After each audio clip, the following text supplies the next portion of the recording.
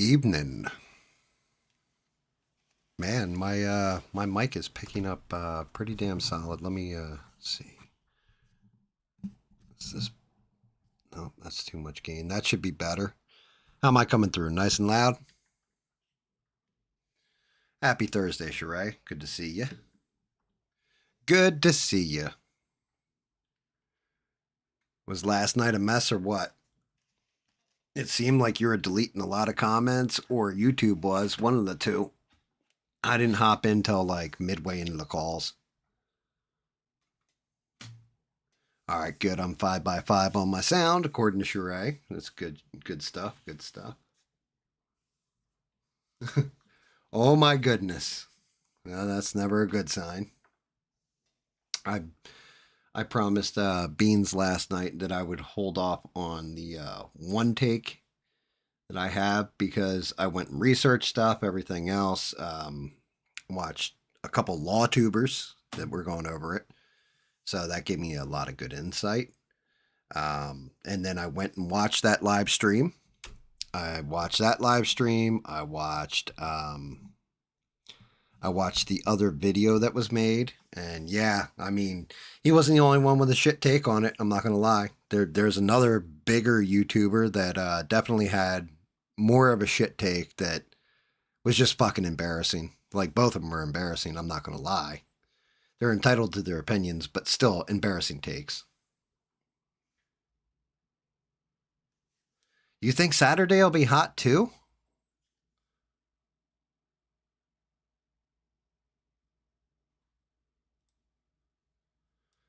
Let me turn on the old table here. Yes. Yeah. Oh God. Yeah. I mean, first thing I did, right, as soon as we got off stream last week, the first thing I did was go to see if there was a police report, and there was. And I was like, okay, the police report's going to tell me what the cops are actually looking at, like what the deal is. And then I went and watched the live stream. And I know I'm going to have to go over this again when there's more people in here and all that happiness. But saw what everybody was talking about here last week about, oh, it was this, it was that. And I have my opinions on it, and some are good, some are bad. Some line up with you guys, some don't. But then after that, I watched Potentially Criminal. A guy named Sean. He's a lawyer, a defense attorney who defends people all the time. And I'm not going to lie, he's actually really good with his takes. So is this other guy, Kurt, and I can't remember. I can't remember what the hell Kurt's channel's called, but shout out to both of them. And Potentially Criminal walked through a lot of stuff, including the police report. So I have a pretty good handle on what I'm going to talk about with it. Now, granted, you can feel whatever way, and I'm just going to lay out facts. I'm not going to give you, I'll give you hot takes on different things that go with it, but I'm not going to opine on it and say, well, my opinion is, for the most part, I'm just going to tell you what I've researched and what I've seen.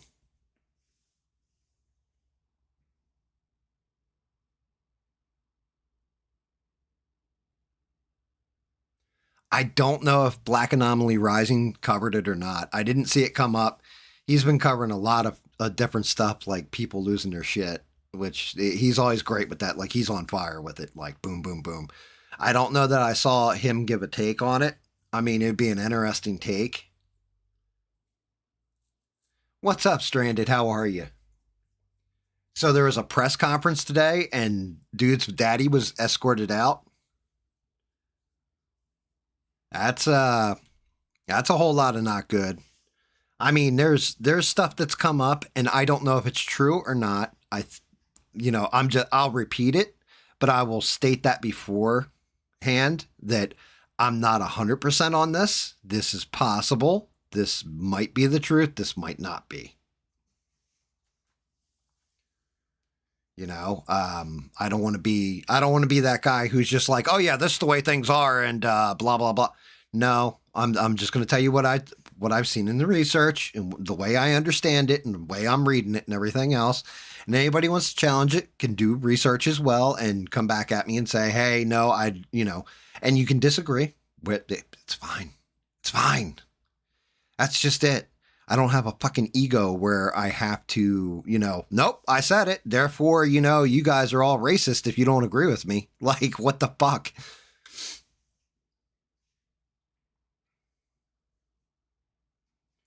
We're not really getting into it just yet. Just something I'm going to talk about later, Stranded, because there's all this kerfuffle, and that's pretty much what the two bad takes are.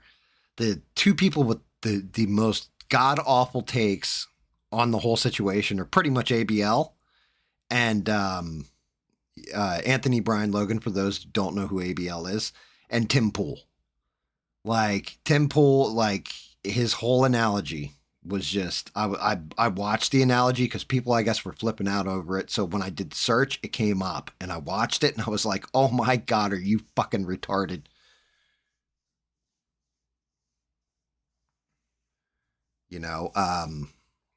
Like any which way you look at it or any which way you slice this, it's tragic. Like it isn't just one kid lost his life and no, both kids basically like their lives are done. Two families are going to be hurting, one for a son in jail, one for a son that's dead. And it's just, it's not good all around. And it has my empathy and my sympathies to it, But it's, like I said, I'll get into the whole take. I figured I'd wait a little while before we really deep dick dive that shit.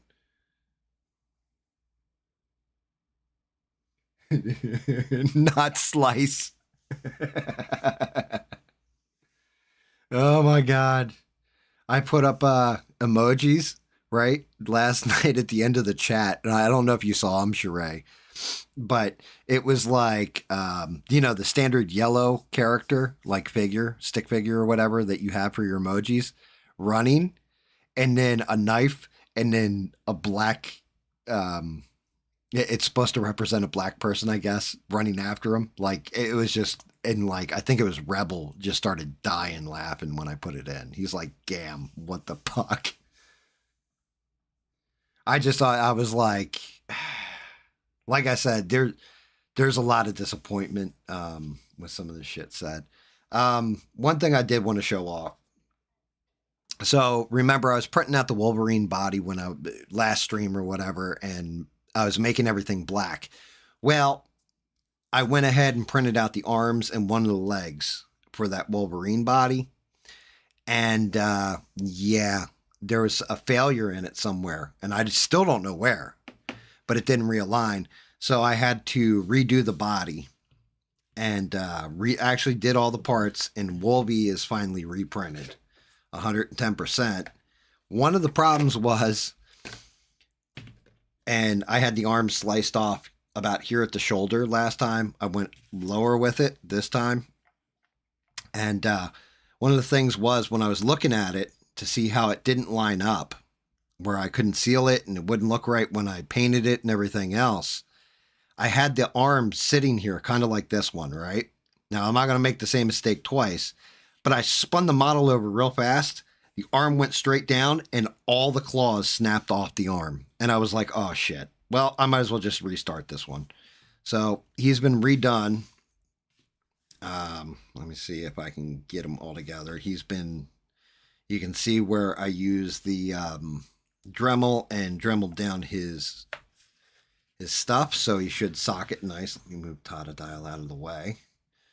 I was debating if I was going to do Totodile or Batman. I'm going to do Totodile because I'm pretty sure with Batman I still have to use the Dremel on him to get his stuff completely right. Make sure I got this lined up right. Nope. Claw does go out like that. And I have to be super gentle with Wolverine because not only are the claws really, really fragile and breakable, the head is as well. Rock them up a little bit. Hopefully I can get this leg in. But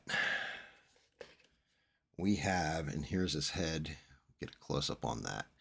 These fins back here, they snap off very, very easily. Oh, I almost busted the claw right there.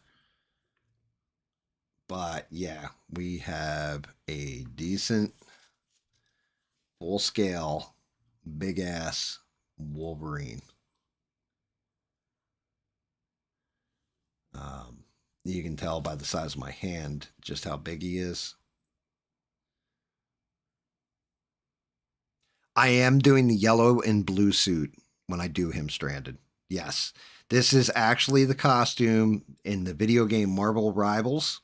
This is the costume for Wolverine and Deadpool and Wolverine, the movie. You can actually get the costume in the game, and that's what costume it is. That's what colors I'm going with. If if the points on the head up here were a little shorter and all that, I would go to the brown and yellow costume. But yeah, he's going to be blue and yellow. Classic X-Men. Well, not really classic Wolverine. Classic Wolverine is the brown and the he does stand up on his own. Like a, hold on, let me get that leg back in there. Oh my god. But yeah, he does stand on his own and everything else. It's just like I said, I'm treating him with kid gloves because reprinting him is definitely painful, to say the least. Like, he was a pain in the ass. I had to, the way I had to support the claws, the head, everything else. All it takes is a little weight on it, in one way or another, a drop, and I will snap that resin off, and I'll have to glue it in, and it's going to look like shit.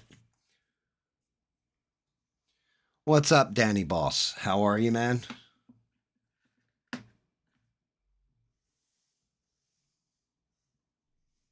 What's going on? I got, that's the other one. I got the Judge Dredd bust done for, because Danny wanted to see that one. That one's going to be a whole interesting paint job. One of the things I found out, remember how my Joker like snapped in the middle or what have you? And I'm not going to lie, I might actually run into that problem with this Krang too eventually. I started watching videos on it because the whole thing is to save resin or what have you. Like, now this one actually, you can see he's got leak. Like, I got resin leak on him. Right? I don't know if you guys can really see it. Probably right there you can see it. How it's nice and shiny and all that. That's resin from inside of him leaking out, which worries me. The reason why is because when you hollow something out, it still needs to build, so it builds little structures inside the model. Well, matter of fact, let me where the hell's my paper towel? Well, what happens is liquid resin gets trapped in there and it'll start oozing out like it is with him. Now I can plug the hole and all that, but then you get cracks in the baseline like the Joker. Like how my Joker sculpt cracked. As a matter of fact, am I going to be able to do Totodile? That is a pretty solid resin leak. Let me, give me 1 second. Let me grab my pen, I guess you could call it. Yeah, Wolverine is a pain in the ass. Give me 1 second, guys.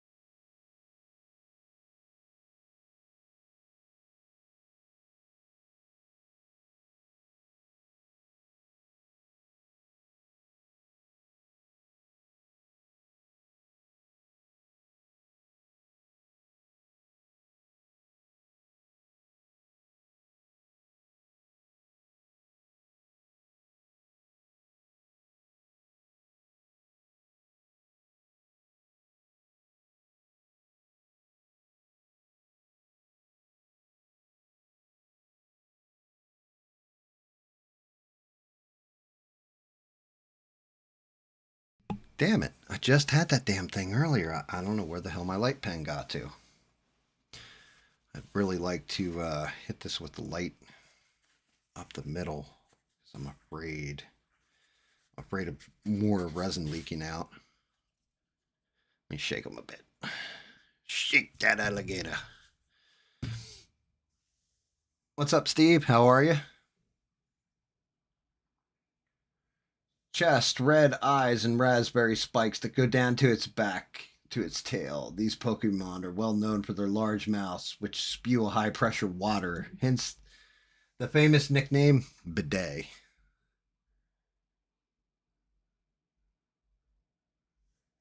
Yep, David's got it in one. That's exactly what we got to do. Yeah, I'm going to have to make sure he gets super dry. I can't find my curing pen. I don't know where the hell it is.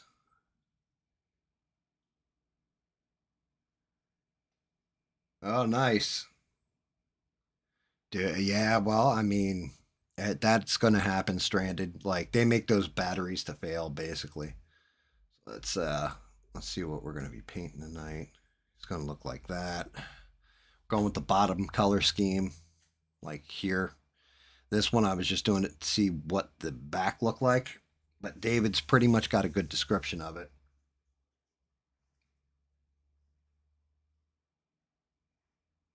Nice. You're in the middle of a gnarly windstorm, huh? I haven't heard the word gnarly since like 1985, 87. I'm gonna say. I think 87 was the last time I heard gnarly, dude.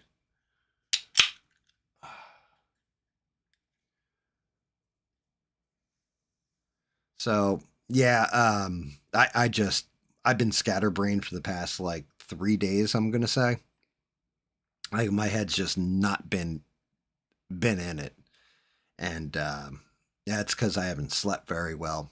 I actually had a pretty fucking horrific experience.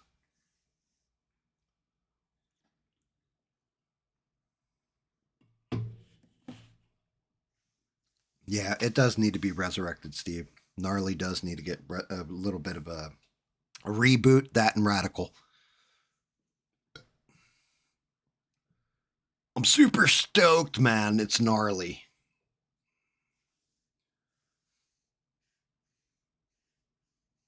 Gnarly is just like cool or anything else, like that kind of slang. Radical, not radical like, radical left, more like radical wave, dude. Way to ride that in. Yeah, totally is another one. Um, yeah, so horrific experience, right? Yeah, this one. So I had the feral cats. Some of the mamas are pregnant. They're going to have kittens, right? Some of them are first time mamas, which means that their kittens are going to pass away. So it's terrible. So usually I have to locate when one of them shows up and they're bloated out like a balloon, like they're like this big around, and then they show back up and they're like as thin as my finger. You know they've dropped a litter of kittens somewhere. So you got to, search around for them a little bit. You listen for the meeping, crying. You don't want to really disturb them all that much, but just checking on them and looking at them from far. Well, the one mama cat, she's the first one to drop her litter, had 3 kittens. They didn't look like, I was like, one of them doesn't look like he's moving. Oh no, a stillborn, right? So I waited a day. I went back out and checked again. She had 3 of them.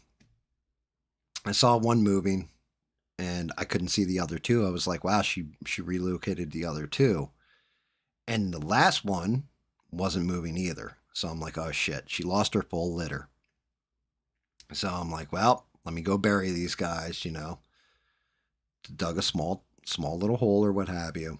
Um, Reached down to grab the kitten that I could see, and it started moving. I'm like, oh shit, thank God it's alive, right?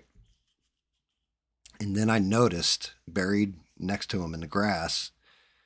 One of the other ones wasn't moving. He was actually dead. That isn't the horrific part. I'm used to that, right? Like, not used to it where I don't feel some kind of way about it. Like, it hurts my heart, but it's nature. It's cycle of life. Like, things like this happen, stillborn, especially with a new mama cat. Um, what horrified me was as I'm removing the kitten, like I put on gloves, all that stuff, I grabbed the little guy. I noticed under the grass next to him a little patch of fur, and I'm like, oh shit, like that's the other kitten. So she's lost two of the three at this point. And I go to grab it, and it wasn't a full kitten, it was just its head. So apparently an owl got a hold of him. And I don't know why, but I buried the full one and just the head for the other. But that has been like plaguing my brain. Just like, I don't know, it's terrifying to me. And my wife said, like, should we stop feeding those cats? Should we stop, like, so they go away from the house and all that if it's going to affect you this much? I said, no. I was like, it's actually a good thing because it means I'm still human. I still feel, you know what I mean? It was definitely fucking tragic, though. But the third one, I'm like, he's probably got a day left. He's going to pass away too. New mama, all that. And he's still kicking. She's still like moving him around and all that kind of stuff. But yeah, it's definitely had me messed up for since Monday. I think this shit happened. Definitely messed me up.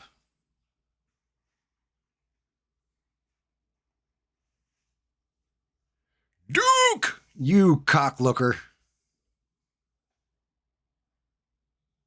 Yeah, I mean, like the whole thing is, I had one time a mama lost actually the main mama now. Like she'll pop them out, she takes care of them, all that. If there's a rainstorm or bad enough or whatever, she'll bring literally her newborns to us.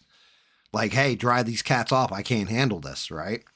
But the first time she had a litter of 5, brand new mom, took them out into the watershed. I could hear them out there meeping and stuff like that. Left her alone, didn't bother her.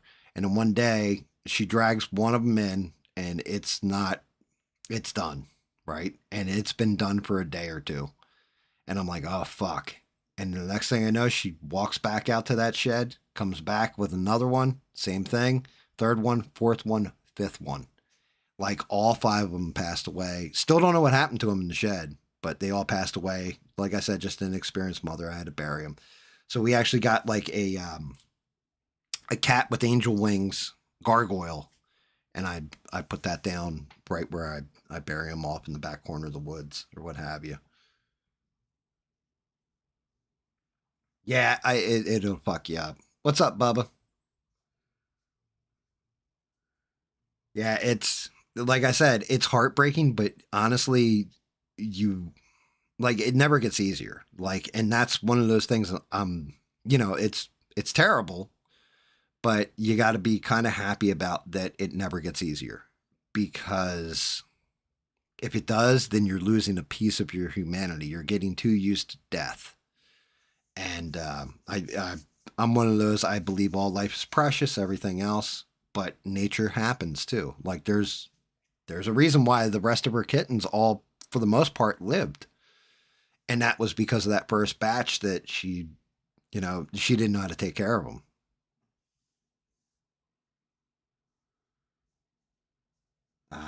But yeah, I mean, just rough shit, rough shit. So that gave me nightmares for a couple days. Just it's the same thing, some of them get hit by cars, stuff like this. Um, some of them just pass away natural causes. Feral cats only live 3 to 5 years on average, so I get used to it. I have security cameras around my house legitimately because of the cats, because we had this orange cat when we first moved in that was just wild feral cat or what have you, and she died on the side, and something got a hold of her on the side of my house. Something got a hold of her, and I still don't know what happened to her to this day. So I literally was like, I'm never letting that shit happen again. You know, I have motion sensors the whole 9 yards. So if my phone blows up and tells me something is moving around the outside, that's bigger basically than the size of a cat. Not only do I now have recorded evidence and a timestamp for it, but I can also possibly run out there and be like, get the, like chase it away with a BB gun or, whatever to make sure. Cause we do get coyotes, you get owls, you get things like this.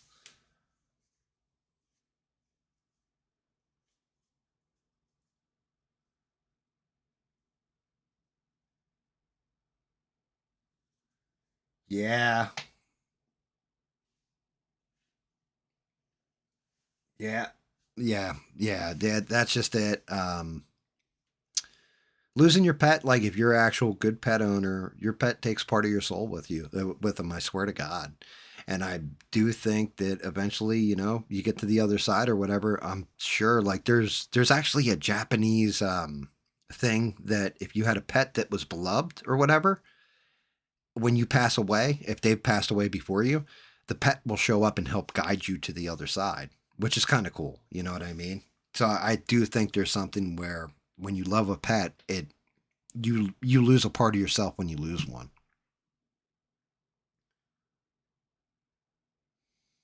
Yeah, coyotes are interesting. I mean, I'm not going to lie at all. I haven't seen any coyotes here. I have seen armadillo, rattlesnakes, copperheads, alligators, wild boar, including wild little piglets running down like the side of the road. Um, I've seen trying to think what else. We had a bald eagle. We used to have this big ass pine tree out in the backyard, and there was a bald eagle up in the top of it. Granted, now Hurricane Matthew took that pine tree out, but yeah, the eagles, the hawks used to roost up there because it was taller than any other tree, and you could see forever if you're on top of there. I'm sure.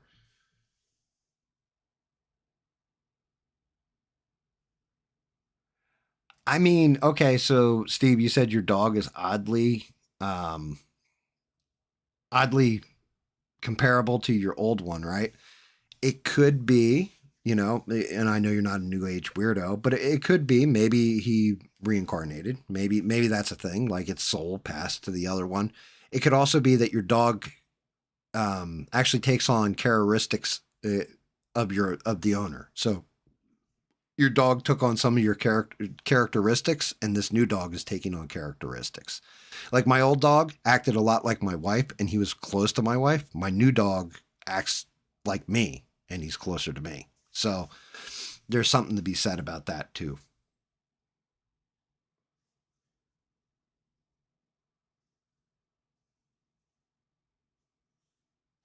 Oh no, they're actual wild boar, dude. Yeah, they're boar piglets.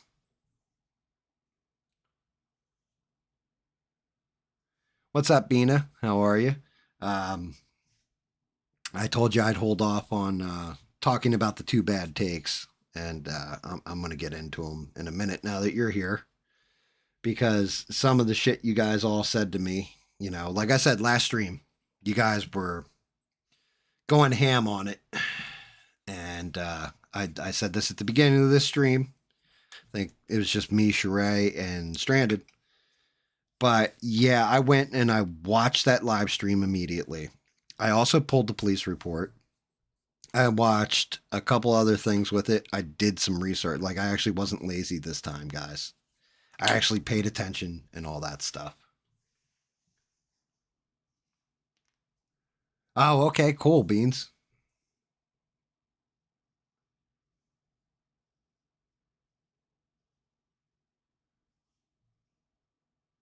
Yeah, and Rip Loki. Loki was he was a beautiful doggy. If you, I actually got to see pictures of him or what have you, and yeah, took part of Bean's soul with her. Um, Yeah, I am lazy as fuck. You're not wrong, David. But yeah, this time no, and that's just it. Like this where I get to tell somebody else they're lazier than me, because they they may have done a live stream on it and done some videos, but yeah, they're lazier than me because they didn't even bother presenting the police report.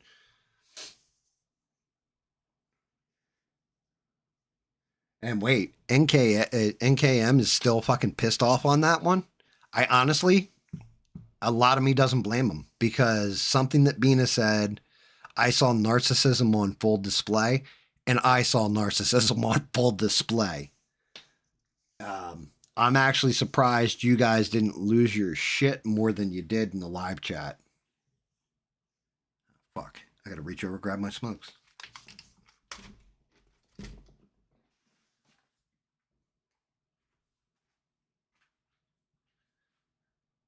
Funny enough, I also saw, because I was watching last night's stream. And yeah, the one dude called in, and I was like, I would not want this guy, like, taking my position on pretty much anything because he sounds like a Riri. And his take was pretty much shit, too.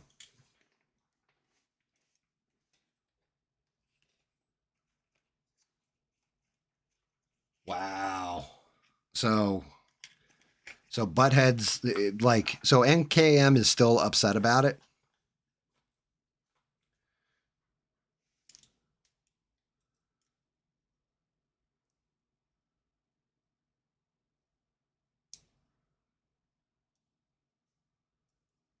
On the other channel is clear as day. What other channel?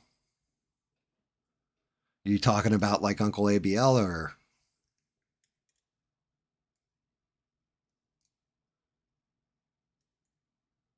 Oh, yeah, I noticed you said that last night, Beans, and I was like, damn, that's pretty fucking bad if Beans is saying that shit,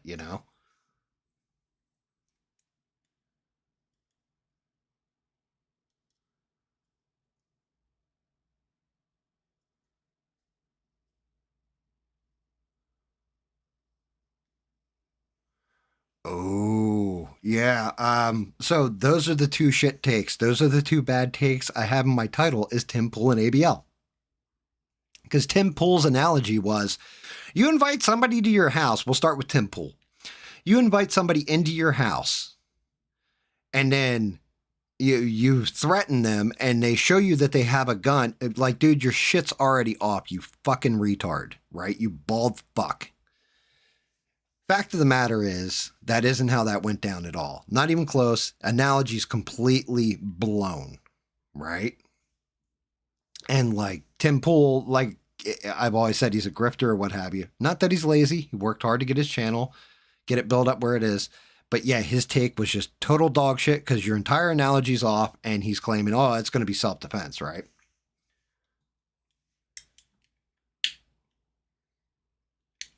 AVL, he came out and he was like, you guys want to talk about it? Was fucked up because when I watched that stream, I was like, no wonder people were talking about how pissed off they are. Now, granted, he said, what does race have to do with it, right? That was one of the things he went into. And then somebody in the chat said the best part about the race thing was if this had been reversed and it was the white kid who stabbed the black kid in the heart like this had gone down with the white kid doing it to the black kid, cities would be on fire right now. That person's take was pretty fucking spot on because the left would have used it to riot. Like they would have. That's just Antifa would have gone nuts. BLM would have been all over the place. It would have been George Floyd 2.0. The race of the kids doesn't really, to me, matter all that much. Like, I don't care. It's two kids. They're 17 years old. You're fucking stupid. You do stupid shit. You play stupid games. You win stupid fucking prizes, right?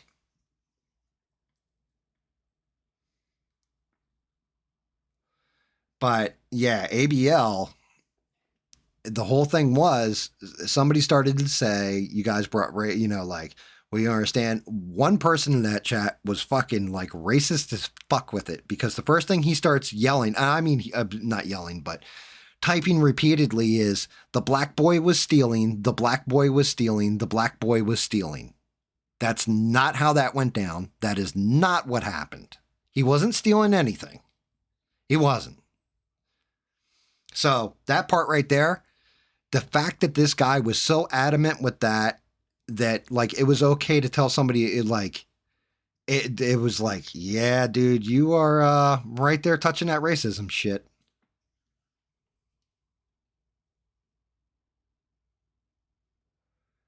Yeah. I don't know if it was Come On Man. I don't know who it was, but their facts were completely 100% off.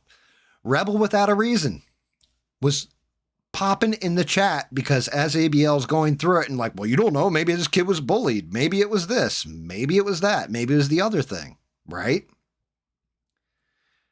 Rebel Without a Reason typed in that chat, I'm going to say at least 4 times, 3 to 4 times. The police report's available. Read it. The police report is available.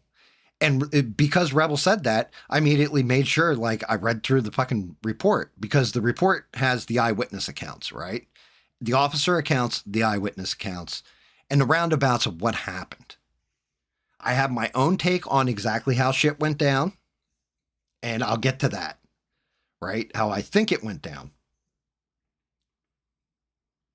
Yes, and Steve's right. He kept harping, well, you don't know that kid's bullied. What, black people can't get bullied too, like white people? And it's like, bro, it doesn't matter if you're bullied. Then at that point, okay, fine.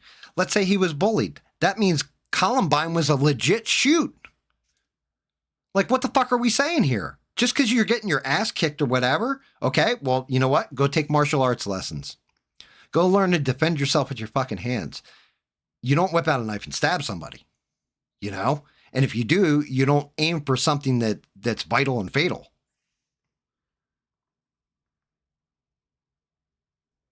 Yes. Okay. And Steve's right again, right? The whole problem was the assumption, right? Off an assumption, but he kept shutting everybody down like he knew better than everybody else and still hadn't read the fucking police report. Even in his video, he cites People magazine, not the actual police report. Like, what the fuck are we doing here? Like, you're doing exactly what somebody on the left would do. Oh, I saw it on MSNBC. Like, what the fuck are we talking about here, dude? You got the actual police report. Read the police report. Just read it. It goes into, like, how the cop found the kid. And for the most part, what happened in all this. No, he didn't read the police report. He didn't give a fuck about the police report. That's kind of what I'm saying, Steve.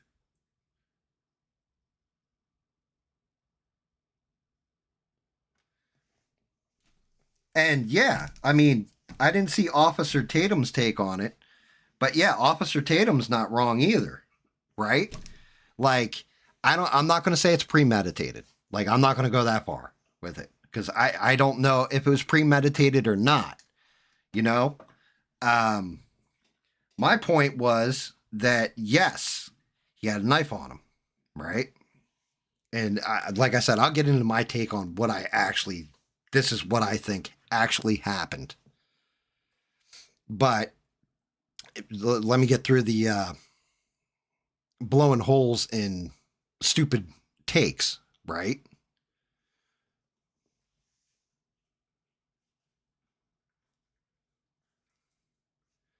But yeah, so the whole thing was, soon as somebody said, well, you know, if it was the white kid stabbing the black kid, the cities would have burned. ABL immediately called everyone, for the most part, everyone in the chat. You said, oh, you all think like that. You're racist. You're bringing race into this. I'm not. And like, ABL's kind of right. He didn't bring race into it. Everybody felt some kind of way because, you know, the situation is what it is. And the thing that shocked me was he was like, some of you all are racist. So racist that they're watching a black man give you his take on politics. That's how racist your fucking chat is, dude. Like, what are we talking about here? They didn't call in to, you know, call you the N-word and all this stuff, or, hey, you know, we're with the Klan and we're here to watch your show. That's not why they're there. They're there because they're supporting you.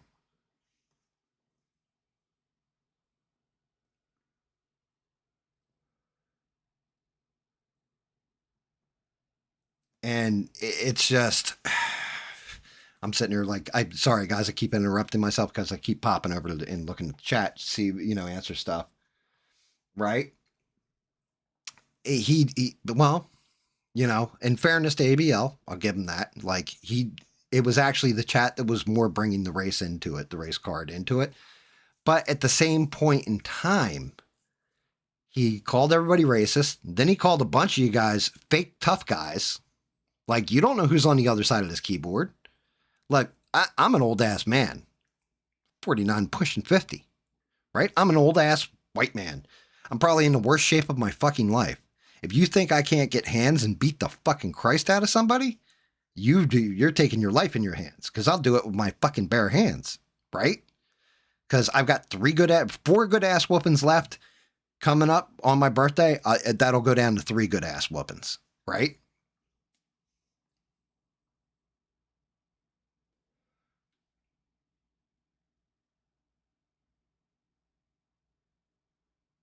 Yeah, I saw that, David. The whole biological, the courts have this, and I'll go into that. UK courts have determined about biological women and shit. Yeah, it's fucking great. But that's correct, Bina. If the black kid had been the one who got stabbed like that, there would have been riots. It just is what it is, right? Because BLM, Antifa, they live for that shit. They really do. And it also shows kind of in the fundraising that's been going on. Get to that too.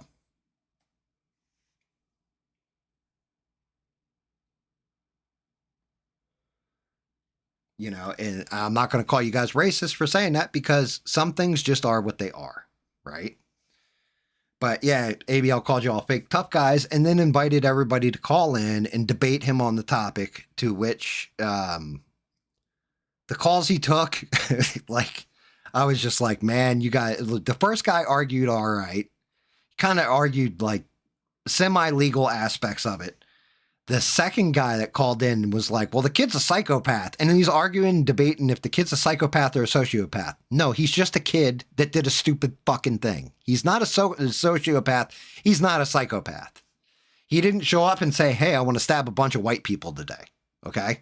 That wasn't his take, and that's going to go into my take of what I think actually fucking happened. What's up, Rebel? I just gave you a fucking shout out because I saw you yelling in that chat on that live stream. Read the police report. It's in the police report.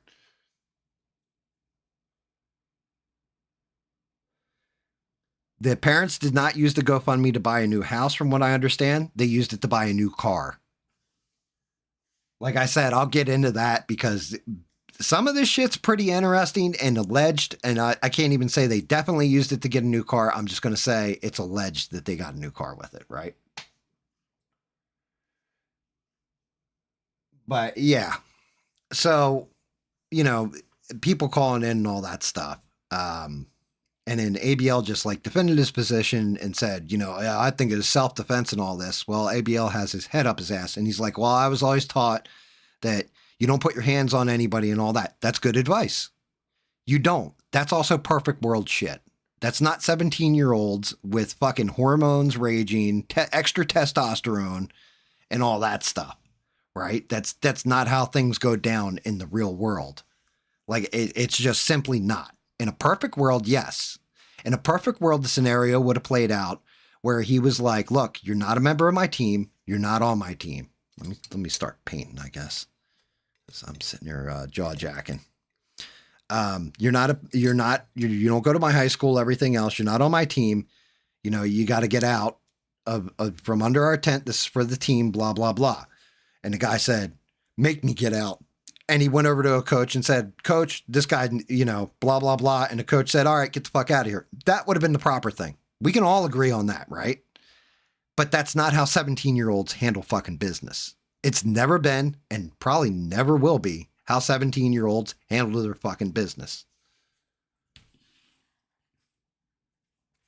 I didn't see the family press conference today, Rebel. Sheree mentioned that earlier. She said the dad or whatever walked the fuck out on it.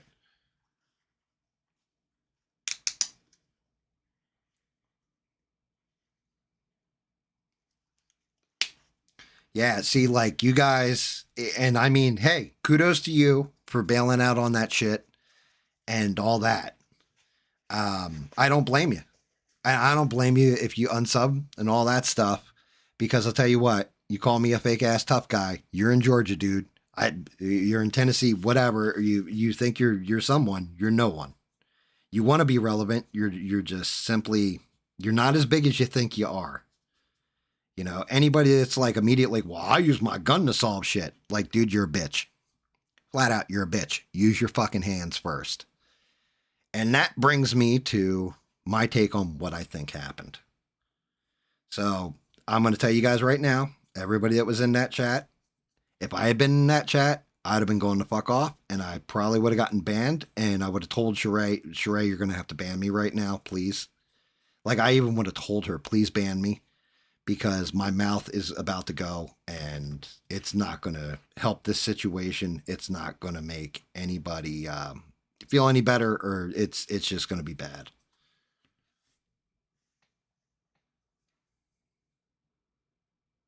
Yep. Share it in audio, brother. Share it in audio. My take on it is this. I think old buddy showed up, maybe just to hang out at the track meet. I don't think he went in with the intentions to cause a problem, but it also doesn't mean he wasn't prepped for in case there was a problem to arise. That's evident by the knife he was carrying on him, right?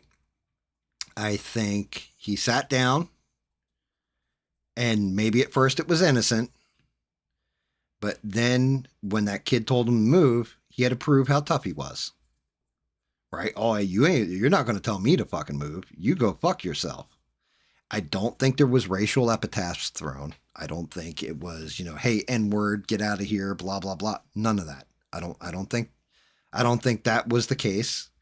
I don't think the kid was as polite about it as everybody's saying either. He might have been on the first go where he was like, hey man, get out of here. Right? Like, hey, that's for the team to sit there, whatever.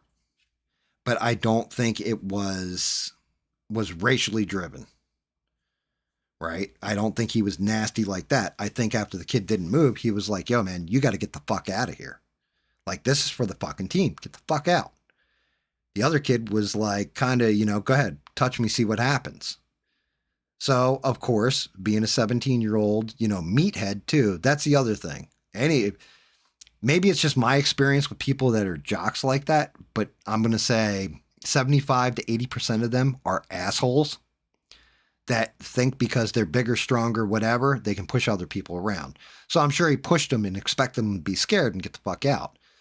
The problem was that, what's the kid's name? Carmelo, right? He wasn't going to get punked. So basically just asshole 17-year-old behavior. I ain't going to get punked by you. Touch me again, see what happens.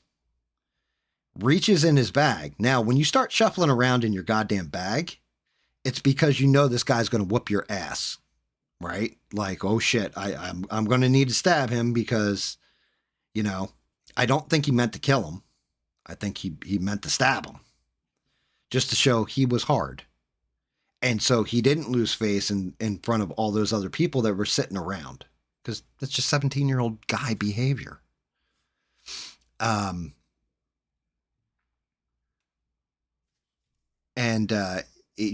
So the next thing was that the track team dude grabbed a hold of him.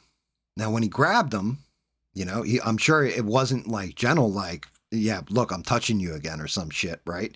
It was, dude, I said, get the fuck out of here. And he grabbed him and yanked him. And Carmelo already had his hand on that knife. That knife just swung forward, caught him just perfect. Sometimes you just catch people perfect. I've seen it before. I watched a bigger kid pick on this nerd.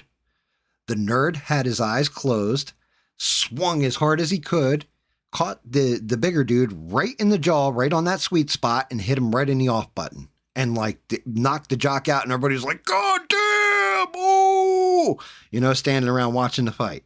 So shit like that happens, and I think that's what happened. He just caught him perfect in the chest. Now, That's my scenario. And then Carmelo, I think, was in shock, and that's why he didn't run very far. Like, he didn't just like take off in a dead sprint, like, oh my God, what did I do? I think he was more like, holy shit, I just killed somebody. And just kind of strutted off. And that's why the police found him up against the fence line. He didn't go very far.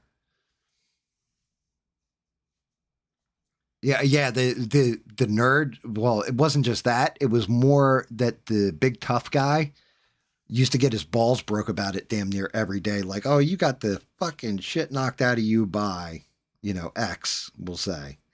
Like, you're a bitch. He knocked you the fuck out. Aha. And he never picked on that nerd again, though. I'll tell you that much.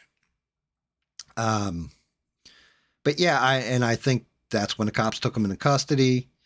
He thought about it a little bit, was like, look, he touched me and I defended myself and all that. And that's just my take on how I think shit kind of went down. I don't think he ran like a girl. I think he just was scared.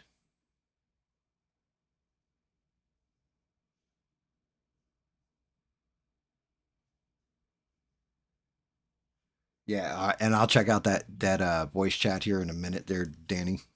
Um, but so as I said in the beginning of this, I did fucking research, right? Like, I started watching the law tubers I normally watch, potentially criminal in particular, because he is a defense attorney and he does pro bono work. Like, he's basically Saul Rosenberg, but a fat version of him. And he's a good guy. Like, I like his takes on a lot of stuff. He's usually pretty spot.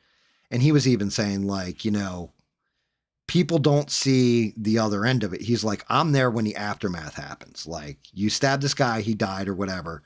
You can look hard as hell in your mugshot and all that, but then you're sitting in a jail cell and you're talking to your lawyer and you're just like, man, I should never have done that. Like, I can't believe I did that, everything else. But what he went into was, is it self-defense? Like, was the actual stabbing self-defense?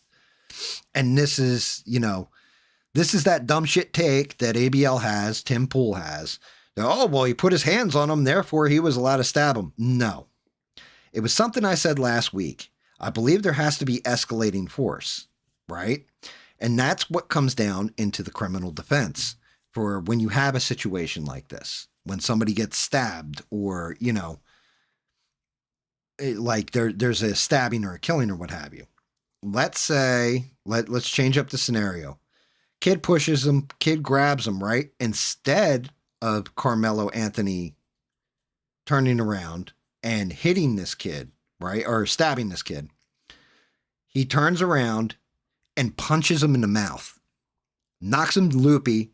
Kid falls down, hits his head on the bleacher, and breaks his neck, dies, right? He'd get acquitted on that probably because he used proper escalation of force. Like, somebody pushes you, a proper escalation is basically, what's the next step past a push? A punch, right? And then, okay, well, somebody's using a weapon on you. What's escalating force? Well, somebody pulled a knife. I pulled a gun, right? You escalated the force because of the threat to your life. So you have two things that have to meet in court to beat like a murder charge, a manslaughter charge, and all this. And there's also what's known as imperfect self-defense. So self-defense could be, like, oh, well, I was abused by my husband and all this. He used to smack me around. He came to smack me around again. I picked up a knife and stabbed him to death. Right? Okay, that's a crime of passion. It's basically they're probably going to acquit you on that. Something like this, you have two meeting factors, objective and subjective. Objective is when you can basically go to the population and say, objectively, was this the right course of action in escalation towards a push? Was stabbing somebody in the chest equal to that push? And you're going to lose right there. It's already over. That's 10 to 15 years easy because there's no jury. that's going to turn around and say, well, no. Like, if I was pushed, I would go get a cop. I would go do this. I would go, I would punch him in the mouth, whatever. You're not going to get him to say, no, you know what? It was equal. That stabbing was equal to it. And then you have subjective, which means that the person that did the stabbing, so in this case, Carmelo, said, hey, I was in fear for my life. I was terrified. I was so scared that I pulled out my knife and I stabbed this guy because I thought he was going to beat the ever-loving God out of me. Like he was going to kill me. I know he tried to compare it to that. And then the other one that pissed me off with the ABL's video, I'll get to in a sec. Okay, but Beans, I get that. But the only thing is, there's no crime against carrying a knife like that. That's fine. He's allowed to carry that knife. And it would have been fine if, let's say the entire track team jumped him and he pulled out that knife and started swinging and killed one kid. That would have been a little bit different too, right? Because you could actually prove that I was afraid that my life was in danger. Well, the whole thing is that, and this is where he's going to go to jail and why it's not self-defense, right? Now, granted, this could just be GAM speculating. This could just be my opinion. But I don't think so. I think this is legitimate legally how they're going to see this and how the case is going to play out in a courtroom, regardless if it's a trial or if it's just a judge making this decision. Okay? But you look at it this way. Hey, buddy, can you get out of the seat? No. Okay. He pushes him. I said, get the fuck out of here. Touch me again, see what happens. If you're afraid for your life, then you would get out of that seat and put your hands up, grab your shit, and start backing away. Or say, look, man, my bad. Let me go. Now if the guy stands in front of you says, nope, you had your chance to leave, you can't leave. And then, now we're in a different realm. But that's not what happened. What happened was he said, touch me again, see what happens. So now you're intentionally baiting somebody into a fight. Go ahead. Let's see how badass you are. I'll show you how badass I am. You're not afraid for shit. And then next thing you know, old buddy grabs you, say, hey, look, man, just get the fuck tunk right in the chest. That's it. That is now assault with a deadly weapon, intent to commit murder. Like you're looking at all kinds of different laws that you just fucking broke. You're done. There is no self-defense.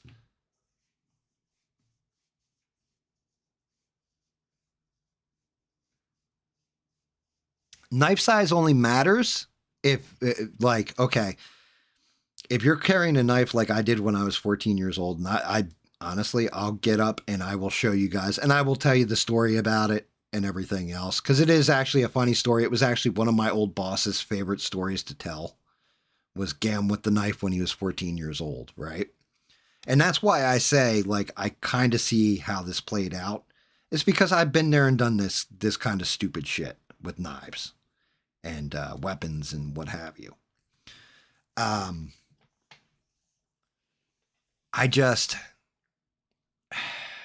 Knife size matters, right? Like if it's a utility knife, shit, they took down an airplane. That's how they hijacked the airplanes on 9/11 was with basic utility knives, right? So any knife can be a weapon. Is it bigger than your hand, like 4 fingers or whatever, and you lay it across, that's a pocket knife, right? Anything above this is illegal. We could say that. That doesn't really fucking matter, right?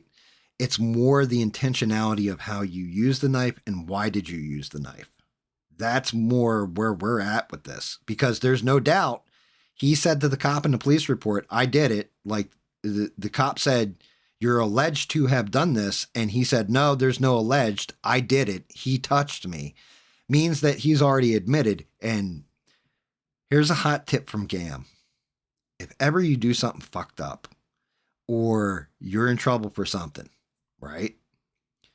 You don't try and suss out your side of the story with the cops. Look, man, I was just, no, you shut your fucking mouth and one word comes out. Lawyer, lawyer, lawyer. You don't go on the news, say, yes, this is what happened and blah, blah, blah, when you are accused of something.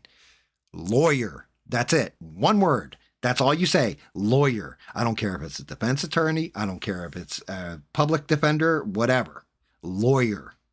Because at that point in time, you might say something that you thought was the right thing to say, but they could nail you with 10 other crimes on top of it by accident. So you shut your fucking mouth and you always ask for your lawyer.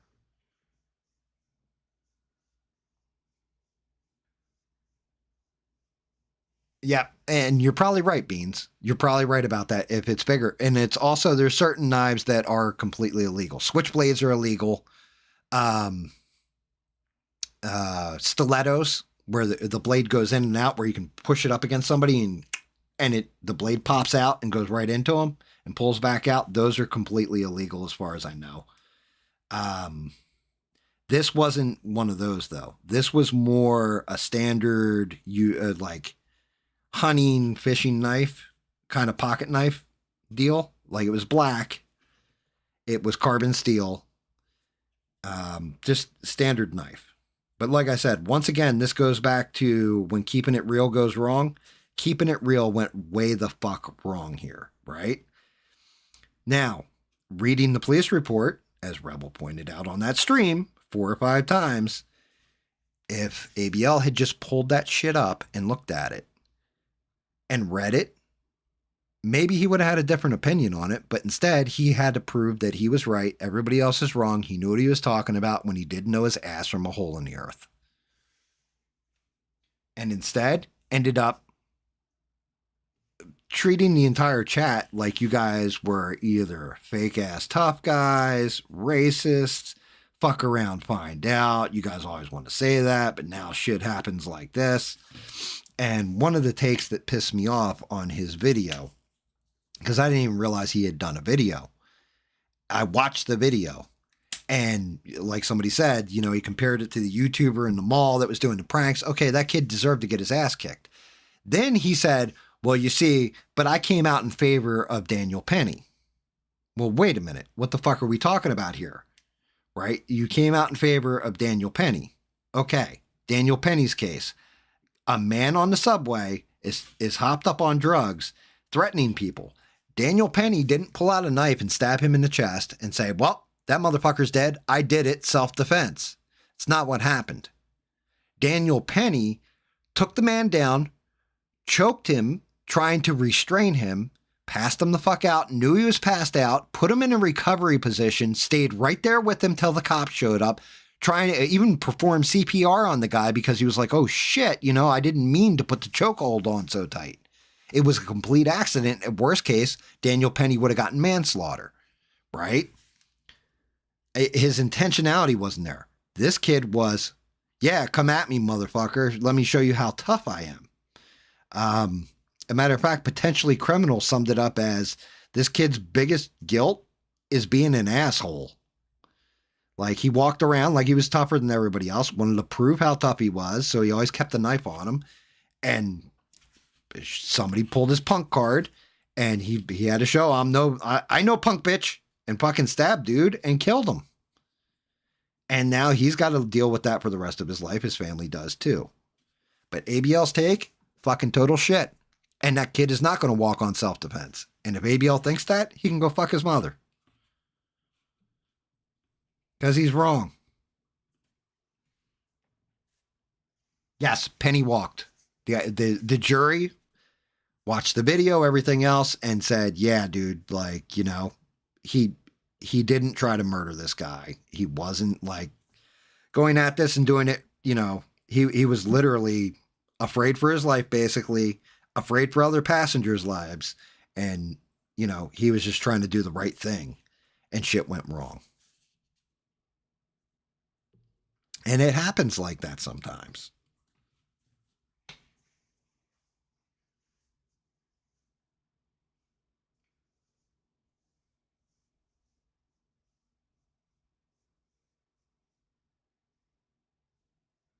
I didn't hear the call with like I'm going to be honest with you. I listened to it at 1.5 speed and I didn't hear the call with Ivan.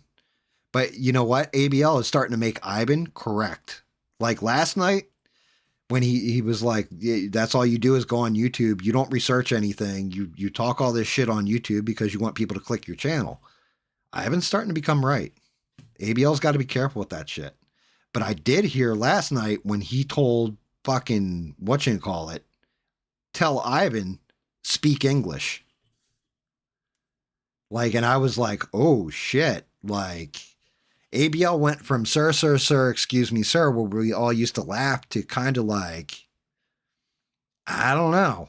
Like, he's pretty fucking disrespectful. And granted, Ivan's pretty disrespectful too in most cases, but ABL's starting to answer him with that same level of disrespect and disregard for who he is, you know, as a person. Yeah, he's not playing with Ivan anymore. And I mean, I don't know if Ivan said some shit or whatever, but like I said, at the same point in time, I can go back and I'd have to find it. And it's a long time ago where he explained, ABL explained that even if I'm pissed at somebody, no matter how mad I get, if somebody's debating me on a topic, I'm always respectful and always, you know, sir, and all that kind of stuff because that's the way I was raised. And that's the way you debate and all this kind of stuff because if you're like this, then you're just as bad as the person you're debating. Well, that's what I'm saying. Don't get hypocritical, man. Don't get hypocritical. People can spot that shit. Bina was 100% right because I'm listening to it and, you know, Bina had said, I've heard narcissism before and me, I'm not going to lie. I've had a problem with narcissism when I was younger. Now, older, my wife's kind of broken me of that fucking habit for the most part. I still get narcissistic here or there, but man, I've never gotten arrogant and narcissistic like that. Like maybe not since I was like in my mid 20s. And it was like the narcissism was on full display. Are you talking about him with the gun beans?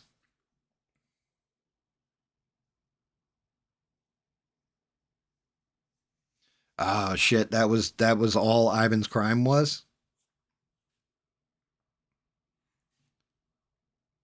That was it? That's fucked up. Yeah, he was actually kind of extra with Ivan last night and it threw me off. I was like, "Damn. Like what the fuck?" Like cuz Ivan didn't even say anything really fucking nasty to him, you know? Like sometimes Ivan says shit and you're like, "Oh, he's doing this to elicit a response and get ABL pissed." It wasn't that kind of deal.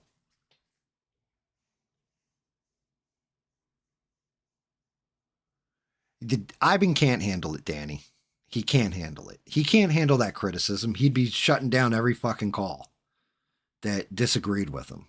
But that's just it. ABL should be better than that. You know, well, that you know what? Maybe that's my fault. That I think he should be better than that. Maybe I put too much faith in somebody to be better than that. Like, and that's my mistake is I kind of believed in you to be better than this, and well, you're not. You know, you're letting your own faults show through. And we all have faults. Like, geez. I mean, you're talking about me. Yeah. I got tons of faults. And you guys see them on full display a lot of the time, you know? Like, but at the same point in time, I know I have those faults and I try to fix them.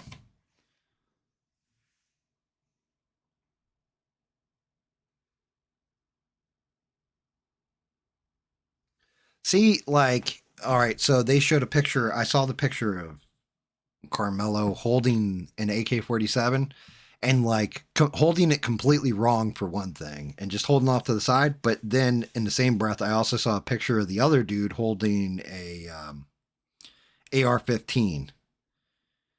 And I guess people were trying to put apples to apples on it. And I was just kind of like, yeah, that fucking doesn't have dick hole to if they were in a shootout with each other, okay. But you know, what are we saying here? Anybody can have a gun. It's fucking Texas, right? Like if you don't own a gun in Texas, man, you got some fucking issues. Like you must either be a fucking bad, even the criminals, like have illegal guns in Texas on their hip and showing them off. So I don't know. That to me, that's a non-starter.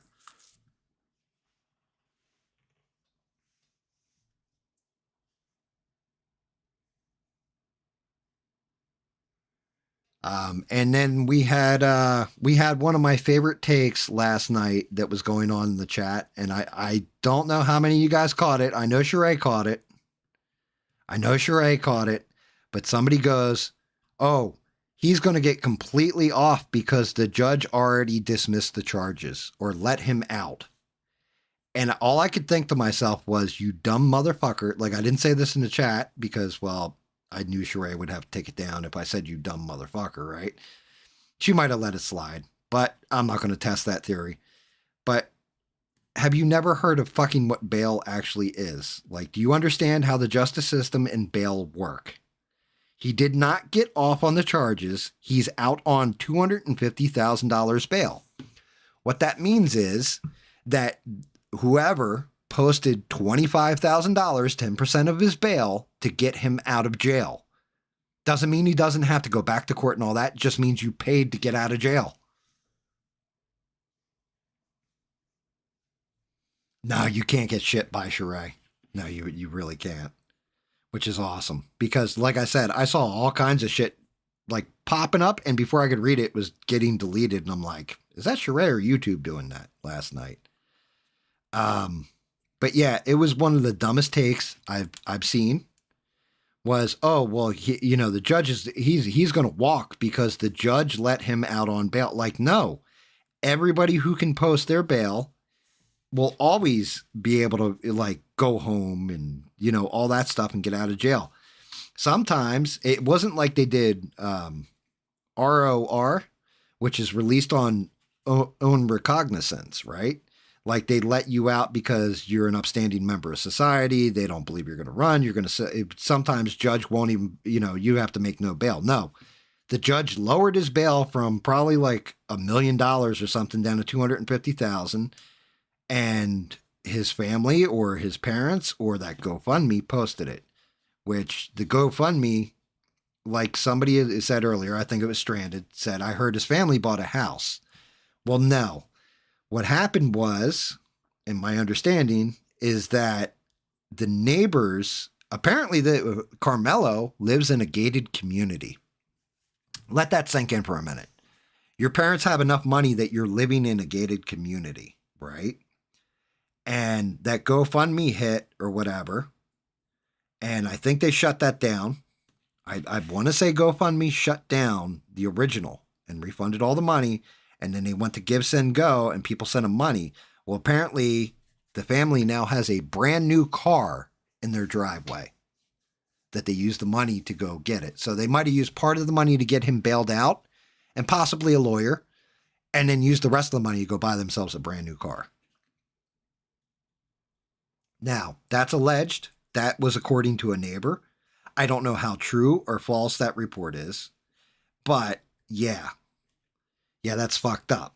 The fact that they live in a gated community, that is, I believe, proven true at this point because it was actually the news at his house and it was a gated community. The mother saying they've received death threats does not shock me. So if we're talking about that press conference with his mom going, oh, well, the family's receiving death threats and all that. Well, of course. What the fuck do you think was going to happen? People think are seeing it one way or the other. They're seeing it as, this kid fucking went in there and murdered this other kid. Or they're seeing it as, oh, this was self-defense. He did nothing wrong. There's been so much bullshit around the whole thing, unless you read the fucking police report where people are like, oh, well, the one kid punched the other kid in the face and he stabbed him. That's not what happened. He pushed him. He grabbed him. He never punched him. He never swung at him. What's his name? Never retreated from it. Like a whole bunch of bullshit. And that was something else on ABL's video because I didn't go back and watch the live stream again. And maybe somebody can tell me this. Did somebody really call in and say like their mother told them that what's his name was wearing like a ski mask. Carmelo was wearing a ski mask or some shit. His ABL said something about that, and I don't remember hearing anything like that from any of the calls.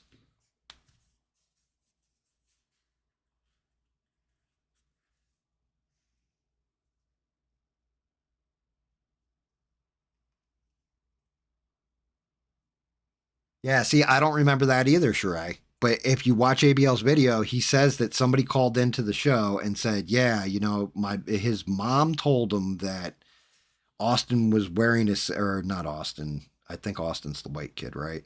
No, the other kid, Carmelo, was wearing a ski mask and all this, and you know, ABL's like, there's so much misinformation, and we really need to wait and see what happens. Well, motherfucker, the police report was out the whole time. Rebel without a reason in your chat 4 times told you the police report. Read the police report. Refer to the police report. Right? But that's just it. You didn't want to do it. Nah, I know what I'm talking about. You didn't want to do that part of the research. And that's like one of the most vital goddamn things is I can tell you rumor, conjecture, anything else. The police report is what's getting logged into court. It's what the jury is going to see. They're going to hear from different witnesses. They're going to hear from the police that grabbed you that said, you know, like, yeah, he was walking up against the fence. Yeah, I did it. And admitted to it immediately. You know, they didn't have much problem taking him off to jail either. But the whole thing is, like, I look at that mugshot and, man, I've seen that look before. And that's a kid. Yeah, I got to show how tough I am or whatever. You're not going to be very tough when some dude in a Texas state jail has you bent over in the shower stall and is playing, you know, hide the sausage.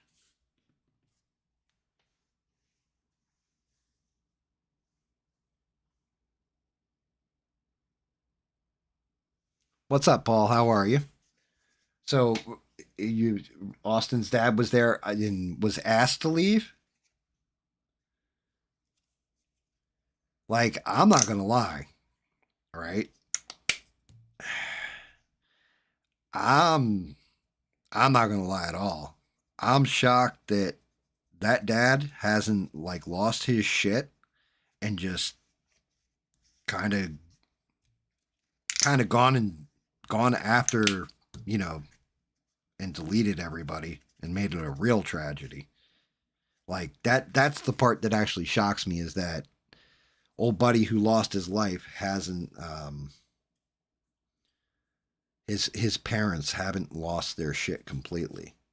Like one of the things that, but it always shocks me, you know, because I just think I always look at people for the worst of human nature, I guess. I don't know. I'm just one of those people that like expect the worst and shocked when I see, you know, a difference. Like South Carolina, and I'm going to go back, what, 6, 7 years ago, there was a kid named Ralph or Roof. Was it Roof? I think it was Roof. But he went in and he sat with these people in a church, and he literally he even said he was trying to start a race war, right? But he went in, he sat down. They invited him into the church. They were doing a Wednesday service, so you know what kind of people you got to be to go to a Wednesday service at a church, not a Sunday, but a Wednesday. The predominantly black church in South Carolina. And he sat there, went through the entire mass with them, and then shot everybody and ran for it.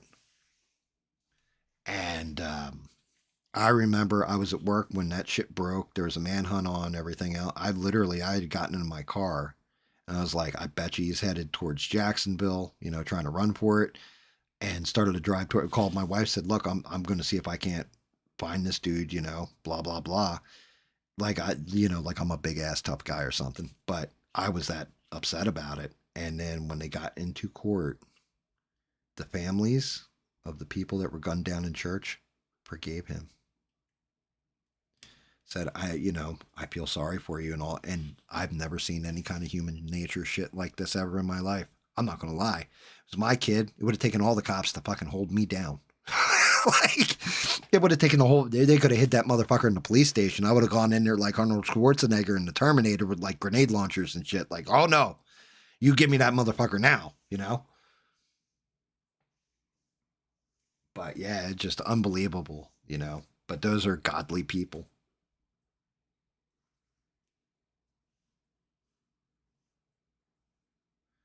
I like syrup or jelly.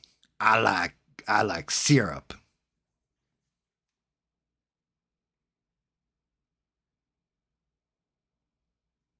Personally, I am tired of making fun of fat people, foreign people, women. I joined for conservative news, not his opinion on what I should eat or who I should make fun of. Sorry, guys. What are you sorry for?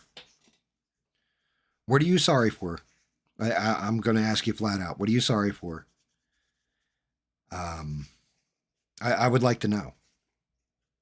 I mean, look, you're talking to somebody who was there, and you guys know this. I would sit there and wait the extra 10 minutes it takes for him to figure out how to turn on his microphone, his shit and all that, or actually show up because he doesn't give a fuck, you know, about 8 o'clock start times, right? He doesn't care about how long you're waiting to listen to what he's going to say, right? I gave up, what, back when the whole Andrew Tate thing came up, and I had a difference of opinion or whatever, and I was only half-ass listening to begin with. And yeah, now I drop in, I give a shout out to Sheree, call Duke Raoul a cocklooker, say hi to Steve if he's there, say hi to the regular crew, say hi to Beans, make sure I give that love to Sheree, the greatest mod on the internet, Sheree. You know, and then basically I just turn the shit off. And if I got time later, I'll tune in for the calls. But I usually tune in for the calls so I can take the piss out of people or say hi to anybody who came later, like Devin, you know, give her popcorn.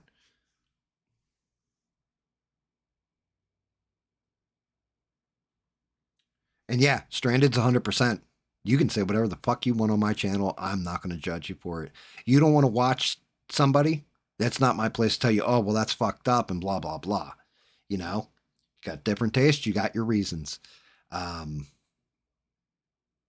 you know, and I don't expect anybody to be like, well, I'm unsubbing tomorrow. No, fuck that. If you enjoy the show and everything else, you stay with the show. You enjoy the person doing the show, you stay with the show. Nobody should tell you what you can and can't like. Nobody should tell you who to and who not to subscribe to. But I'm telling you now, the one fatal mistake YouTubers say, and I've seen so many of them fucking say this, especially when they get that million, right? I don't know what Tim Pool did the same fucking thing, right? Go ahead, unsub. I don't care. I'll pick up like 5,000 more subs. And that was something else somebody said in the chat last week that I didn't hear him say was, go ahead and you know, you don't want to be here, then unsub.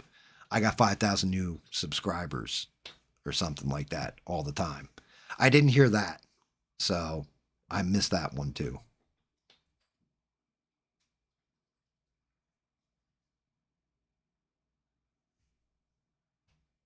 I know Danny sent in the voice chat. I'll get to it in a second. I'm sorry, Danny. I'm being a bad YouTuber here. I should have gotten to that shit.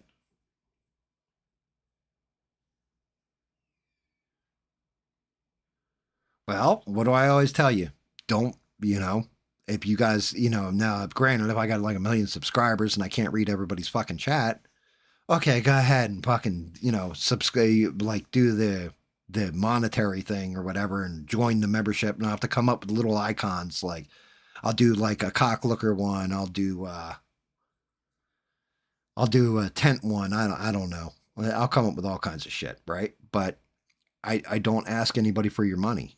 What's up, Forever? How are you? If anything, I just ask you, please subscribe, like the video, get other people to subscribe, watch the video, you know, come in here, have a conversation with us. Mainly do it if they're fucking cool, though, okay? Like, I don't want to be talking to some uppity prick. But that's just it. I enjoy talking with each and every one of you. Every one of you has a voice right now. If it ever comes to a point where I grow for whatever reason and people don't have that same voice, that's one thing. But yeah, I'm not. If anything, I would want YouTube to pay me. I don't want people paying my bills with super chats and shit. You know.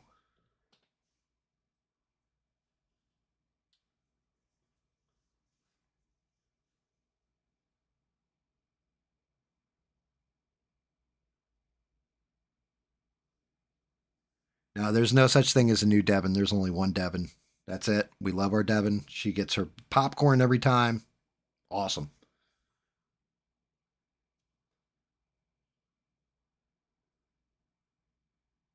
Oh no, don't take shit from anyone. That's my saying, Danny. Don't take shit from anyone. End of the show every fucking time. And you know, like the first, what was it? The first episode?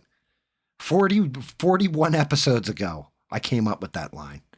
And it's just, it's stuck. And it's the fucking truth. Don't take shit from anyone. There you go. Here's one for you. Beans, right? There's a time where I pissed you off, right? Because I said some shit. I apologize to you, right? Because I said something and I was like, man, you know, I didn't mean that the way it came out. I apologize. And I was honest and I was earnest with it.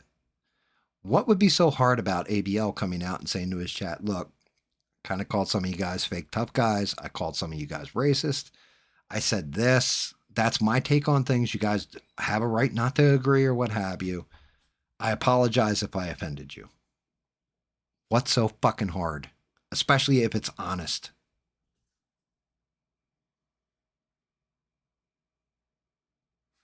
Fuck it, I'll like the stream, I guess.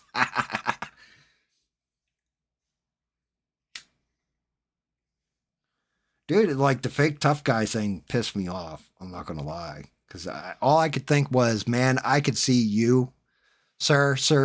Excuse me, sir. I could see you getting the shit beat out of you by about half your chat, like, like in a one-on-one, no guns, no knives kind of scenario. Them just choking you the fuck out and slapping you around like a little bitch.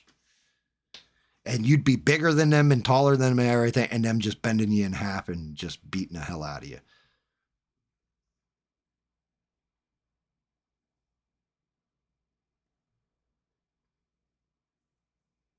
Yeah, but I'm a narcissist and I apologize. That's not true.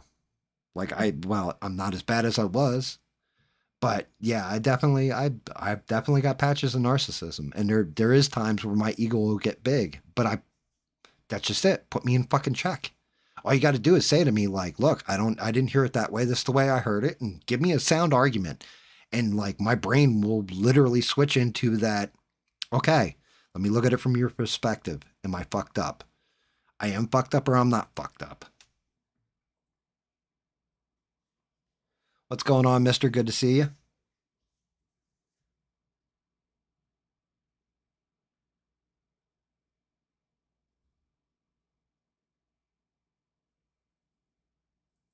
Yes, and that's one of those things. Bubba said it, cowardice, right? Like he said coward, but I'm pretty sure you meant like cowardice, right?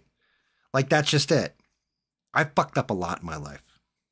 I'm pretty sure we all have, one way or another. Some more severe than others, some lesser than others, right? But if you own your shit and you're real, you can face that and say, yeah, I made a mistake. And not that it fixes the mistake, it doesn't. But at least you're honest about where you're fucking up and you try to change it. At least you're honest about changing.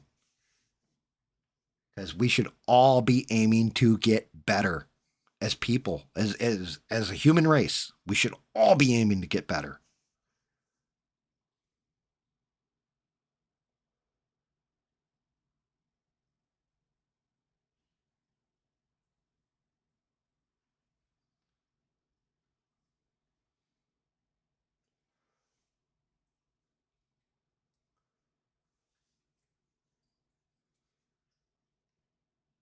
Wait, what person are you talking about, Steve?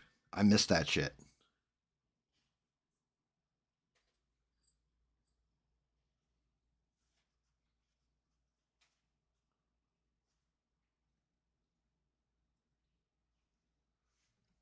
No, self-improvement, that's just to build up your ability to last longer when you're younger. Like, you know?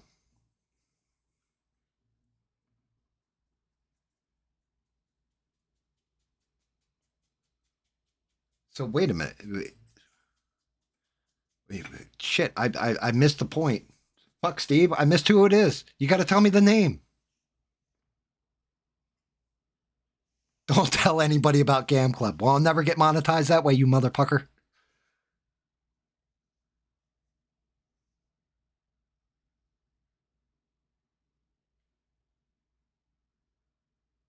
Oh, okay. Rebel said, I hate, super chat requirement to read, it's lame as fuck.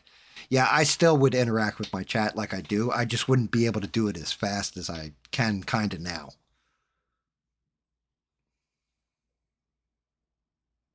His name was Robert Paulson. Dude, fucking Fight Club is amazing. Shell Chick. I don't know who the fuck the Shell Chick is. I thought Kegels make you last longer. They'll make you last shorter if they're strengthened.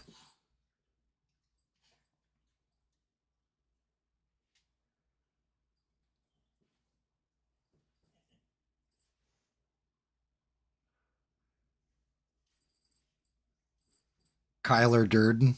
Yeah. Oh my God. Fight Club. What an amazing fucking movie though. Shit. Looks like my dog needs to make some pots. So let's see. I think I can do this. I think I can.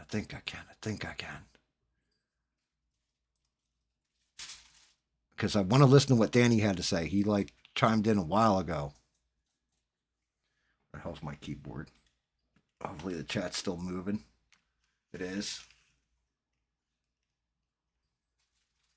Is that one of the famous gay dinosaurs? Yes, Pokemon. Fucking dog. He's got a shit too, I know it. He doesn't act like that unless he's really got to make it too. I got it. You know what? Let's do this. If I had a sponsor, this guy would have sponsored me. Boom. It's Crazy Eddie's greatest stereo sale ever. Tell me, can you guys hear that? Well, no, I guess not. I think I have to turn it on for some reason.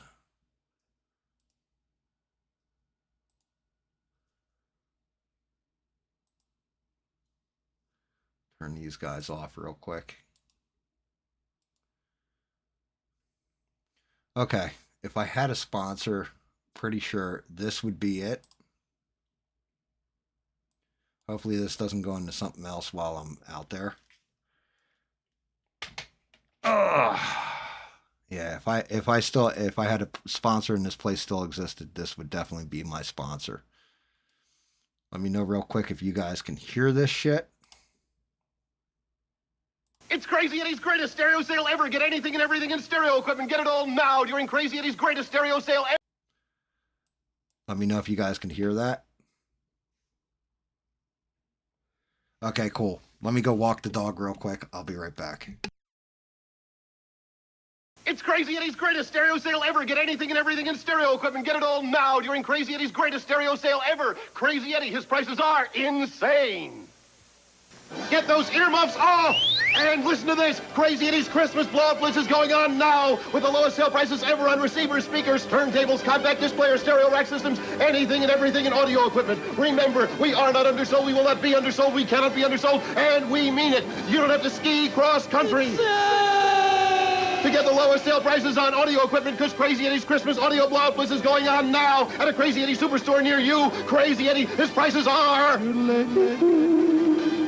Edison came up with lots of great ideas, but nothing as great as a new Crazy Eddie Edison, New Jersey superstore. Yes, Crazy Eddie's Edison, New Jersey grand opening is going on right now through Sunday. Thousands of free Crazy Eddie T-shirts and baseball caps, and all great Crazy Eddie superstores are celebrating during Crazy Eddie's grand opening blowout blitz. So come on down to Edison, New Jersey. Thousands of free Crazy Eddie T-shirts and baseball caps. Let Crazy Eddie light up your life with prices that are insane. It's beginning to look a lot like Christmas, especially at Crazy Eddie, because it's a Crazy Eddie TV and video Christmas blowout blitz. Crazy Eddie's going to save you a blizzard of bucks on giant screen TVs, video recorders, portable TVs, video camcorders, anything and everything in TV and videos on sale now. Remember, we are not undersold. We will not be undersold. We cannot be undersold, and we mean it. It's a winter wonderland. It's a winter wonderland. During Crazy Eddie's Christmas blowout blitz, see Crazy Eddie now. His prices are insane. Ladies. And I'm back.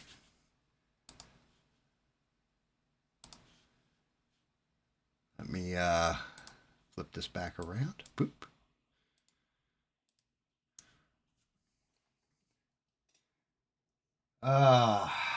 So now I'm going to tell you guys a funny thing about that Crazy Eddie's. His prices are insane, right?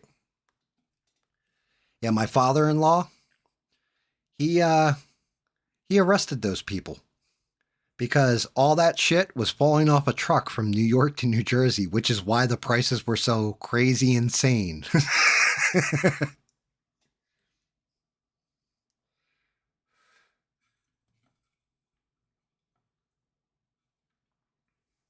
Yeah, he everything was when it came to Crazy Eddie's, it turned out all that shit had fallen off trucks. And yeah, my father-in-law was one of the main guys on the sting. Matter of fact, when my father-in-law passes, I get all his files, and we'll go through some of them. I'll look through them because he had some very interesting ones. And Crazy Eddie's is one of them.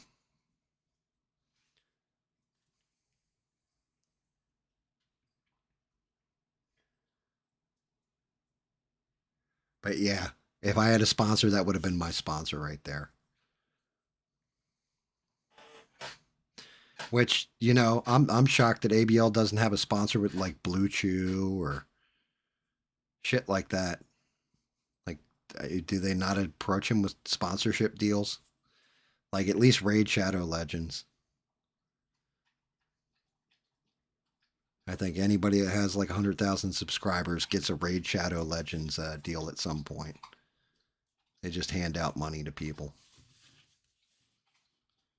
Which, hey, YouTubers got to make money. But yeah, I mean, that's just it. When I drop in there now, before it would be to listen to kind of the take, see if there's news that I hadn't heard. And after a while, it was just, well, I just watched this on Fox News. I watched it on this, that, or the other thing. And you're just kind of repeating what somebody else said, giving your own like little 2 cents on it or what have you. And it's quickly become I drop in there to say hi to the people in the chat that I actually appreciate. You know, not just because you guys come over here to watch me, but just because you're fun people. Like, it's fun. It's always fun to drop in and see what puns that Mister's going to drop. Like, I'm shocked that Mister doesn't have kids because he makes a lot of dad jokes.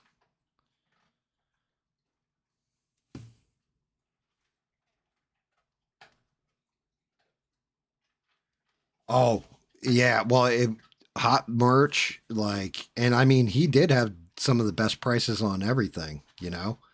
But when you're not paying for the merch, it's real easy. Everything is free.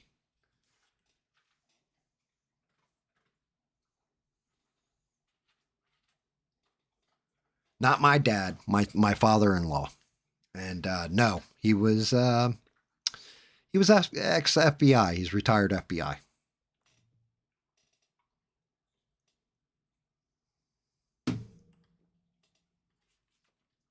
Just like somebody else that's related to me is Central Intelligence. I won't say who. But yeah. Yeah, it's funny. It's extended family,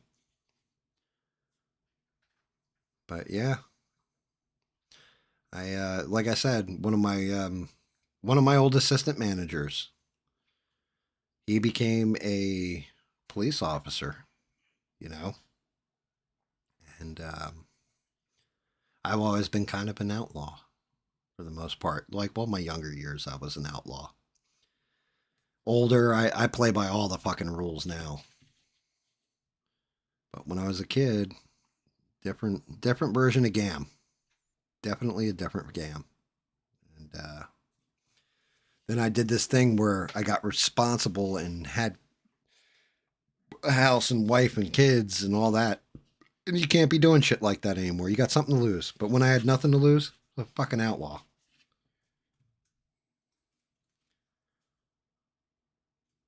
And that's why I'm saying, like, you call people fake tough guys and shit like this in your chat, you don't know who the fuck you're talking to, really.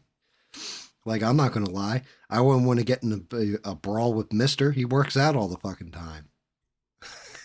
Now, maybe he's got a glass jaw, but I'm sure he's in a lot better shape than I am. He's going to be able to fucking go have stamina and all that.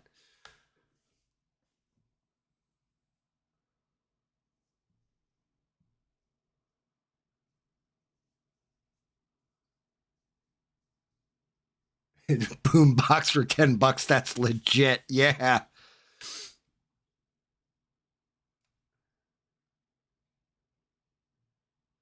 Yeah. I mean, hell, even with the kids, I got into a bar fight or two, too. It's just, like I said, I got fucking 4 good ass weapons left. And another year goes by or a couple more months go by, I'm gonna have 3 good ass weapons left, and then that's it. Eventually, I'll be down to one, and then it's game over, and I'm fine with that. I hope I don't ever have to get in a fight again in my life.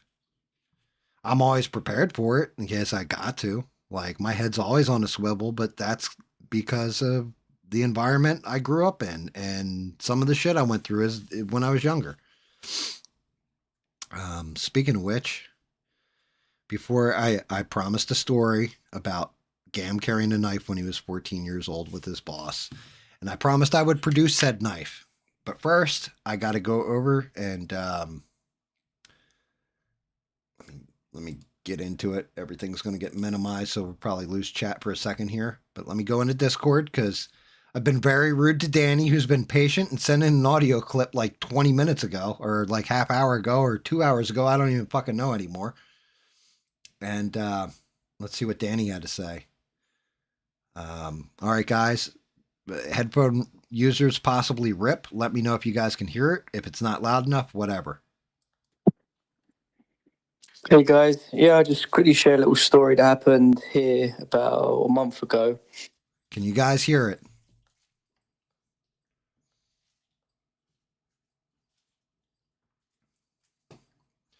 I've always got my blades, Paul. You're goddamn right I do. Not a big gun guy. I'm a blade guy. 5x5. Thank you. All right, Danny, let's see what happened about a month ago. Yes, the story that you guys are talking about just reminded me of this incident that happened over here. Sort of similar, not like exactly the same, but sort of similar. Yeah, so there's this park where I live called Thistle Park, massive park, really beautiful park. But at the other end of this park, there's this estate, and it's kind of got this little group, this little gang there. And they call themselves Shakespeare. I know, how hilarious is that? But anyway, one of my sister's friend's sons, who's about, I think, 12 or 13, he and his group of friends after school went to the park just to play a little bit of football. So anyway, there's soccer for us Americans. So there's him, obviously, he's three other friends. So this boy is half Indian, half English. His other friend is white, and his 2 other friends are black. So anyway, they're playing football, and these gang of boys from Shakespeare Estate, they come into the park, and the majority of these gang members from Shakespeare, they're black. I mean, that's just a fact. I know the area. A majority of the people in that gang are black boys. Anyway, they've come into the park. They've targeted these guys, gone up to them, and obviously they've gone to rob them. They're recording it, and they've basically gone up to the white boy and the half Indian and half white boy, and they've targeted them, and they've gone up to the other two black boys, and they've said, "Oh no, you're our brother. You know, we're not going to touch you, basically, because you're black. So we're gonna leave you alone." So they've deliberately targeted the other two boys. They've got them. They've pulled out knives on them. They've robbed everything on them. They've stripped them naked, and they've basically sent them packing, basically just in their little pants home. But yet they left the other two black boys alone because, according to them, "Oh, you're our brothers. You're our brother." You know, so like obviously, so it was obviously a racially motivated incident, and this is the thing with your story, is that obviously, like, because obviously, you know, a black guy targeted a white guy, and, you know, it doesn't, you know, the media, and, you know, it doesn't really pick up, it doesn't really spread, you know what I mean? BLM are not really interested, are they? But yet, the incident I'm talking about, if it was the other way around, where a group of white boys went into the park and they targeted these boys, and they recorded them, they just picked out the two black guys, and they said to the other two white boys, "Oh, we're not going to touch you because you're white, because you're our brothers," that would have completely blew up on social media, and all the news stations would be talking about it. Everyone would be calling it racist, and this is the thing is we kind of, people in this country don't really want to admit it, but we kind of do have a racist, like quite a big racial issue in this country, and it's not coming from white people. It's actually coming from young black people. Whereas you will have this thing in these gangs where they seem to want to target white people, and you kind of, I see all these stories all the time, just the way people talk and stuff like that, and it's just culturally accepted. And but anyway, that's just my little story with that. Well, yeah, just see what you guys think. Okay. So, one, I mean, this is where I'm kind of at with it. If it's two different, if this had been a white guy killing a white guy, right? Like white kid, it would have been a local news story. If it had been a black kid killing a black kid, would have been a local news story. If it had been a Hispanic kid, right? Whatever. Because they don't cover that, because nobody clicks on that story, because nobody gives a shit. But if it's a mixed race, a lot of times it will get reported, regardless if it's black dude killing white dude killing, especially when it's kids involved, right? Like, I mean, wasn't there just a school shooting today at like FSU, like Florida State University? You know, that shit's going to get recorded or reported on nationally. I think this one was more locally, and then somehow nationally it got picked up. I don't know who picked it up or why, but that's because if they can divide all of us by race, right? How else can they divide us? You can't do, well, you know, rich kid, poor kid. Nobody really, like, because that's kind of their sponsors are the rich people, right? So you don't want to do that. Like, oh, well, a bunch of rich kids fucked up a bunch of poor kids, you know, unless it's a certain political sect, because nobody's going to click on that story. But they do that on purpose to keep us separated.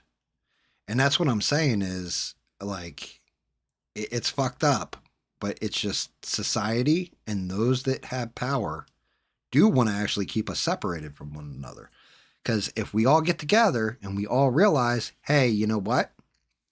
I got a similar life experience to you because I was raised poor. My parents were divorced by the time I was 7, all this kind of stuff.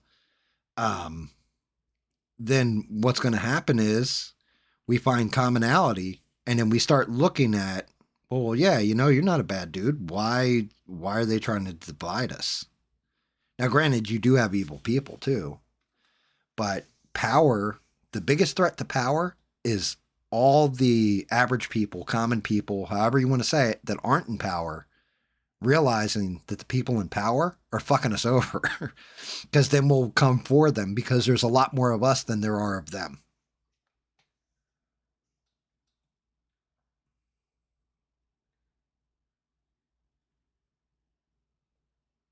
Yes, and that's just it. Like, you should be able to just sit there with somebody else and just laugh at your differences, you know? You should be able to, like I said, I don't judge people by their outer appearance.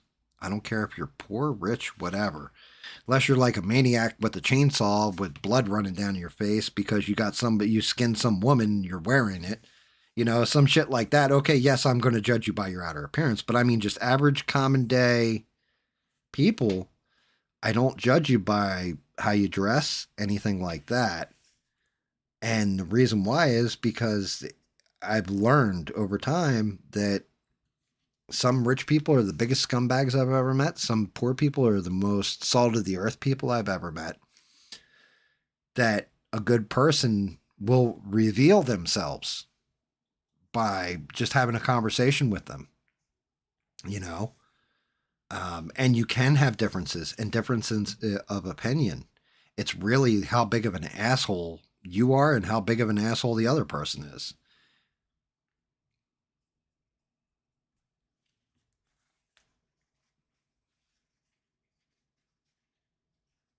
Yeah, exactly. Whether you're Carlton Banks or Archie Bunker, all good in the hood if you're a decent person. It's all about who you are as a human being, you know? There's plenty of people that, you know, people look at and pass judgment on. It's like, you may not know their story or what have you, but then there's also people that it's like, you're snapping to a judgment, you know, of something that you got to investigate it. You got to research it. You got to get to know somebody sometimes. There's one dude, right? True fucking story. And Bubba, who's in the chat right now, will attest to this. If you met this guy, he was from New Jersey, lives down here in South Carolina, like not far away from where I was, what have you. I work with him. At first, I was like, dude, this guy's like one of the biggest assholes I've ever met. Like, because he was just, you know, like always bitching, bossing people around at work and stuff like this. And I moved into my house, dropped $27,000 out of my bank account. Down payment on the house, closing cost, lawyer cost, the whole 9 yards. I'm fucking flat broke till payday, right? I needed $300 to turn on the electric here. Like, fuck, where am I going to get it? And I'm having this conversation at work. I'm like, shit, yeah, you know, so I'm just going to chill in the house and wait till this weekend when we get paid, and then I'll turn on my power or whatever. 10 minutes later, this guy walks in, sets down $300 and says, there you go, get your power on.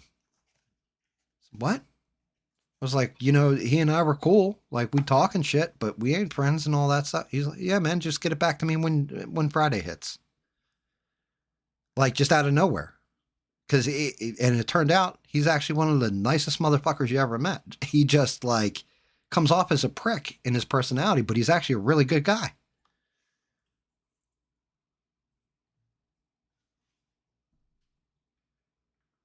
Yeah, pigmentation of skin isn't a big deal.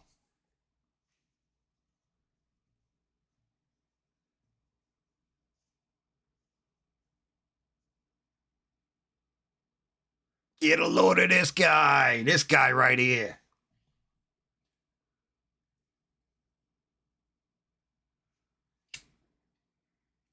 Yeah, New Jersey, we say, who the fuck are you?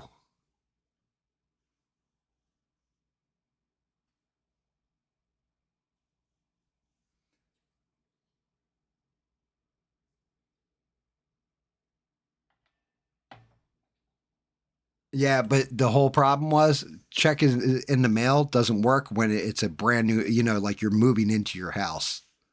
Like they wanted a deposit of $300 or whatever right off the rip. So it wasn't like the power was on, they were shutting it off or whatever. It was legit like I was moving in the house.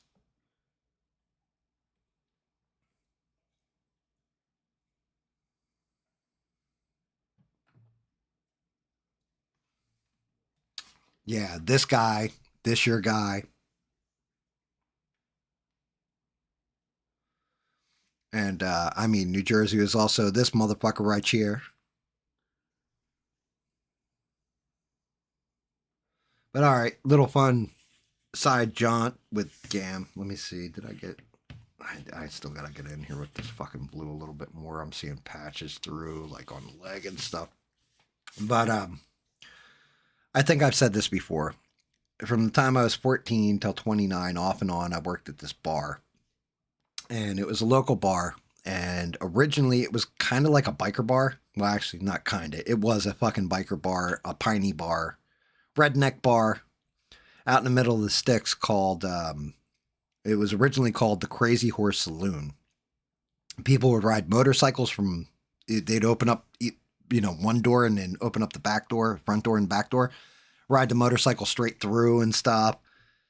Definitely like a every night. It was that kind of bar where they swept the eyeballs up after closing every night, right? Like it was throw sawdust on the bloodstains, check the teeth that had been knocked out for gold fillings, that kind of shit. Tough bar. But then it got sold and became a bar called Casey's, where they try to make it kind of like a sports bar that lasted a couple months. That went under. And the guy who bought it out, Mr. B, my boss, bought it. And he was Portuguese, but he was raised Italian in Camden. Hard Italian in Camden, right? He was connected in certain ways. He was definitely fucking connected. But anyway, he gave me my first job. Well, my second job. My first job was actually running horses at a horse farm. But at 14 years old, he hired me on to wash dishes. And when I started to go to work there, my mother had said to me, that's a dangerous bar and all that. I don't like it. And I said, well, I really don't give a fuck. I want the latest Nintendo system or Nintendo games or whatever, and you won't buy them for me, so I got to pay for shit myself, right?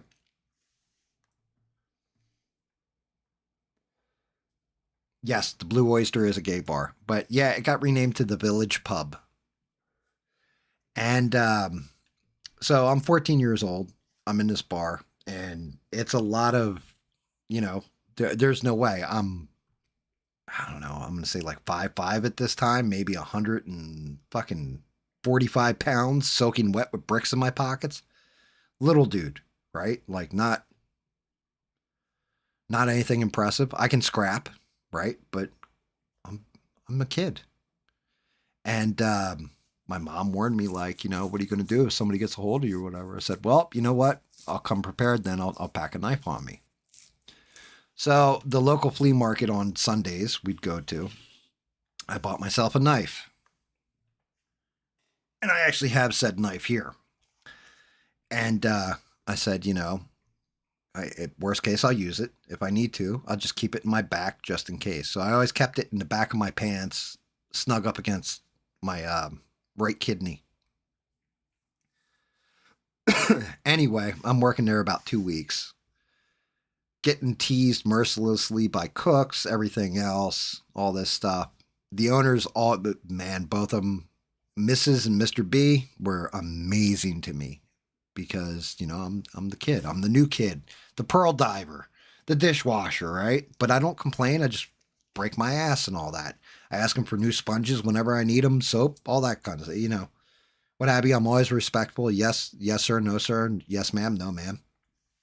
And I kind of like quiet and keep to myself or whatever. Well, one night, Mr. B is out at this table and the kitchen doors swing open, closed or whatever when the waitress is walking out. And I can hear him in a dispute with a guy. So I was like, oh shit, I didn't have any dishes to wash. So I walked out of the kitchen, walked up behind him with my apron on, the whole 9 yards. And I'm standing behind him and I got one hand on this knife. And I'm like, because this shit sounds like it's going fucking seriously sideways. You motherfucker, blah, blah, blah, blah. And they're going back and forth. And Mr. B's hot. He's not a big dude, particularly. And next thing I know, the dispute ends. The guy's like, fuck you, I'm paying, I'm never eating here again or whatever. Bounces. So my boss, Mr. B, takes a step back and steps right on my foot because I'm stood right behind him. And I'm like, boss, I had your back. He goes, but what the fuck are you doing there? Boss, I had your back. He said, what do you mean you had my fucking back? You're like fucking next to nothing. Like, my dick's bigger than you. What are you going to do? Like, what the fuck are you going to do? I said, what I was going to do was use this. And I pulled my knife out. Now, granted, it's showing its age with all the rust and how fucked up it is. But, yeah, it's a big-ass Bowie knife, right? And I pull this fucking thing out. And I hold this sucker out. Hold on. Zoom out on it so you can get the full width of this. And I hold it out. Might as well have been a sword for a hobbit, right? And I hold it up, and I'm like, I would have used this. And Mr. B's like, holy shit, put that fucking thing away. He's like, I really like you, kid. He's like, holy fuck. But then whenever, stories would come up and everybody was talking about, like, when we first worked at the pub, all this stuff, Mr. V, his favorite story to say about me was that story. Was like, he whipped out this knife, and I swear to God, that knife was bigger than him. And I was like, Jesus fucking Christ, kid, I really like you.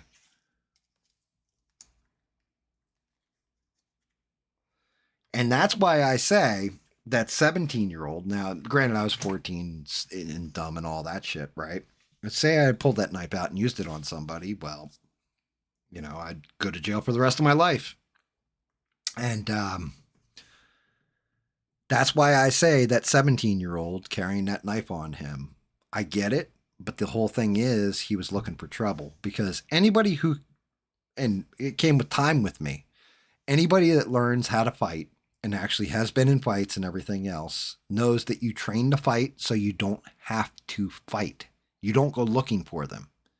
You can prepare and use anything in the room. Like, you can take this bottle of brush cleaner. I can squirt it in somebody's eyes, blind them for a second, and start, like, light them on fire with my lighter or whatever because of the flammable liquid. You learn shit like this. You don't need to carry weapons like that on you unless you're trying to prove that you're fucking tougher than you are. Baba wants me to tell the story of the tree. And what's fucked up is I know the story of the tree, and Bubba will confirm this shit, right? So, the story of the tree.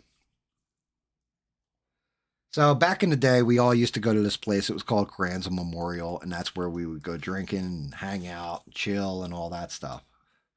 And I was 16 at the time, bub. I think I was 16. I'd been working at the pub for like almost 2 years.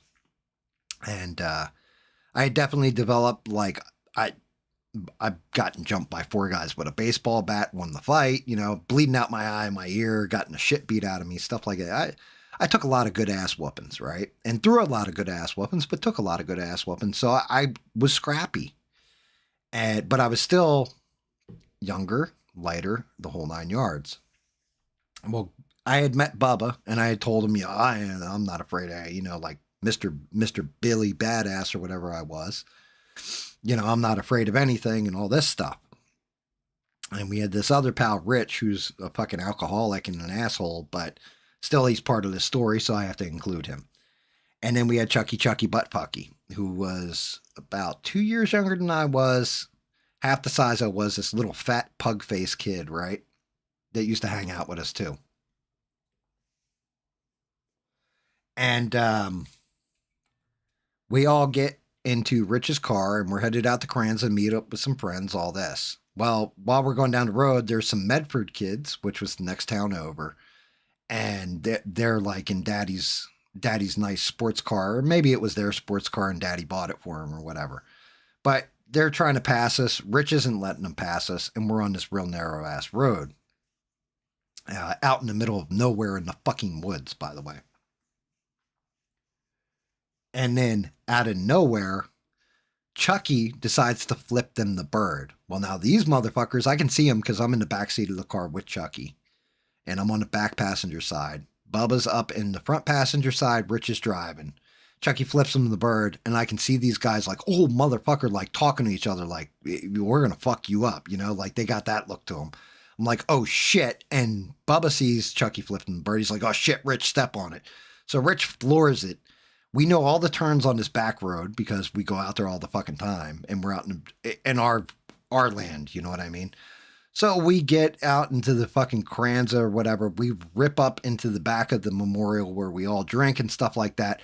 Rich fucking pulls an e-brake, slides in. We pile out of the car. Rich pops the trunk. Bubba goes, grabs the fucking baseball bat. Or no, Bubba started getting ready with his hands. Rich grabs the baseball bat out of his trunk. Chucky starts hiding behind the car. I go running off in the woods. Bubba's like, what the fuck is this? You motherfucker, you PU55Y, you little bitch. You talk all this shit about how tough you are, everything else. And then Bubba's like, next thing he knows, all he heard was snap, crack, pop, snap, crack, pop. And I come walking out of the woods with a pine tree, probably about this fucking fat around, like it was a small pine tree, but I broke it in half, like jumped on it, pulled it down, broke it, started snapping off the branches and using it, wielding it like as a baseball bat. I'm like, I'm ready to fucking go. And Bubba's like, yeah, all right.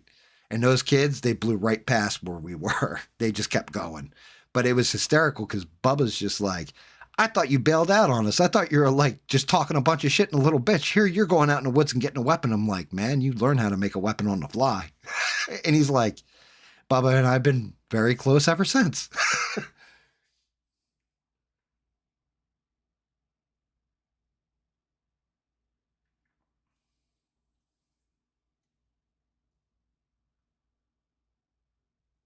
But yeah, that was a true story.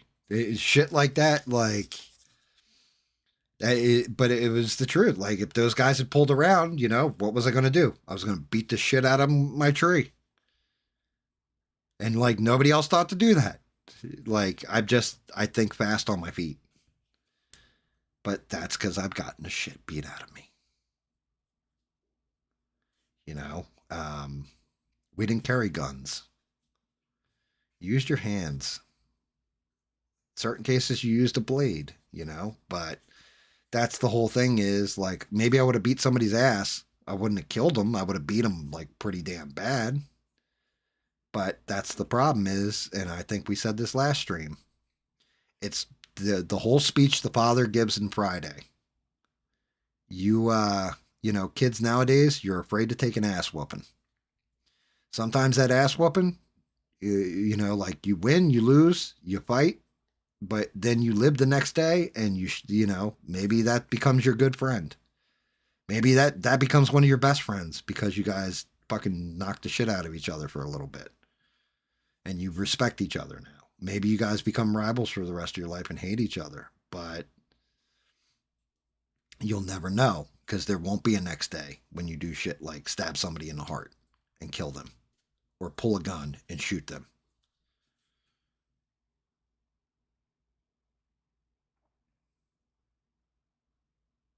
Dude, it was kind of like beating him with a bow staff. I'm not going to lie. Like it was like that thick around. You know what I mean? But yeah, fuck that, dude. Like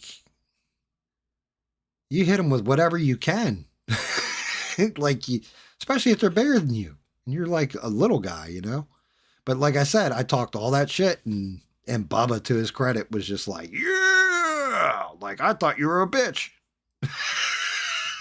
I thought you were running off on us, like just going to abandon us and run away. Like even Chucky was kind of like ducking and like grabbing a handful of sand to throw in their eyes. Shit like that happened. Oh, what's up, Alien? You like my take on what? On ass whoopings and fights and stuff? Or did you like the legal perspective I gained from watching Potentially Criminal about the whole track star shit? Yeah, I mean, you're going to catch an ass whooping here or there. Everybody in this world you're going to lose a fight. Nobody's 100%. Doesn't matter. You got to start somewhere. And usually you start by getting the shit beat out of you.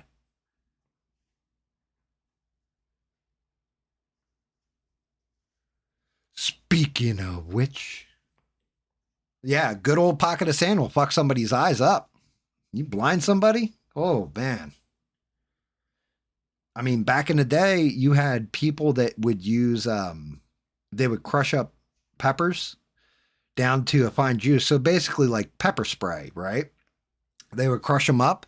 They'd hollow out an egg. You put a hole in the bottom of the egg, hole in the top, and then you blow on the egg, and you can blow the yolk and everything out. And then you would fill it up with the liquid. And then, use a little bit of or glue or what have you, like tree sap, bubble gum, whatever. Seal it up, and then you smash it in somebody's face, or you could take crushed glass, put it in that egg, and do the same thing, like smash it at them so it goes into like a fine mist in their face. You're cutting their eyes up. Oh, yeah, dude. It is some hillbilly, but I mean, man, I'm telling you. When all you got to do when you're out in the woods, like back in those days, back when I was a kid and out in the pines, the only thing we had was really fighting, fornicating, and drinking.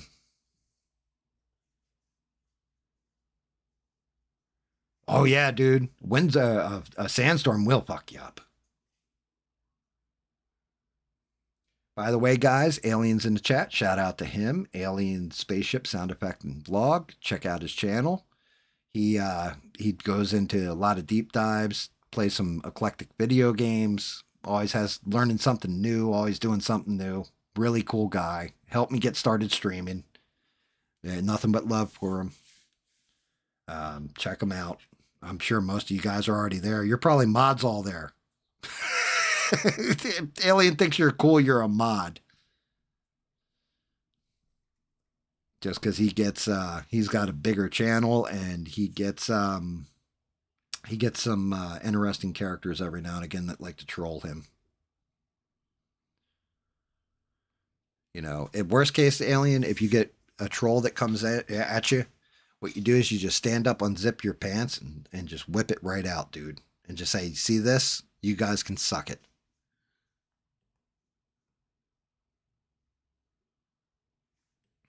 Tell them where they can go, Alien. I always thank my trolls when they show the fuck up. Like every now and again, I'll get a troll in here. I thank them, and then a lot of times I'll get an extra like on the video or a subscription. It's amazing.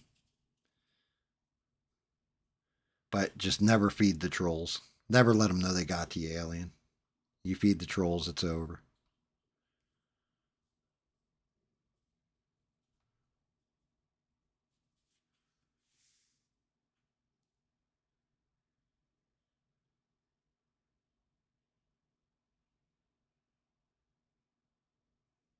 There's a guy harassing Amanda? Really? She's a sweetheart.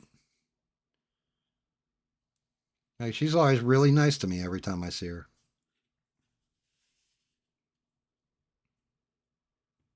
I'm actually shocked I'm not seeing Devin tonight. That's one I'm surprised. She's not in the chat, like eating popcorn. 6 won't drop in for another like hour or two. But usually by now I see Devin have to give her popcorn. I swear she only shows up to get the popcorn, the digital popcorn. And then she like goes to sleep or something.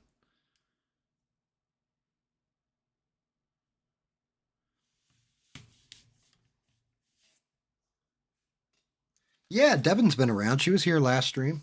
She was in I think she was on ABL last night, wasn't she? She's just been working a lot. She's definitely, doing her thing. She's just trying to make it by like everybody else, I think.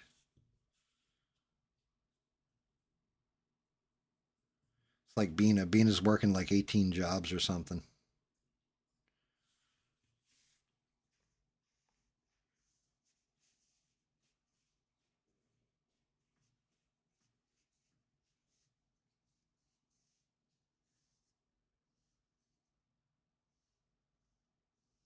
Oh, dude, blasting somebody with rock salt hurts bad. Shit sucks.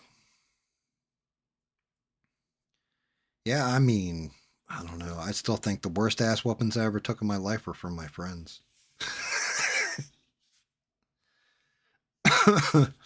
There was one time, and I was being an asshole on purpose, but Bubba, and there's this other dude, Mark. I can't remember who the third guy was, but they were all playing hockey, like street hockey. I think it was Mark's brother, Andy. They're all playing street hockey. And I'm talking shit to them the whole time. And they're like, dude, when we're done this round of hockey, we're kicking your ass. And I'm just like, yeah, whatever. And kept talking shit to them, right? And they had a spare set of goalie pads for the legs. And I'm taking them and I'm strapping them onto my arms, right? And like, they're like, what, you think that's going to protect you and all this kind of shit. And finally, I went too far and said something. And they bum rushed me like they were going to kick the fuck out of me, right? And because I was just being a little shit on purpose. And every time they got close to me, I would smack them in the face with a hockey pad. Like I had them strapped to my arms like the leg pads. And I was just like, almost like a crab, like smacking them the fuck away. Right up until Bubba tackled my legs, like shot low and tackled my legs and held me down. And then they started kicking the hell out of me.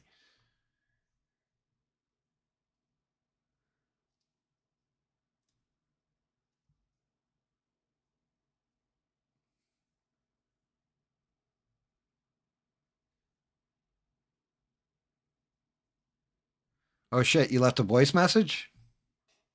Hold on. Hold on. Let us play the voice message. The voice message is 21 seconds long. All right, Beans. Hi, guys. I just had something on my mind. So, Austin's father was asked to leave the press conference because they didn't want him there, right? Doesn't that kind of sound familiar? Like instead of pulling a knife and stabbing someone, he just kind of left. It's gonna be like ironic, right? So stupid. Actually, you know what? You're not wrong. You're absolutely right with that one.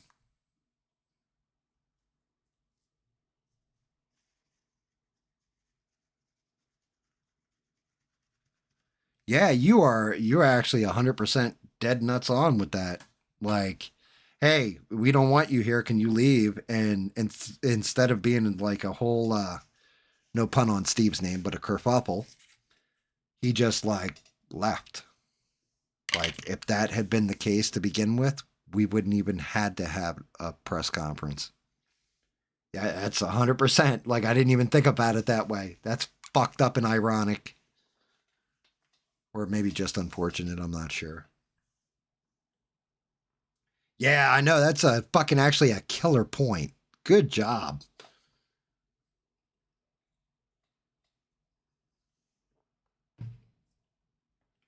Oh shit, we got to credit Rebel too. Apparently, he made that point earlier.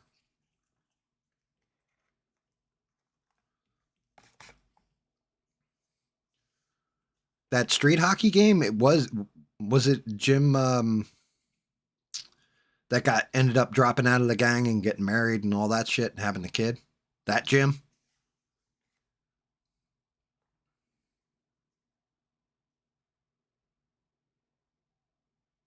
Wait, when the hell did ABL say that, Beans?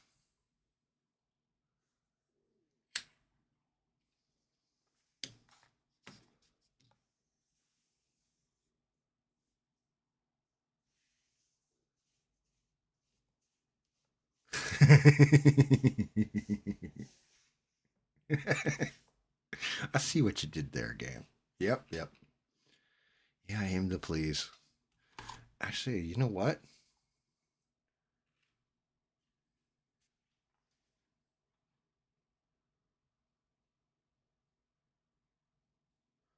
It shows the character issues of the father and the family. Right. That what? You go to a press conference to say, like, I'm sorry. Like, if that had been me, I would have shown up at that press conference and it would have been like Clubber Lang calling out Rocky. Hey, woman.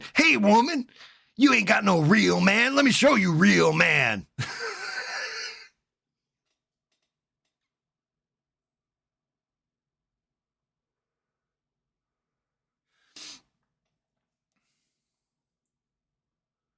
Yeah, and Bubba's right. It's called maturity.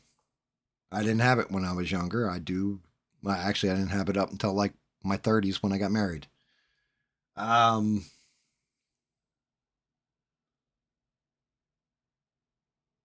wow, you guys are all like pretty much it for ABL. Does this mean I got to go live more often or?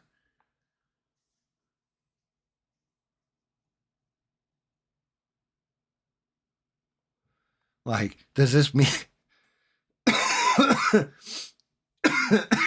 does this mean I gotta fucking go live more often? Like, cover shit and all that? I'll know shit's really broken down if Sheree goes, yeah, I'm fucking done too. That's when I know shit's gone off the rails.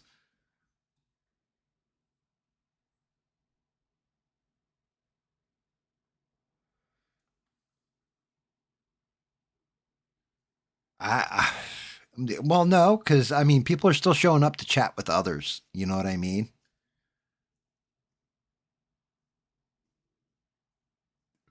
666. 666.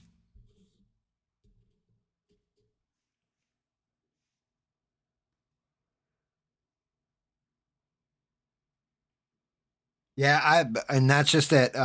Let's call a spade here, guys. I'm not saying boycott ABL. I'm not saying like none of that shit. I'd still do it on Thursday nights, Sunday nights, or whatever. I mean, I was thinking about kicking in a Sunday night show anyway, but I mean, if that's going to be the case, and you guys, because I'm not going to lie, it really does seem like the big draw at this point is everybody chatting with each other and seeing friends and talking amongst each other.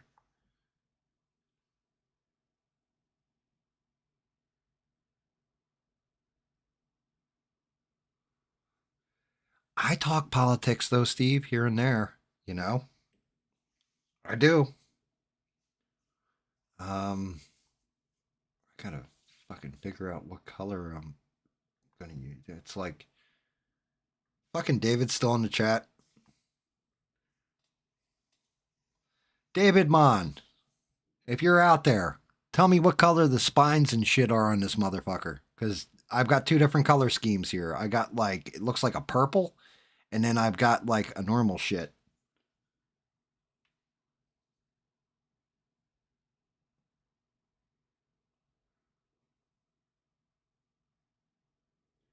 Yeah, I mean, like that's one of those things. I've talked to Alien about this, and one of these days I got to partner up with him, really sit down, break bread with him, and learn how to do the fucking where people can call in and talk. At this point, I can just play your voice messages on the Discord.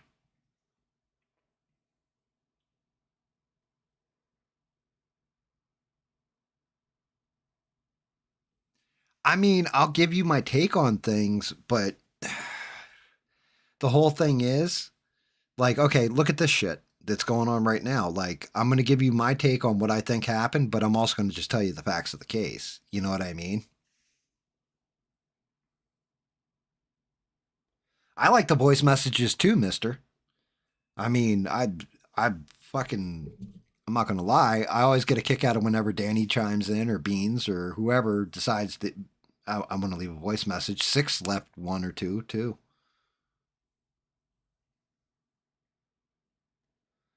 Just the facts. Yeah, because I mean the whole thing is, um, okay. Here you go. Here's one where fucking Ben Shapiro did a show today, and I watched it in 2 times speed, right up until the point he somehow wrapped this whole thing that's happened with these two, at the track meet and everything else, right into Israel Palestine, and I was like, what the fuck is this shit, and just turned it off. But he's like, and then he did like a 5 minute promo for some shit he's got going on called facts. And I'm like, what the fuck is this? Like, I don't want to hear your facts because, you're just giving me a statistical fact, but then you're going to put your fucking slant on it and it's all going to relate to somehow we're all anti Semitic. I don't fucking understand you anymore, you asshole.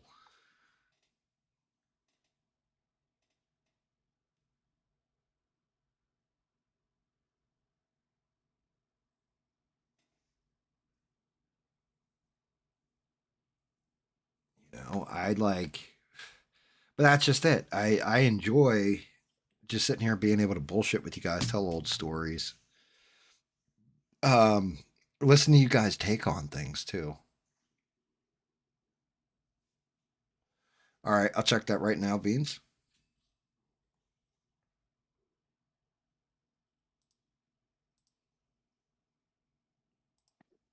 He already said that for every five, and I quote, for every 500 subscribers that he loses, he gains 5,000 more, so he doesn't care. So.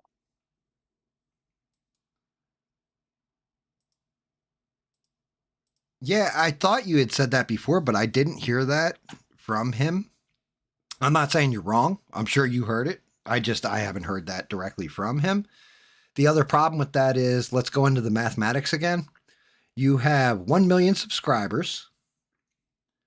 And hold on. You know what? Let's mathematically break this down. I had to open my fucking other tablet up. Let's take a look. Calculator. There it is. All right, so he has 1,080,000 subscribers, right? On average, he has about 1,500 people watching the show. 0.72% of the people subscribed to him actually watch his show. Now, I don't know about his videos, but yeah, 0.72%. That's less than 1%.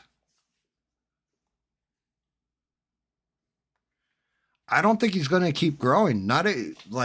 Anytime you always see a contraction whenever somebody says, I don't need your subscription. You don't like what I'm saying. Don't watch, shit like this. But that's not even the big thing. The big thing is this. Beans in particular. This is a big one. This is the one that hammers me, right? And hammers my brain with it. Beans used to give out 10 subscriptions, like free memberships or whatever the fuck to the channel, right? She's been a subscriber for, 4 years, 5 years, right? Which means that I don't know. I think it's like he gets $2 off each one or something like. If they each cost $5, he gets like $2, and then taxes or whatever. But we'll just say $2 off each one. She gives away, so that's $20 in pocket. That's somebody who's going to be loyal to the show and watch on a consistent basis. If you're pissing off that person and they're no longer watching all your fucking content, eventually your hours watched are going to drop and you're going to start losing your monetary status on YouTube. Regardless, if you got 1 million subscribers and 10 people are watching you, you're fucked.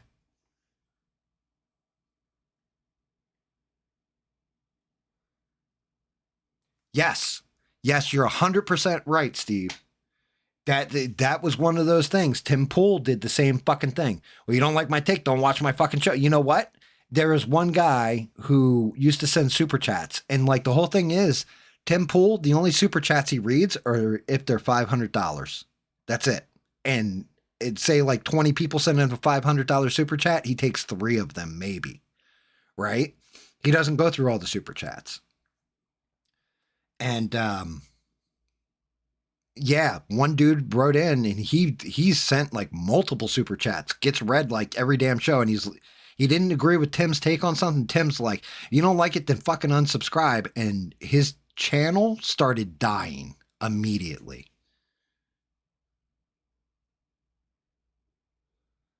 Jesus fucking Christ, Beans.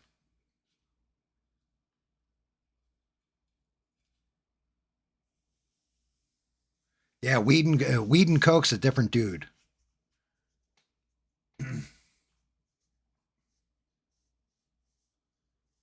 Yeah, well, that's the same thing with Daily Wire. Daily Wire since fucking has been falling down too. And it's because of an elitist viewpoint that people don't share. You know what I mean? Sometimes sheer fucking hubris will fucking harpoon your ass. And I'm not going to say ABL's got shit, but if you're not willing, if you're going to stick to your guns and all that, okay, good on you for believing in what you believe and sticking with it. But I'm going to tell you now that if you start tanking, his channel starts tanking out. Okay, here you go. I just thought about this too. So that one show you guys told me to go back and watch. You got to watch what happened, blah, blah, blah, right? And it was like, call in, debate me on it, debate me on it, debate me on it. Da, da, da, da, da, da. I want to hear your takes on it, blah, blah, blah, blah, blah. Call, right? Last night, one dude called in and said, yeah, I want to talk about the track team thing. And he's like, oh man, I almost got through the whole show without it coming up. Well, wait a minute. You were just telling people the show before, call in, I'll debate anybody on this. Now all of a sudden you don't want to fucking talk about it. So what changed?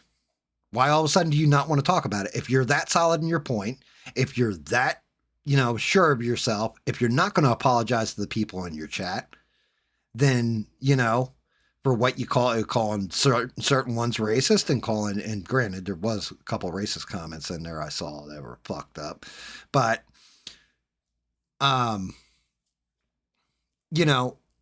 if you're that confident in your point of view, why won't you debate it?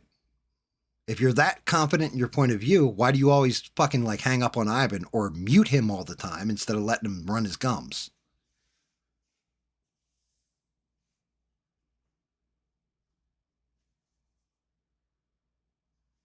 Yeah, see? Deep thoughts with JB Scotchman. Well, you shouldn't drink anymore when your kidneys finally give out and your liver says, fuck it, I had enough of this. I'm swimming here like a fish. Let me tell you something. It's hard to be this, oh.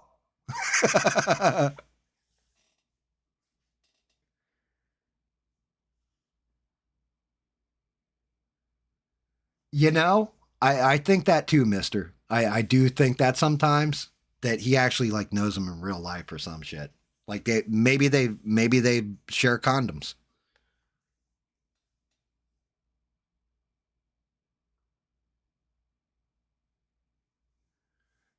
It wouldn't be a bottle of Jack. It would be bottom tier liquor because Jack Daniels cost you a lot of money. So it would be like, God, what we used to call rock gut back in the day. It looks just like Jack Daniels. It was like old number 1 or old number 2 or some shit like that. It was I can't remember.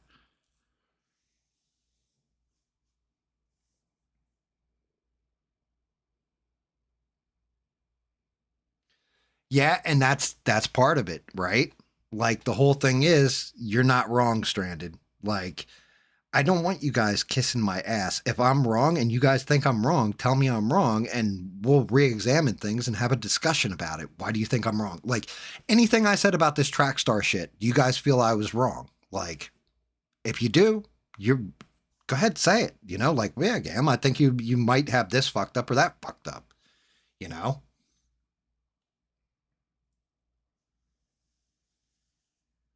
There it is. Mister's got it. It's Evan Williams.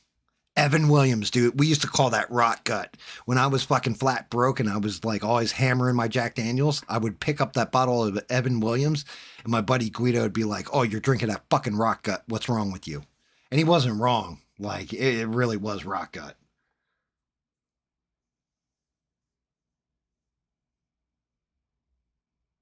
Yes. And you know what, mister? You can say me too. You need to intentionally listen to somebody that you're not in 100% agreement with, that sees the world from a different point of view, because then maybe it enlightens you. Doesn't mean you're going to come around to the other person's point of view, but then it makes you think. You got to steel sharpens steel, right? It makes you think hey, maybe I've got this fucked up. Maybe I'm looking at this. I'm not looking at it from the point of view of this person, And then you can consider, if you're honest and open-minded, you consider the point. Do I agree? Yeah, I agree. No, I don't agree. Here's why I don't agree. And then you put up a feasible argument of why you disagree. Just saying, like, oh, I'm just going to mute you because I'm triggered. That isn't a disagreement. That's not an argument. And in stating your facts while the other person's silenced, it doesn't work.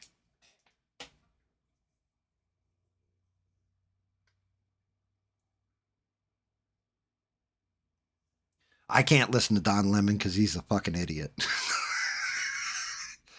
He just is. When he did that one video was like, I can't even take you serious anymore, dude. Was when he did a video and he was just like, if you're a Trump voter, you're basically poo-poo head, fuckface. And like he's saying all these different like things. Like, and he's like looking at the camera when he's doing it with this smirk on his face. And I'm just like, man, you're just sitting here cussing because you think it makes you cool. Like, what are we, you don't, like, what an asshole. He just came across like a straight asshole. It's like, you fucking goof. Nobody gives a fuck what you think. Ah, see, that's smart. That is smart, watching the chat. I do that with Ben Shapiro's show. I'll watch the chat sometimes. I won't join in, but just watching people like go off, say like, you know, yeah, there is some fucking heavy anti-Semitism in there, you know, but that's, I guess he doesn't really give a shit because it's a click on his video. Like, I would rather be able to sit here and bullshit with you guys, paint my, as fucking Mr. calls them, painting my dolls, and having conversations, whether it's pop culture, politics, whatever the subject of the day, chillin' chat is, you know, chillin' and chatting. I would rather have those conversations with you guys than just sit here and tell you my point of view on everything. I like the sounding board. I'd like to hear other people's voices back. I'd like to discuss it, especially if I'm fucked up on something or I don't have all the facts. Like, you know, I sat there, did all this fucking research, you know, about objective, subjective self-defense and imperfect self-defense and all this kind of stuff. And then you guys are like, yeah, did you hear about the press conference? Well, fuck, no, because I was researching the other bullshit.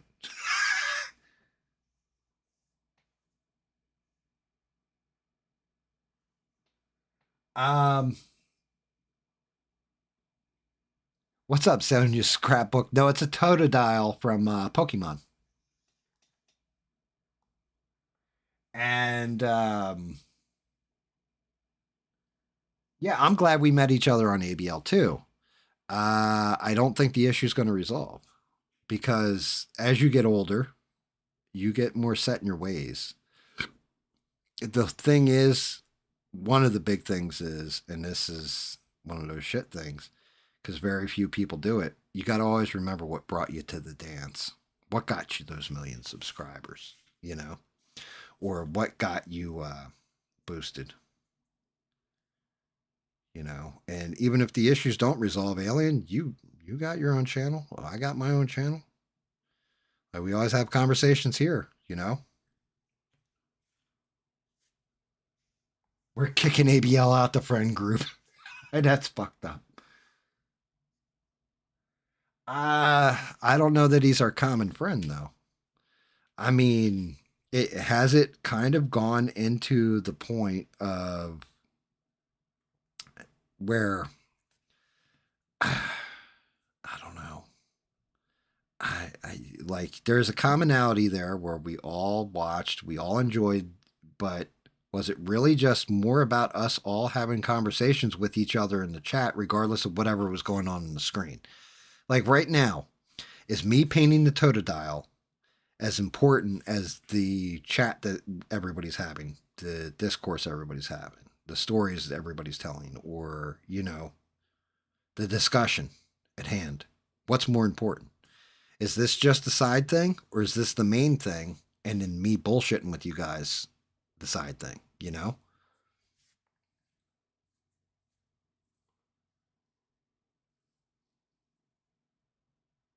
See, Sonia's Scrapbook has her own channel.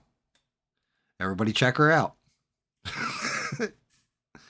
And Sonia, if you would, subscribe, like, whatever, if you enjoy what you're hearing. If you don't, thank you for dropping in and, checking it out. I appreciate the hell out of you. Oh, by the way, foul language is allowed in the chat, as long as you're not dropping racial slurs. Feel free to join the discussion. Pull up a seat and have fun.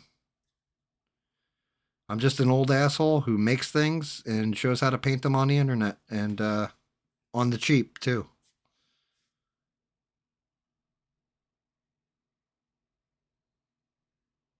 But welcome to the live.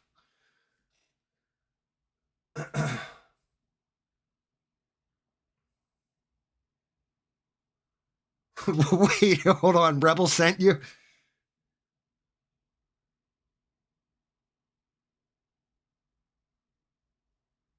Oh, okay. So Rebel sent you here because you're confused on the stabbing news.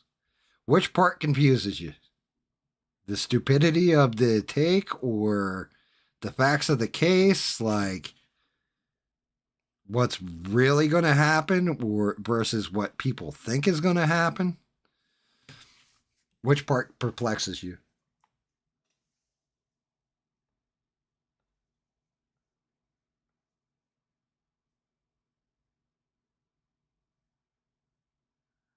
I mean, hey, like, welcome aboard. And Rebel, you are a fucking epic man for bringing new people. Thank you. I appreciate the hell out of that one. That's that was mighty whitey, as they say in the old days. I don't know if we're allowed to say that anymore. Is it? It was very Caucasian of you.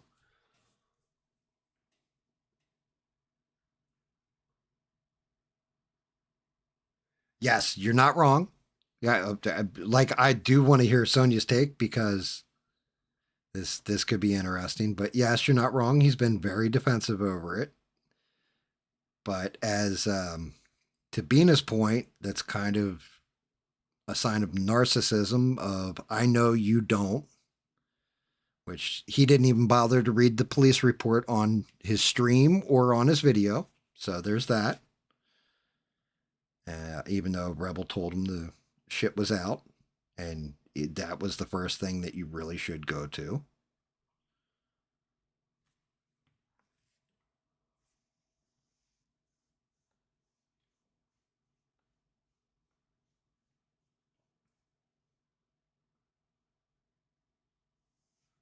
You must stop typing this.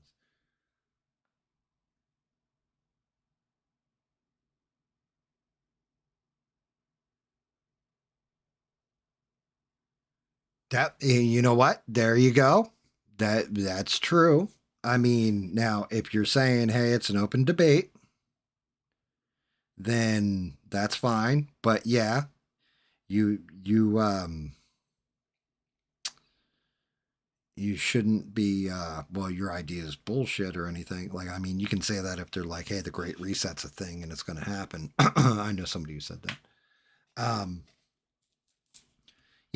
Stuff like that, okay. But at the same point in time, yeah, people are supposed to be able to call in to voice their opinion, and then you add to that content. That's kind of what I do with the Discord stuff sometimes, depending on who's calling in. Some people are not calling in, but leaving a voice message. Sometimes people are just telling me a story or what have you. And yes, it is a good idea. If you sew, that's awesome. Because then you're, if you can teach people cross stitch or what have you, like I'm a total novice at this shit. And I just try to show like 3D prints. Speaking of which, I should show off. What do you think, Sheree? Should I re-show off again? As a matter of fact, fuck it. Poor Stranded and Sheree always tune in early and then have to watch me repeat stuff. But I was so proud of myself when I did this one because I took a model file from the game that somebody had downloaded from Marvel Rivals and was able to cut it, and it's got to get turned black and then all that. but I was able to cut it into pieces. We'll get the pieces together here, and I have to be gentle as hell because a couple of these pieces just snap like real easy. Nope, that's his. Is that his right? No, that is his left. Like this guy right here.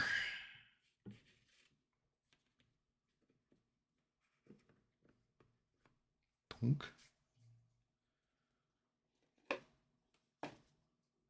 Oh my god, I dropped it. Tell me you didn't break. No, I just knocked it over a little bit. But like this guy right here. And this is my favorite part. Look how the head came out. Really got it.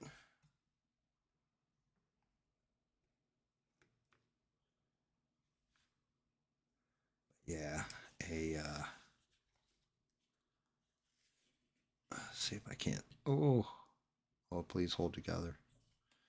Oh no, the leg fell off. Pull it out a little bit so you guys can see. Yeah, I actually cut him into pieces, got him in the pit. He's got to go black, and then I can paint him. But Wolverine.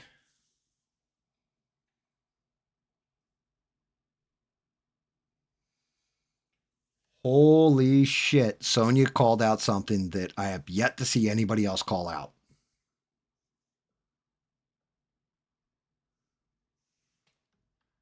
Holy shit. Amazing Lucas. Amazing Lucas, I watched actually before ABL a long time ago.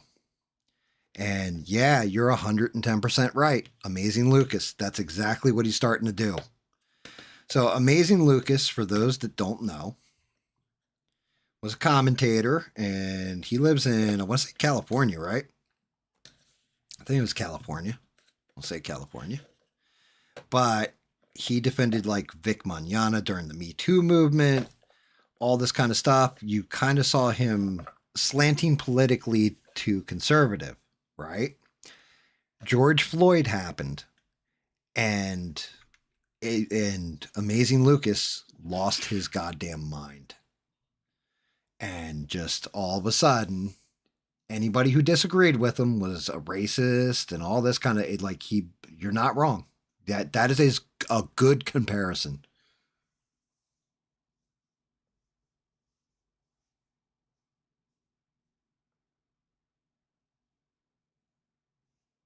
Oh, you want to see the actual police report? I got it. Yeah, and his middle name is Sincere. Carmelo Sincere Anthony. Carmelo with a K, because that's how you spell Carmelo.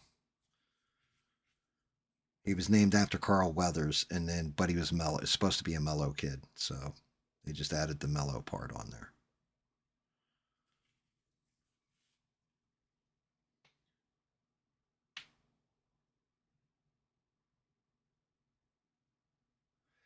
So the one that I actually watch is Black Anomaly Rising, and I don't think I've seen content about the track thing happen yet. It'll be interesting to see his take on it, but he's like a newer channel, and he's very good. Very, very good, very measured. I think he's George. He's from Georgia too. Younger dude, conservative. I like the whole thing is I don't consider myself a conservative. I don't consider myself a Republican. I definitely don't consider myself a Democrat, nor do I can't even say maybe I'm more libertarian if anything, but I'm just not as goofy with it. Like I just talk kind of common sense, like shit that makes sense when I'm talking politics or that I follow.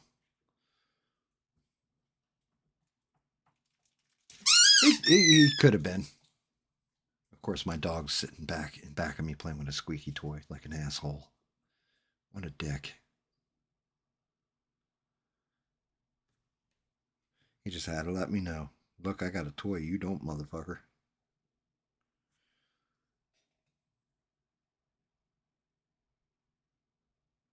Mello was yellow and ran like a scared pillow.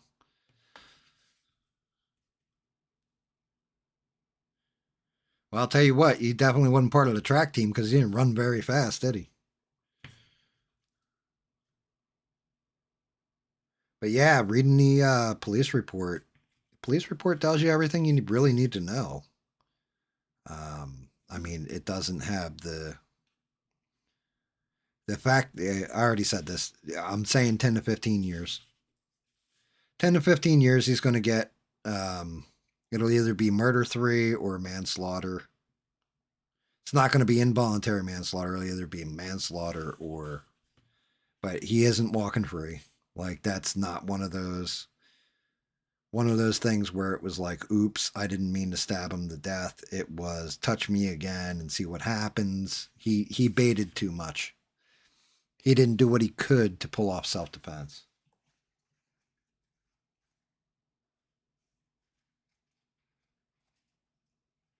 A black Daily Wire.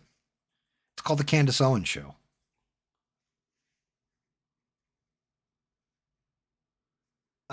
Actually, now that I'm thinking about it, it was ABL Tatum and there was 2 other guys with them.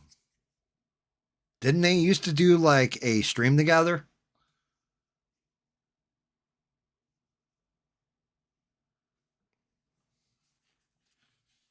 I mean, I'm not gonna lie. Okay? So here's another question. Maybe you guys can answer for me that I've noticed too. What is ABL's hang up with Matt Walsh? Anytime he's doing a video or whatever, he goes off about Matt Walsh, and I don't understand. Like, he's like, "See this take? This is the wrong take on things." Like, is it because they did Candace dirty, or because she's actually doing much better than she ever did with Daily Wire? Like, I actually get to see her show now because I wasn't going to give those sons of bitches $10 a month to watch Candace Owens. I've seen damn near every Candace show since she left, to be honest with you.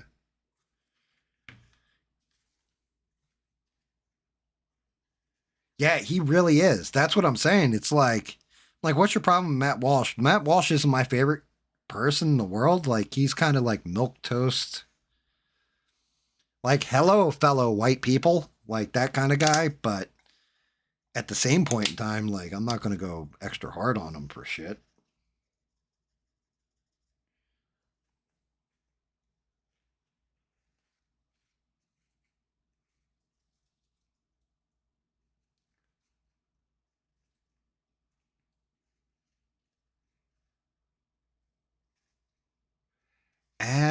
No. Honestly, they're okay. So here's the thing with Tatum and ABL and all that. I don't think it was so much cannibalization because they're very different on their takes from different shit. I think isn't Tatum in the camp with this whole track field shit? Isn't he more like, yeah, that's not self defense? I think he's actually opposite ABL's position on it.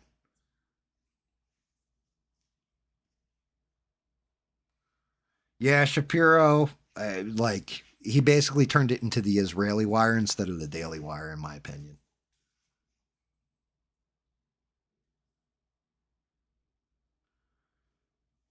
He hasn't had any theatrical releases. Mm. I mean, we could always do a comparison. I'd have to look up because I don't even know. Does Matt Walsh just have his show on YouTube, or look at the numbers between them, or whatever?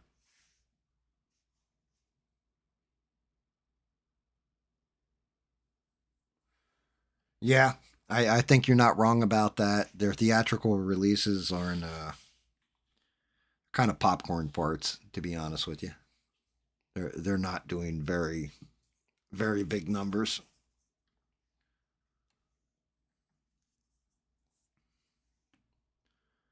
Let's say that's more of a. Oh.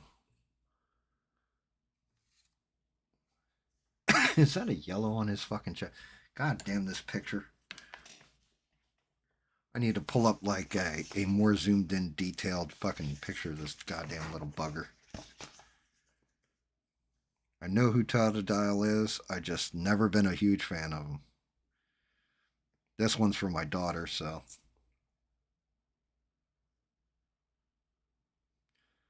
Oh, yeah, I forgot about that shit.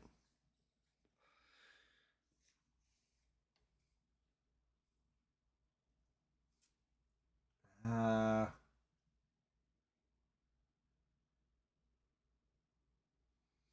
the police report's been out since the live stream Rebel was yelling about it. It's been out for a while, since like almost right after that shit happened.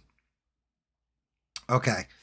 So David Mon definitely wanted me to read this, and I forgot all about it. But published on April 16th, 2025, the United Kingdom's highest court has ruled that the terms woman and sex refer to a biological woman and biological sex.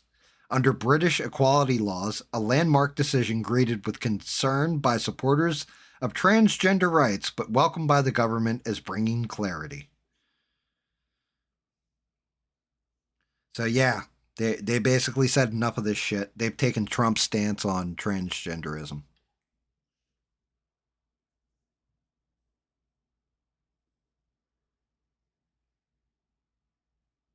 Of course they're going to say she's a political operative. They Well, you can still go into the women's toilets, Danny. It's just, you're going to have to shave before you do. And I don't mean your face. I know, dude. 16 viewers. I'm on fire.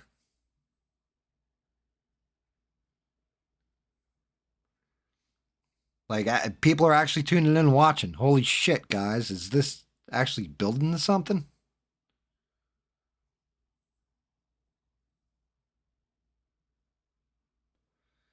So, Candace Owens,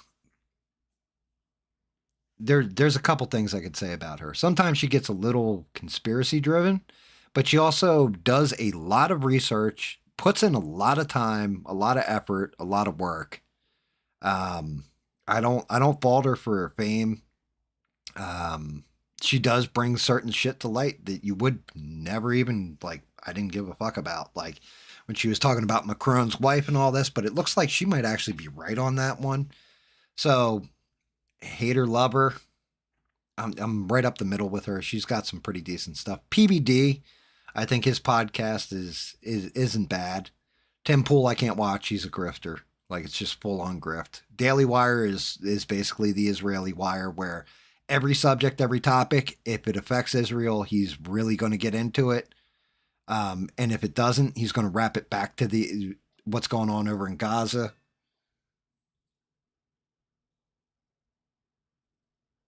Um, I'm not I'm not going to lie. I've been watching a lot of Dave Smith lately. Jimmy Dore I watch too.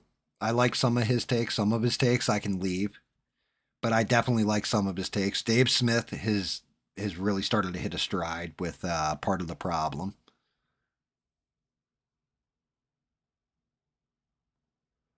Oh, is that true? Her husband's friends with Andrew Tate?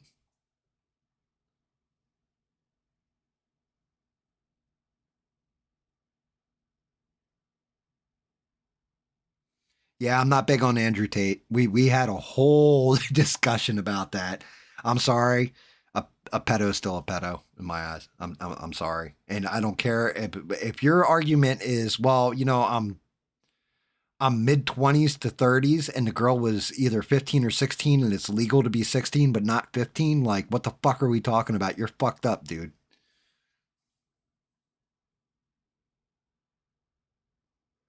Yeah, Kurt, call it, cracks me up. He'll come out of left field with some shit. He's funny.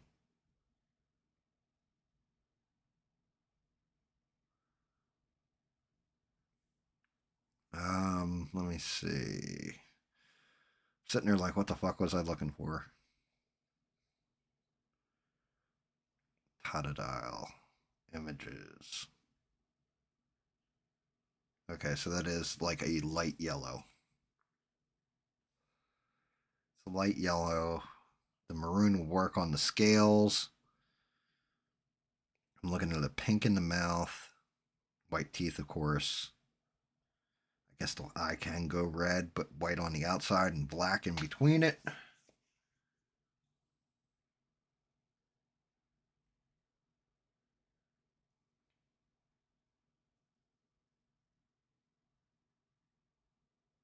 Yep, and you're not wrong. Two things can be true.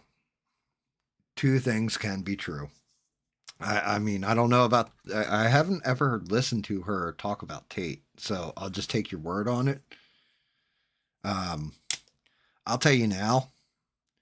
Not gonna lie at all. That's one of those things with ABL. I swear to God, if he's at an event with Candace Owens and Candace Owens got off the seat, he would sniff it at if nobody was around. He loves Candace Owens. I'm basically sick of everyone famous. We want a loser like you, GAM. Thanks.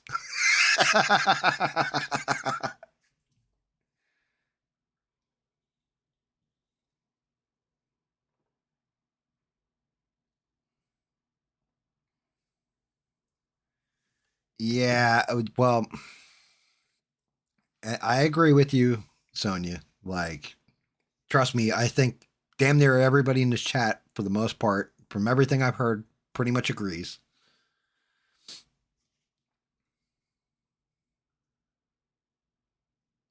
You know, it just, I don't know. Got to be careful with flying too close to the sun.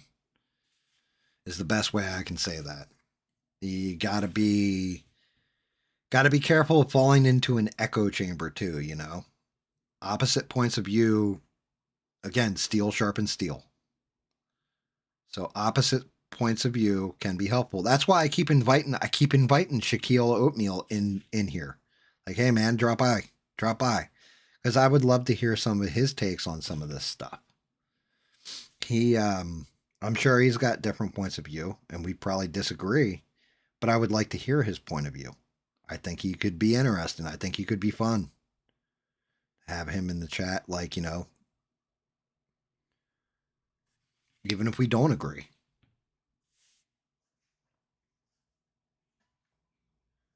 Yeah, I mean, there's certain things that absolutely you do know will turn off subs. It'll gain you different subs, but when you have longtime supporters, it's a catch-22. It really is in some ways, because let's say I just stop painting, just start talking shit the whole time, right? Will I lose subs? Maybe I'll gain more subs. You don't know. You take that risk, but then, you know, the same point in time, it's really what your channel's going to go to. Now, granted, the whole track that if you guys ever notice, I never put exactly what we're going to talk about in the chat, partially because chat is the show's chat driven for the most part, right? But I also don't put it in there because, like, if I put in track team or track meet stabbing, my point of view on it, something like that, will I get more traction? Is it a hot topic right now? Will people tune in? Yeah. Do I really want to hear those people who are just tuning in to talk about that shit? No. I want the people that are going to watch me, and then we'll have discussions about the shit we want to talk about, if that makes any sense to everybody.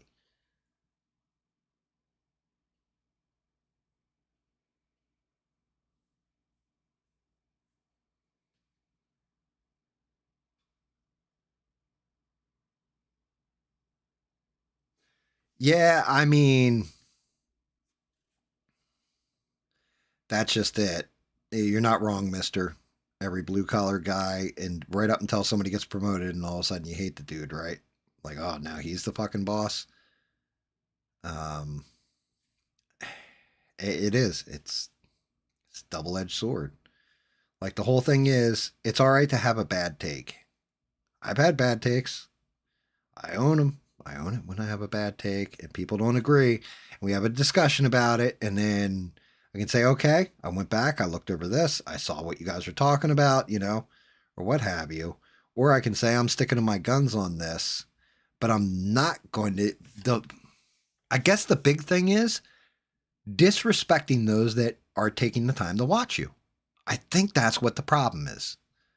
I think that's where it's at is, look, I think you're wrong on this one. Oh, well, then you're racist. Ooh, okay. Well, you're a fake tough guy. Okay. How does an ad hominem attack on your audience prove your point? You see what I mean?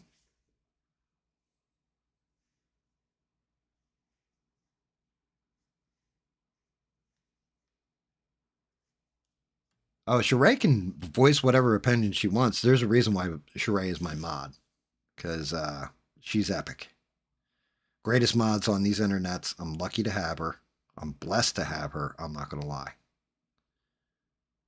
She's been here. Her actually stranded too. I'm blessed to have her as well. I tried to do a Friday show, and fuck that alien. Fridays are all you, buddy, because it was cursed. Like the universe said, no, GAM, don't ever try this dumb shit again. I will smite you from the heavens. I nailed it. I nailed the disrespect to the audience.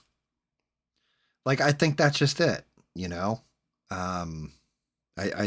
it's really, I think that's what it is. I don't think it's so much the take as it is the disrespect to your audience when they don't agree with you. I don't live in an echo chamber. Everybody's allowed to have their own take. Everybody's allowed to voice their opinion. Maybe not if you're British. You're not allowed to talk about, certain things. But over here in America, we should be able to talk about damn near everything. Because that is our right. Now, free speech doesn't come without consequences, right? Like, it doesn't mean you can sit there and call somebody the N-word, and there's not going to be consequences to that. You can say it. Just know there's going to be consequences.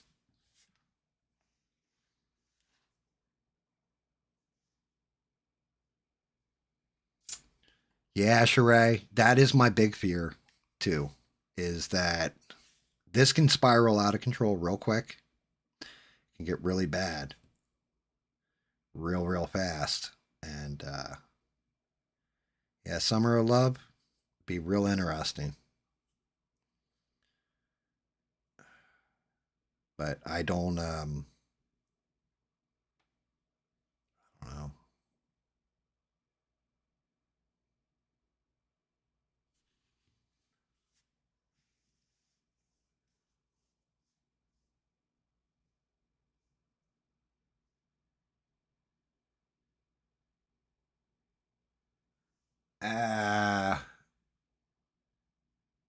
So with Tim Pool, my big thing is, I swear half the shit he shares is bullshit. Like, I don't buy it. So, where he talks about being a street kid, all that. Okay, yeah, maybe you grew up in abject poverty, but didn't your parents own like a store or some shit? Right. And being in the hard part of Chicago, I'll leave that to Mister to tell me how hard that part of Chicago is. It's not like he grew up in Cabrini Green or some shit. Right. But with Tim Pool, he talks like he will whoop the shit out of the mountain from Game of Thrones, for example. Like, he talks that way, but anytime there's somebody like R.A. the Rugged Man who's just like, motherfucker, and gets pissed off at him, like, I can see the fear in his eyes. Like, not like, oh my God, I'm in fear for my life, I better grab my gun because I will defend myself. Fear in his eyes. More like, I just shit my pants, please don't hurt me, sir, look in his eyes. Like just, he feels like a bitch to me.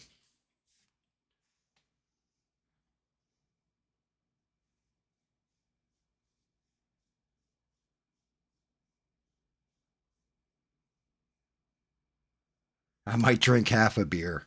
Well, see, but I wouldn't drink a beer at all because I quit drinking, right? However, I'd still hang out and bullshit and all that. It just, yeah, exactly. Like, I remember, because now he's all about 2A and all that shit.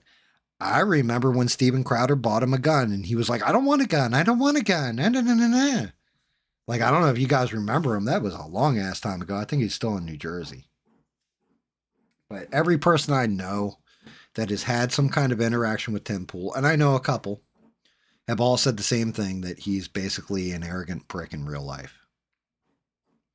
I still got a kick out of that the one time the dude stole the beanie off his head. Like, that shit was fucking hysterical. And then he, afterwards, he bowed up like he was tough, but he made sure his security guards were around him. It was like, what the fuck? Steven Crowder, I used to enjoy some of his stuff. Like, he had some funny shit. And then, yeah. Yeah. The whole tape with his wife, and he just, everything with, well, I mean, Quarter Black Garrett went over to Nerdrotic or whatever, but the other guy, like, he prima donna'd, basically. Like, he got too big for his britches. Like, he was, infallible. And you can't be like that. We all have balls, or flaws and faults, Like, I keep my one handy right here. Like, anybody who goes, oh, you did a really good paint job on that. For every one of those, I look at this shit and go, oh my God, did I fuck that Yeti up? Like, oh God. But I keep it right here on my desk, right where I can see it, right where I can look at it. And, you gotta check yourself sometimes.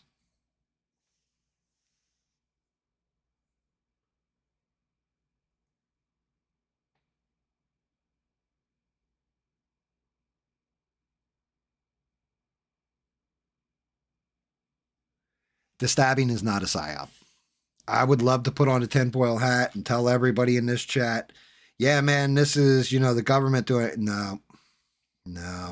Now, could it turn into, like Sheree said, a psyop or a call to action for another Summer of Love? Yes. Did it start out that way? No. It was just one kid, two kids being kids, except for one decided to stab the other instead of just punching the shit out of them. But could it turn who was it? Who the fuck was it who said, never let a good crisis go to waste?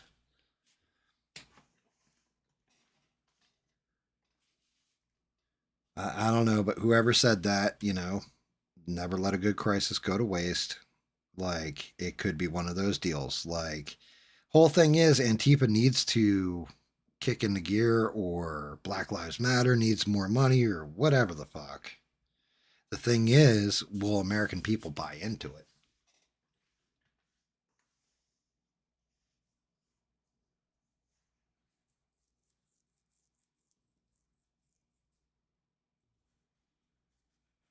Yeah, it was somebody on Obama's team had said that. I don't think it was Obama himself. I think it was like Rahm Emanuel or somebody had said that. But yeah, Tim Pool, so here's the thing. I can actually tell you this firsthand, having lived in New Jersey. Tim Pool was in New Jersey when that happened, and Crowder had the gun sent to him, but you can't just send a gun to a person. You have to send it to a gun shop. The person then has to get the gun licensed. Like, you have to go and sit with the state police, have conversations, all this on what you're getting a gun for, all that. And they give you a permit for it. Additionally, because I want to say it was like an AR-15. Now, if he had been in South Carolina, doesn't fucking matter. Whatever is on that gun is on that gun. In New Jersey, it has to be modified a certain way to meet state regulation. Otherwise, it's considered an illegal firearm and can't be sold. So he had to have it modified, and he just never went and picked it up or fucked with it until he moved to West Virginia.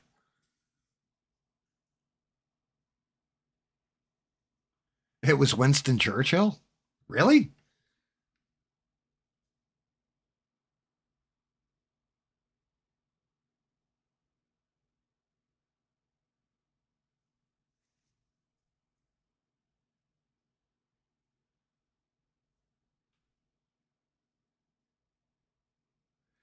Yo, Sheree, you're 100 on. My God, Sheree's on point with that fucking shit. You're right about that. Like, I keep just calling him, like Carmelo. I know Carmelo because it's easy to remember, like the basketball player, right? But I always forget the other kid's name. Like I do, and I just keep calling him Track Kid or Jock Kid. You know what I mean?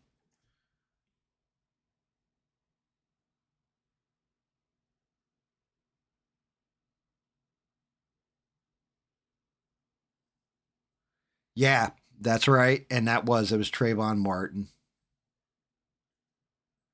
But that's just it. Like, okay, so here's the thing. This shit has happened consistently, right? There's always something that puts a racial divide out there, and it's really just news. I don't know it's so much our government, it's more the news, right, that does it to us.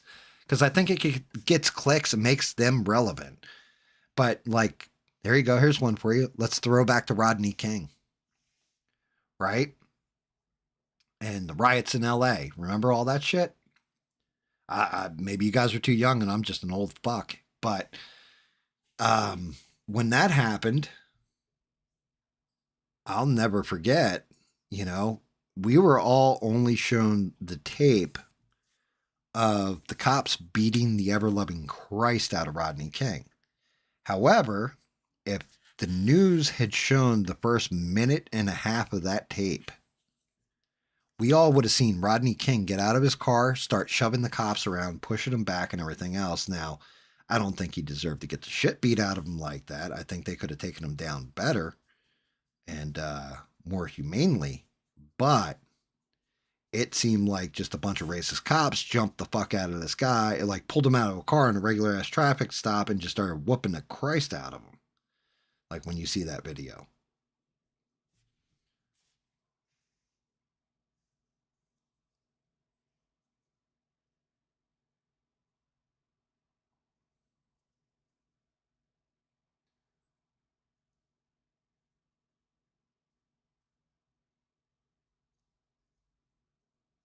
Churchill, thank you very much, Beans. That's awesome.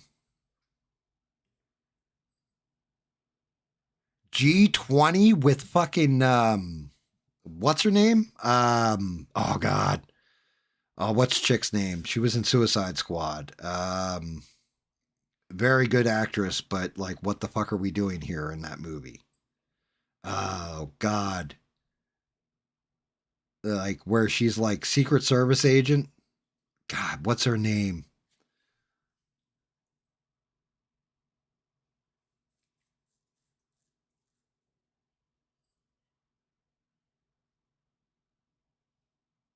Viola Davis. There it is. Yeah, I mean, she's an amazing actress, and I don't know why you would put her in an action movie like that, but okay. It's like the chick who played Ray Skywalker. What the fuck was her name? God. Well, actually, it's Ray Palpatine. Um, she was in one that was a knockoff Die Hard. That was like, what the fuck is this? It was fucking terrible. It was terrible. 110%. Like, what the fuck am I watching?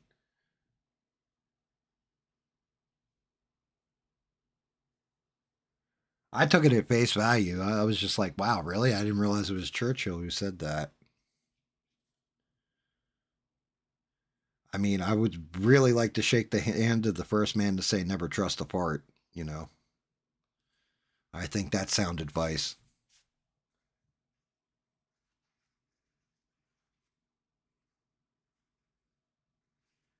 Yeah, I mean, Queen Latifah's doing the equalizer or whatever, but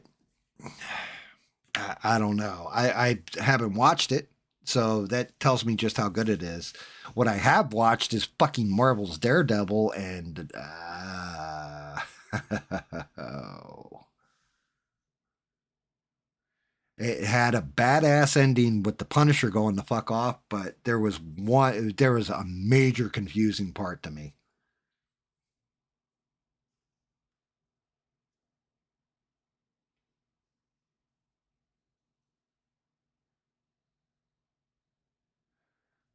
Like the Punisher goes and pulls a Punisher in the end of Daredevil, and then they surround him and beat the shit out of him. And they're like, "We admire you," and he's like, "You're all pieces of shit. You're all scum." Blah blah blah blah blah. And they basically like kept him alive and gave him the Kingpin. Like, oh well, there's no chance Punisher's going to break free and kill all of you guys in the next season. What the fuck are we doing here?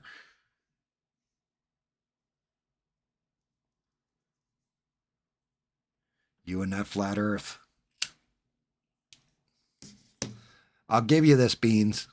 You can argue that flat Earth shit, but thank God it isn't the fucking Great Reset. And then when I say, well, I thought the Great Reset was going to happen with the election of 2024, and you come back and say to me, well, that's because Trump won. So now the Great Reset's off. Like, so you're telling me like 50 years of planning is just down the tubes because Trump won one election? Like, what the fuck?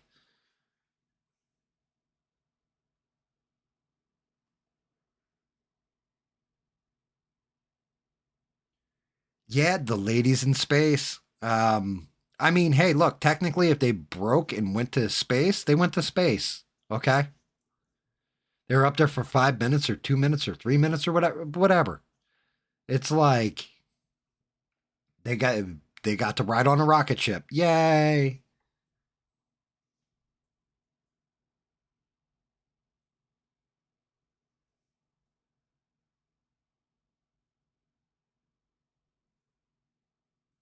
Yeah, the Great Reset. Well, yeah. I mean, technically, you're correct because that was the crash of the stock market, introduction to the Fed, like the Federal Reserve, income tax, all that. Yeah, you're kind of right about that being where everything kind of reset.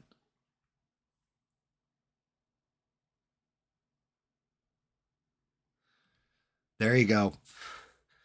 If you guys want a kind of political topic that was funny as fuck, did anybody see the speech Biden gave?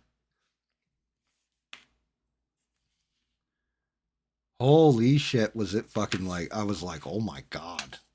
Like, just imagine if that dude had stayed in the race and won and lasted another 4 years. I was like, I forgot how bad this shit is.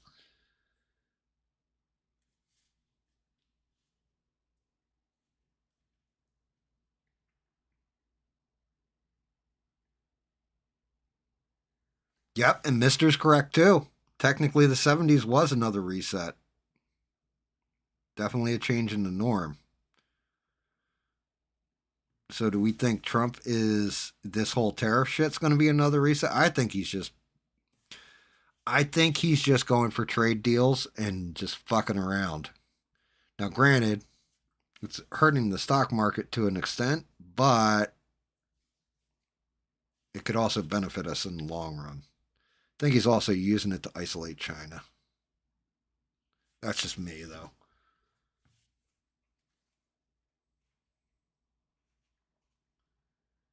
Yeah.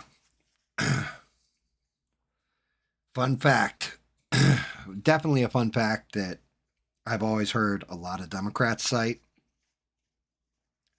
specifically Joe Biden. When the First Amendment came out, you couldn't own a cannon, for example. Yes, you could. You could own an entire warship if you wanted.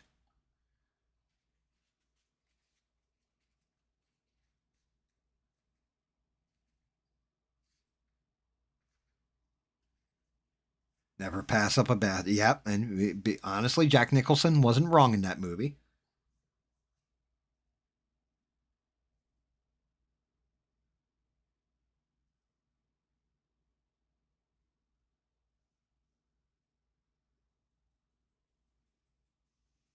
Dark Brandon. More like, holy shit, this man has the ability to fucking nuke everything if he wants. Terrifying. He really was like he wasn't running shit. No wonder they wanted him in power. I had this discussion once when we were talking about Obama, and dude said to me, he goes, "Yeah, I don't really blame Obama for anything." I said, "What do you mean?" He goes, "He doesn't run anything. It's the people around him. Really, all presidents are basically puppets." And I was like, yeah, you know what? Kind of not wrong. Kind of not wrong. But Biden proved it. That, yeah, everybody's just like, that end of the spectrum is 110% just controlled.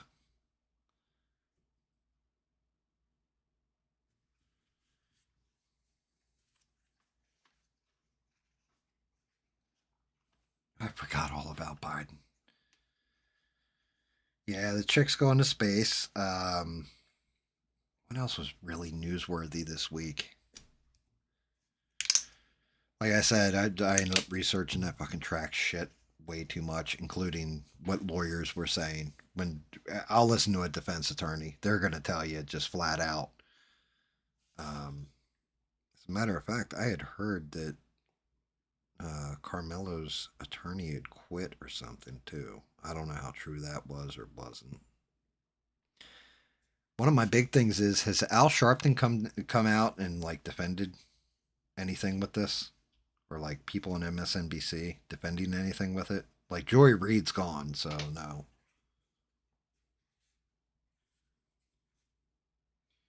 Yeah, Sheree, I saw that too.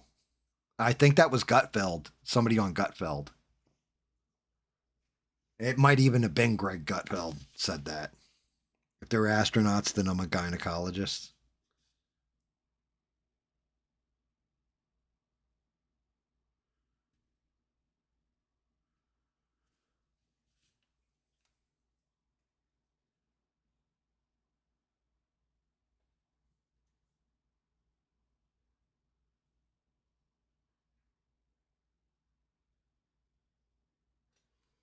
Actually, that was another one.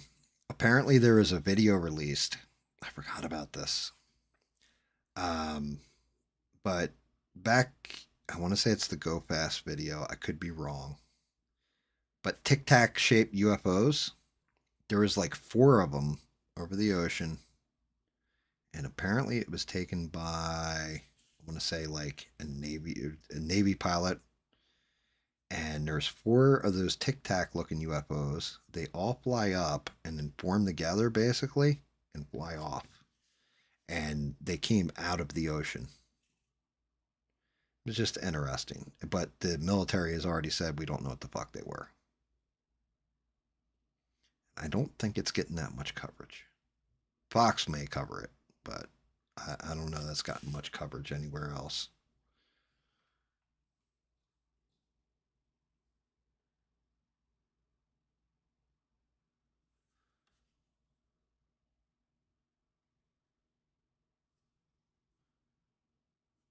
Yeah, I'm sitting here. I'm racking my brain because, like I said, news stories, I haven't seen too many.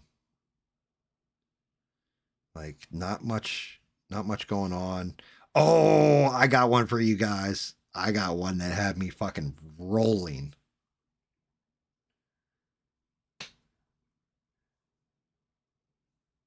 It could be us from the future.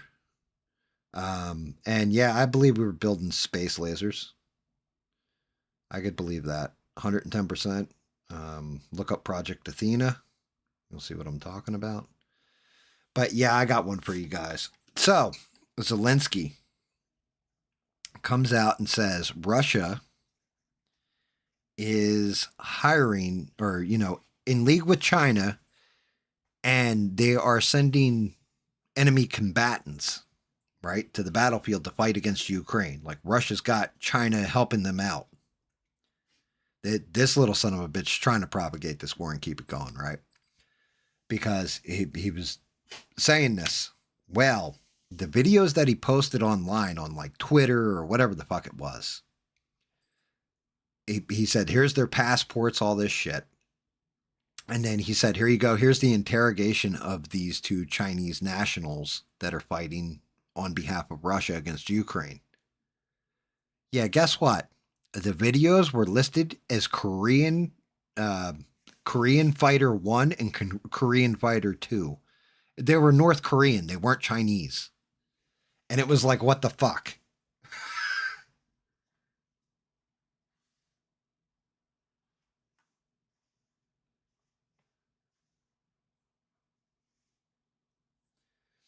Oh, yeah. There you go. That's another good one. The deported guy. Did I ever tell you guys my opinion on that whole fucking thing?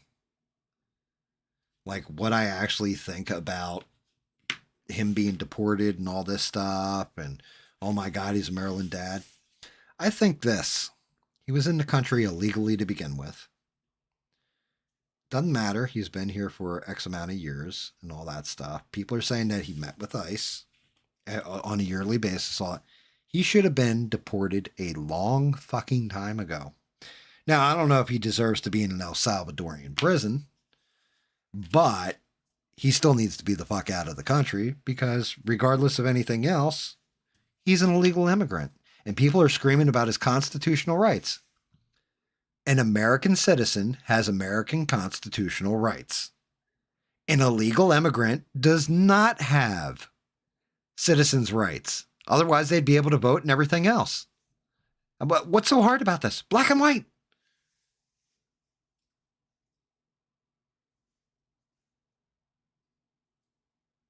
Yeah, Maryland dad. Maryland dad that beat the shit out of his wife, made her file 2 restraining orders. Not 1, it was 2.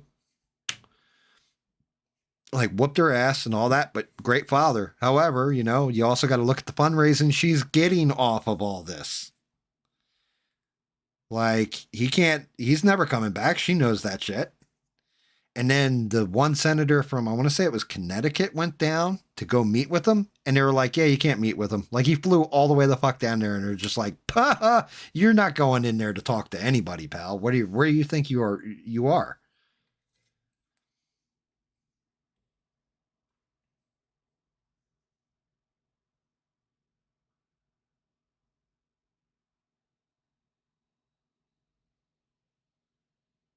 Yes. And Rebel, you're not wrong. You're not wrong there. It is suspect is all hell.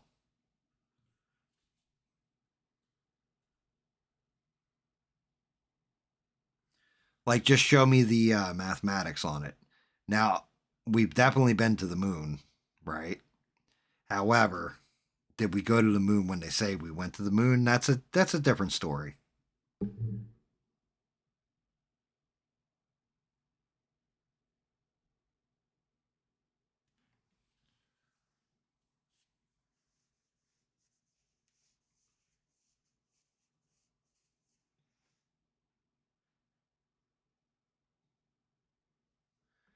I can pull out a telescope and see the fucking flag on the moon. So, yeah, we've been to the moon. Sorry. You can find it with the telescope. As a matter of fact, the CLB was in the chat. I would have him pull it up for you on his telescope. He can see it. But yeah, we've actually been to the moon. I just don't think we went when they said we did. I think we might have gone like later. Because there was a lot of trips to space. I mean, I don't like the fact that they lost all the mathematics behind it and all that stuff. Like, there's something wrong there. That's why that shit doesn't sit well with me.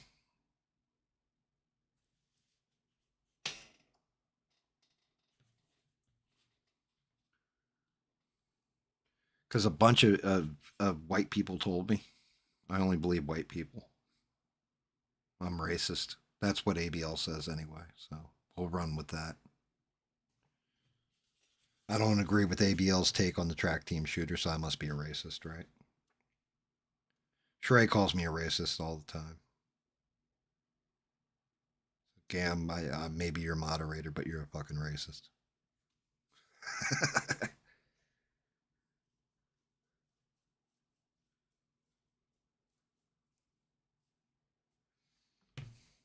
What do you mean light doesn't reflect? Of course light reflects off a fucking rock.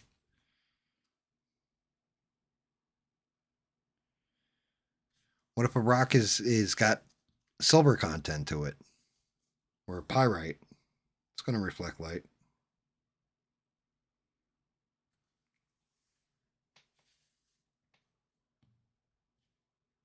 I did not call in about the stabbing. I didn't even know that conversation happened until the next day. and everybody was in here, and I was like, how'd everything go on ABL last night? Because I kind of stopped listening to him because everybody else kind of covers that shit way before he does. He's late to the party most times, and his takes are always kind of, how do I say this? Robotic. He has a very robotic tone to his voice where he is going to tell you all about the news of the day, and you people will listen to it.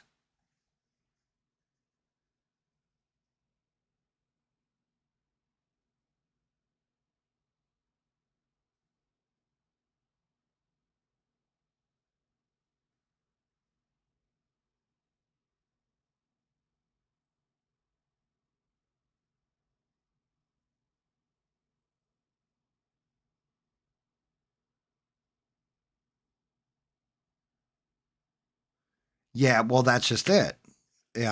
This goes back to something Bina said, right? Because, all right, so I guess I'll rewind time here to last stream.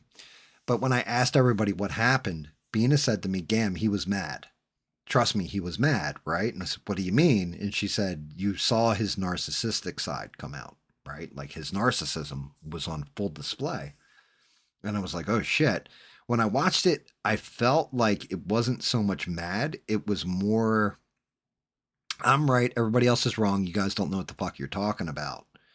More arrogance than it was anger, if that makes sense. But he would treat everybody like Ivan, because when he gets into an argument with Ivan or a debate, okay, if you ever notice, once Ivan starts landing a little bit of his point out there, ABL immediately says either Ivan's triggering him or you've talked enough, you're not going to talk over me, it's my show, and turns down the volume on him or mutes him and just starts billing his entire point out and then turns it back on, and Ivan's still going off about his point, which Ivan needs to learn when to take breaks when he's talking. But reality is, it's a hubris or a narcissism, like, well, you're not going to tell me what's what.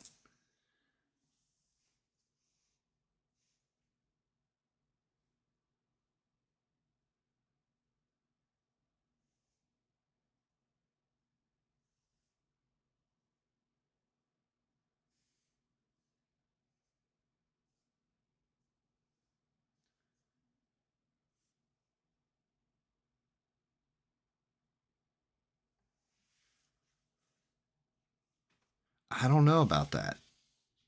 My thumb is that big. This model's that big. If that's further away and my thumb is the same size as it, but if I put them next to each other, that shit's clearly bigger than my thumb bean. So I don't know about that. Really, distance. It's perspective. Yeah, I mean, well, that's the whole thing with telling everybody to only eat one meal a day. That's not fucking healthy. It's simply just not healthy to eat like that. But remember, this is some of my shit. Okay. All right. I guess I'll go in. I guess I'll be a dickhead here. Right. I tell you guys I'm going to be live Thursday at 8 p.m. 8 p.m. happens on a Thursday. I clock in. If for whatever reason something's come up or what have you, like, oh my God, I got hit with a shit spear and I'm going to delay the show for 20 minutes. I go on my Discord, I pop it in there and let everybody know, hey, I got to take a shit. Sorry, guys. Right? Whatever. Something's delaying me. ABL show's supposed to start every week, 8 o'clock, Wednesday, Saturday. He doesn't show up till God knows when, 5 minutes after. I've seen it go up to like 17 minutes after, and he still hasn't clocked in. No message to anybody of, hey guys, sorry I'm delayed or whatever, and this is what's going on. It's every fucking show. It used to be once in a while, and then it became every show he's late, right? So it's one of my first points of contention. He wants to give advice on relationships, dating, and stuff like that. That man hasn't had sex with a woman since he's been married. He was married for 6 months, and that shit fell apart for whatever reason. That's his business, not mine. But obviously, you can't maintain a relationship. I've been married for 13 years, happily married, but I can tell you it's not a fucking picnic. I'm an asshole sometimes. She's a bitch sometimes. Things happen. We still love each other. We still work it out, and we both compromise for each other. Okay.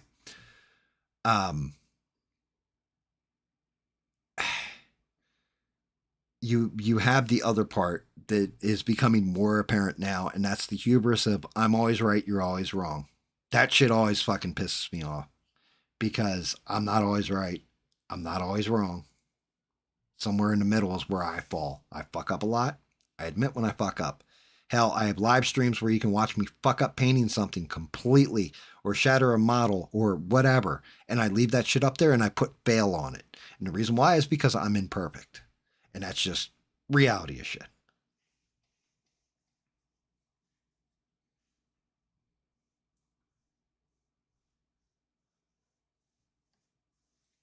But yeah, the other thing is, remember, ABL's going to give you a cookbook. Remember?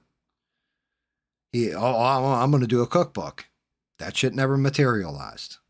Isn't there supposed to be meetups soon? Like one right now, wasn't there supposed to be like a meetup in like Georgia, like outside Atlanta or some shit?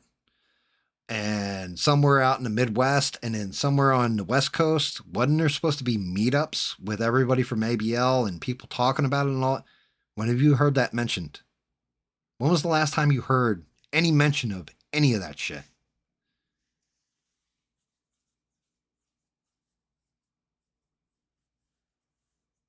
Yeah, Atlanta is ratchet as fuck, but he lives like 20 minutes outside of it, I believe. I believe. I don't know. Don't quote me, but I know he lives like in that vicinity, I think on the Tennessee side. WeebCon. Oh, shit.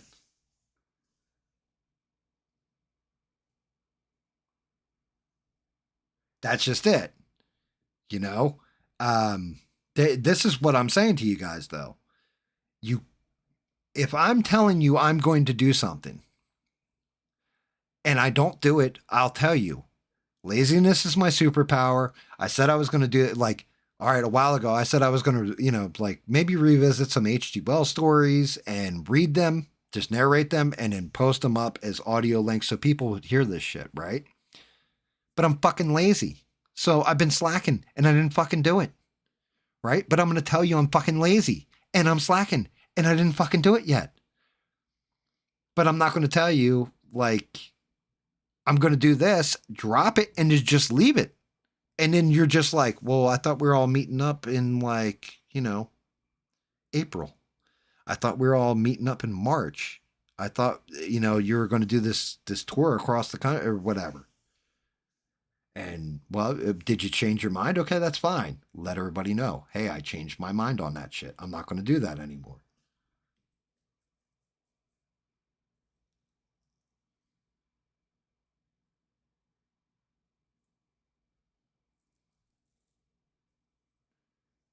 See, like, but here's the other thing, right? He's not a nutritionist. So, like, calling in and asking for advice like that should be your answer. I'm not a fucking nutritionist. Now, if you wanted to fucking ask somebody about, build up and stuff like that, even though they're not a nutritionalist, I wouldn't ask a guy who is skinny like a beanpole. I'd ask somebody like Mister who works out like 90% of his life.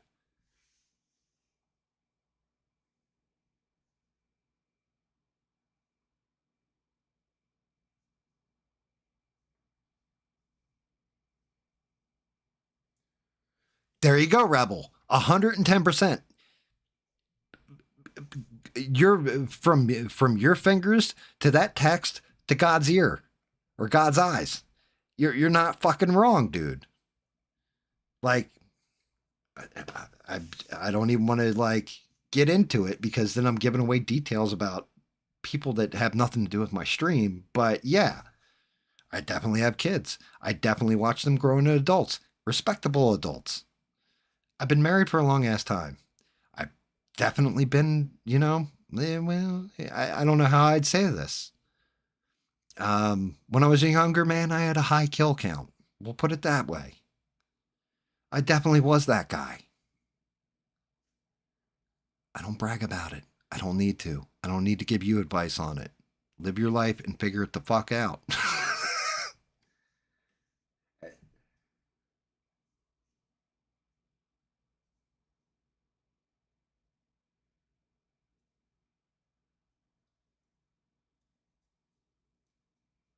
Yeah, like I don't know. And I mean, like, I don't want to take the entire piss out of the guy, but at some point in time, you have to have a bit of humility. I think that's the word, humility.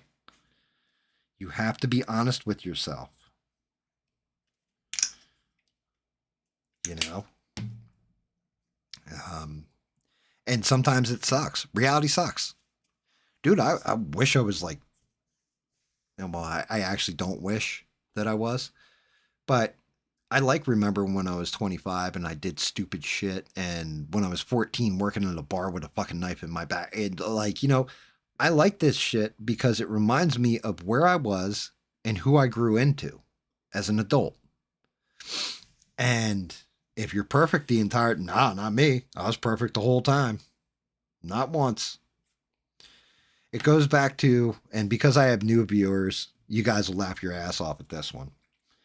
So, and I mean, I got to tell a little bit of the backstory, but when I was 18, 19, 20, I don't know, somewhere in there, I slid one past the goalie and ended up getting a girl pregnant.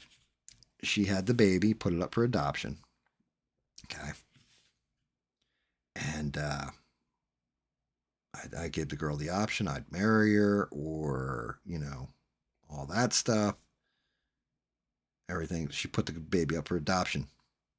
Years later, probably about 4 or 5 years ago now, my daughter came back and found me and came back into my life and like was like, "Hey man, I think you're my dad or whatever." And I was like, "Fuck, I am." And sure enough, that's my daughter. But I wasn't 100% sure it was my daughter. So for my birthday, my wife decided to surprise me and fly her in and hang out with me for a week, right?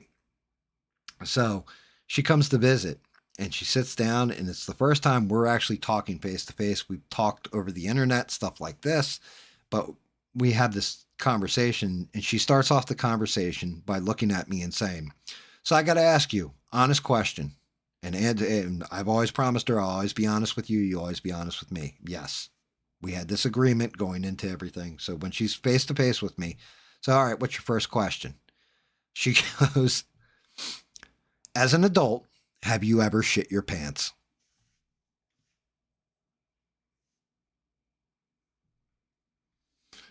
As an adult, have you ever shit your pants? And I looked at her and I looked her dead in her face and I said, yeah, I have. Yeah, it was this. And I went through the whole story, and she starts laughing. She goes, "Me too. This is what happened, blah, blah, blah, blah." And she tells her story, and we're both laughing about it. But that's the fucking God honest part of it. Humility. She said, "I can tell a lot about a person, a lot of people I meet at first. I'll ask them that question. And if they're like, me, never, I've never, sharded or, done this or that in my adult life. Oh, that's disgusting." Because I know I don't want to talk to that person because they're a liar or they're too uptight and not real about things.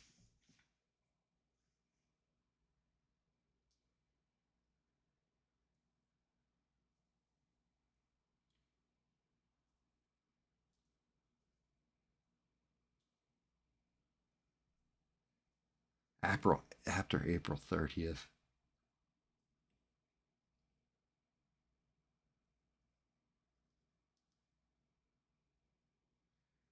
Yeah, well, I mean, maybe she'll come back around, Duke. That's all I can tell you. Um,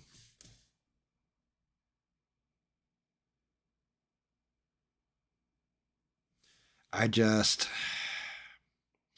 that's just it, though. When you don't have humility or you can't be human, like, nah, man, nah, I always, me, yeah, I always go to the gym. I used to beat up everybody in the hood.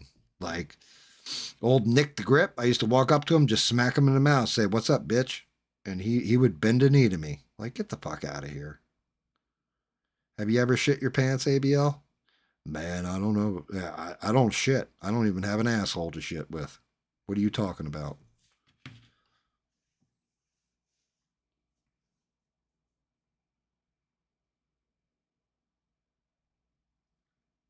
I want to shit my pants too to show solidarity. That's epic.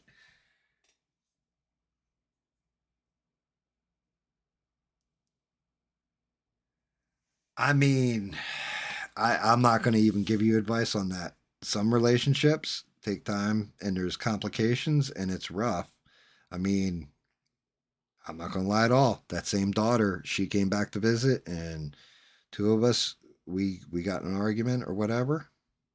And she was pissed. She didn't even like really want to talk to me or anything to do with me. She hung out with my other daughter the whole time, right? And she went back home and all that stuff, and it was like, damn, wasted trip and everything.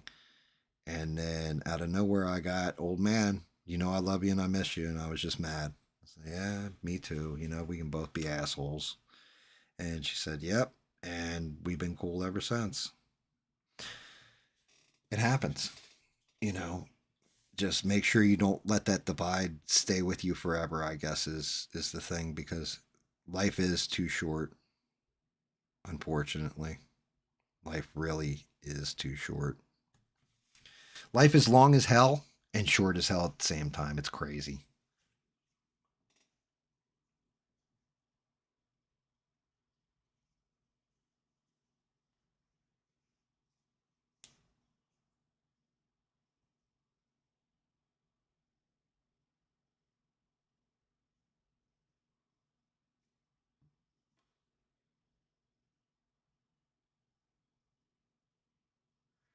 Yeah, but sometimes you can build a divide, and it takes years for that divide to mend.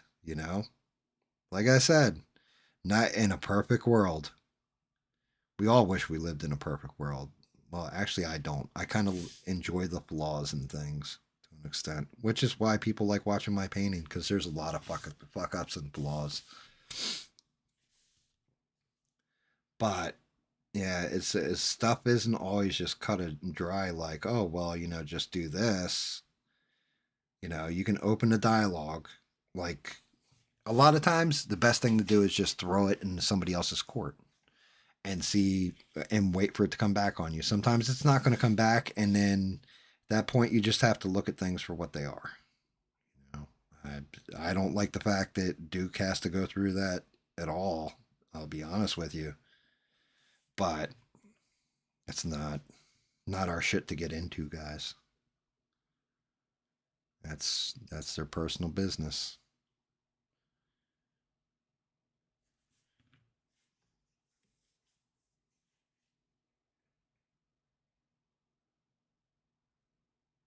It's every other move you mess up forever. That's fucked up, buddy.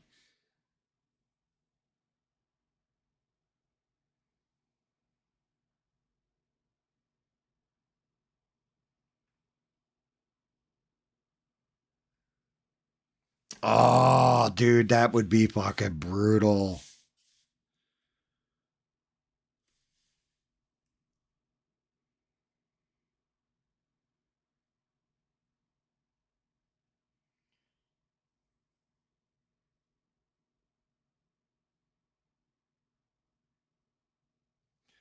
That's part of the way I know my dog.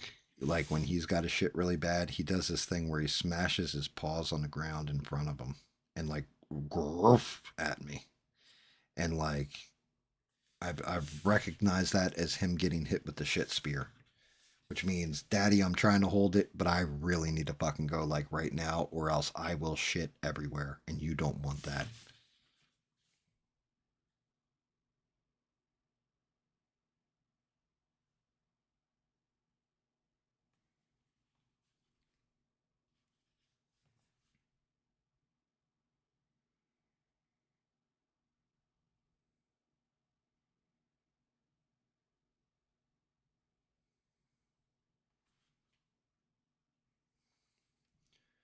Yeah, yeah, I'll tell you what, there is nothing worse than, oh God, I've got a shit right now, and running for it and just not making it. Just coming up that much short.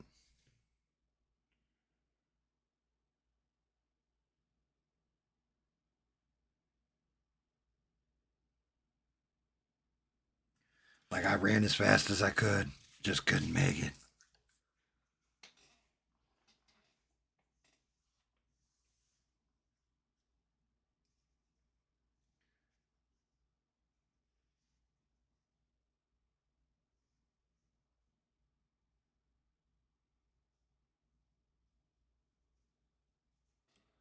I don't know. My dog just shits wherever he can.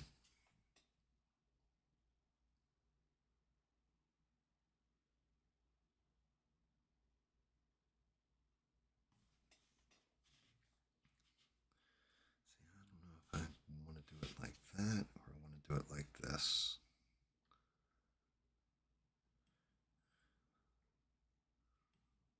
I think if I do it like this, I will go black.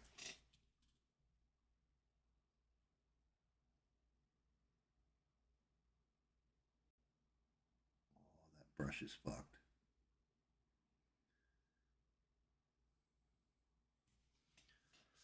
I think I'm going to do it like this. Let me see. Just want to look at this real quick.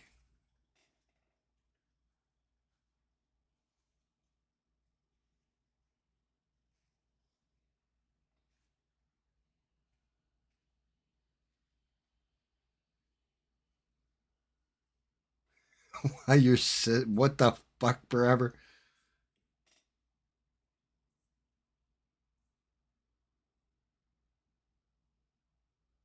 Oh, what Rebel? You never got your ass whooped like that before? I got whooped with a phone cord once.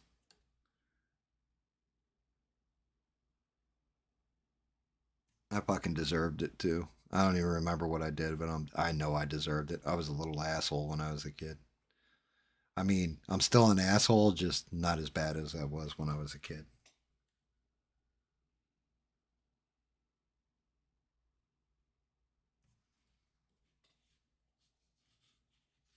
I really want to go this route with it. Let's see.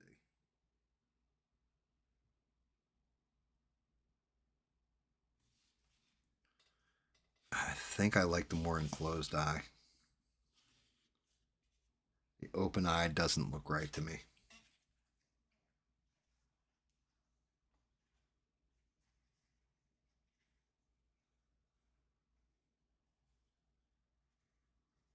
You out, Stranded? Yeah, you are. Have a good night, Stranded. Always great seeing you. Thank you for dropping in. You're always appreciated.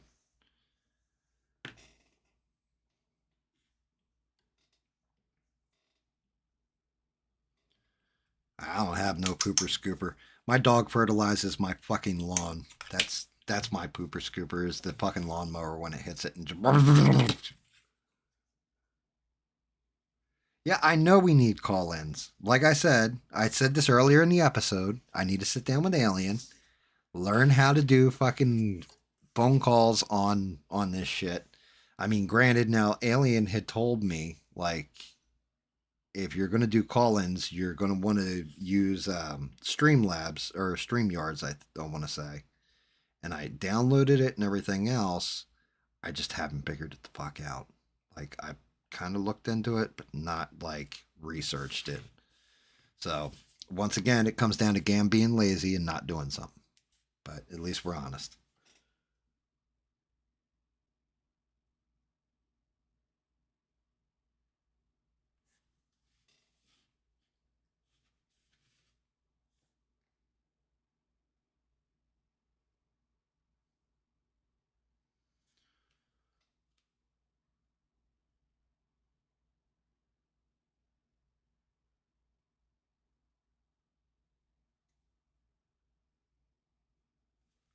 Yeah, it's just craziness. Gotta love your pet. Call-ins on the show though.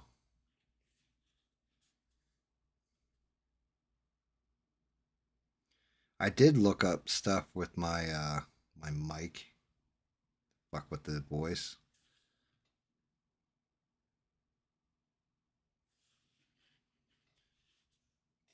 Let's get in there.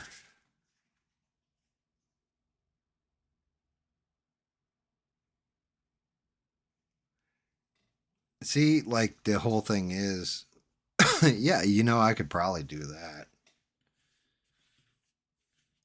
Let's see what we got. Yeah, I got to clean up a little bit back here. Eyes got to get cleaned up. Get back in that red. Fix this.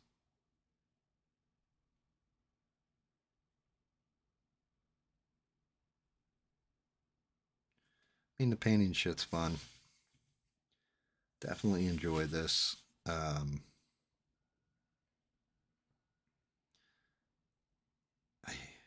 I don't. So, are you guys like legit saying like you're pretty much done with ABL outside of the chat? So you just gonna mute the show and be there, or what's the story here? What's the score here? What's next?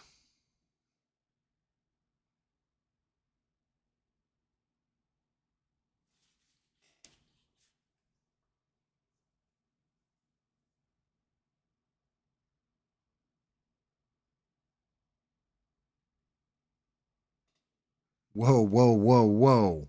There might be kids watching this chat, Bean. Don't talk about your Viber.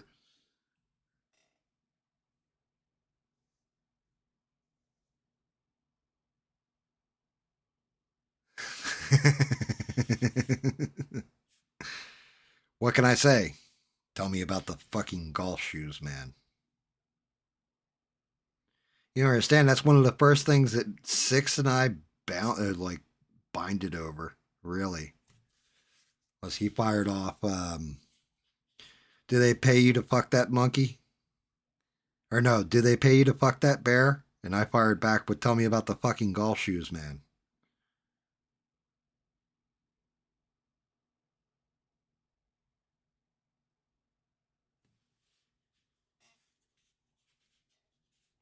Impossible to walk in this muck. You got to give Johnny Depp credit because seeing the real Hunter S. Thompson, he nailed that impression. Like he nailed that part. I'll remember your face. And one for the doctor.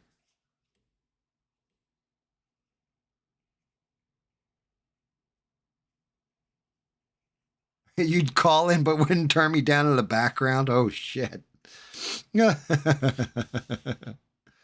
That's always the fucking word. Can you turn the volume down in the background for me, please? Turn it all the way off. Stop listening to the stream. Just turn that shit off. Thank you. Yeah, like I know Alien does call ins. He knows how to do all that stuff. Yeah, that was amazing. Benicio del Toro, like I couldn't believe that was Benicio del Toro. To be honest with you, he did great. I don't know. Did you ever see the Bill Murray one? It's called Where the Buffalo Roam. I'm sure you have, but you know, I have to throw that shit out there because I didn't. I actually had that on DVD and didn't even realize that it was Hunter S. Thompson until much later.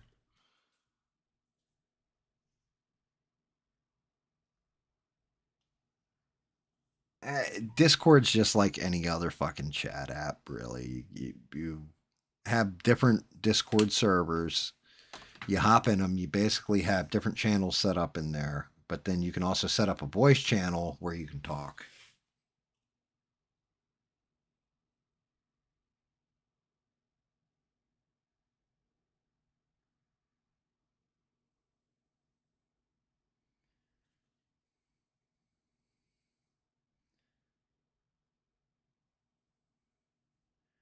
Which that's a question I had for you guys, right? So I know you guys set up the unofficial ABL Discord, but he was saying he had a Discord, right? Did he set up his own Discord or is he talking about you guys' Discord?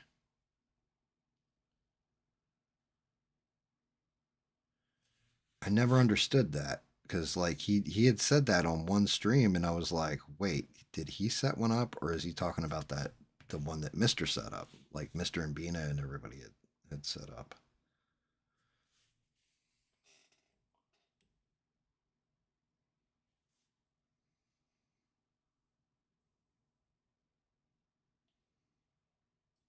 You call us Ivana Humpalot?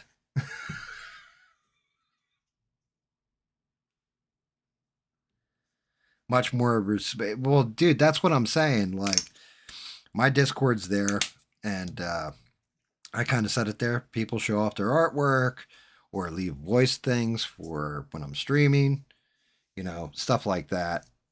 Um, I don't really promote it all that much. People want to get in it, can get in it. Every now and again, I'll chime in because my whole thing is I'm not a chatty Cathy really. Like every now and again, I'll pop something in there. But yeah.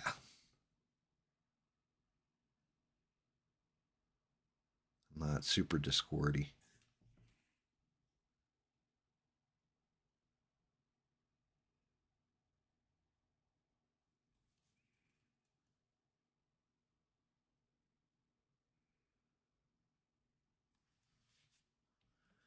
I think Bina's got a couple photographs in the art section or what have you. Forever's posted some interesting stuff in there.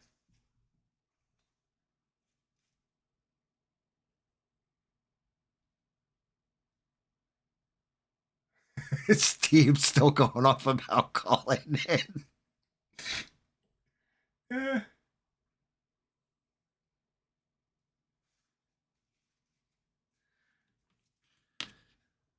So, what did everybody think about the return of Medi last night? I gotta ask.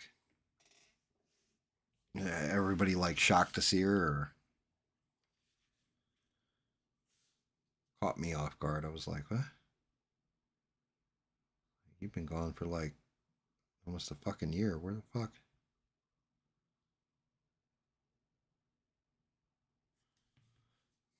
That's Bina's Bosnian sister-in-law.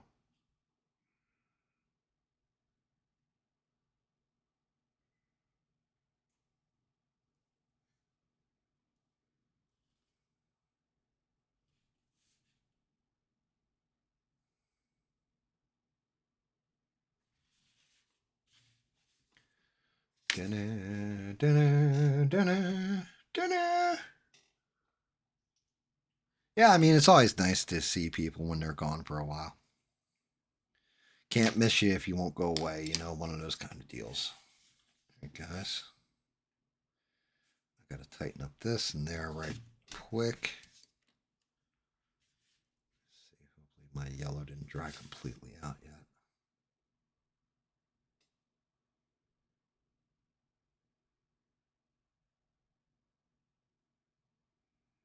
There's Bina's sister from another mister right there. Oh.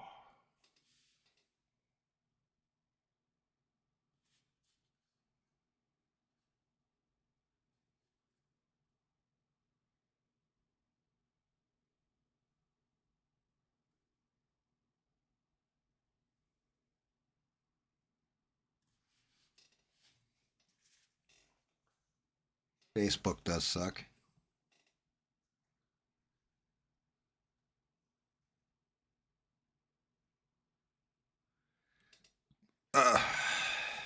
Medi is sometimes I don't know. Medi's a 50-50. She's nice people. Just sometimes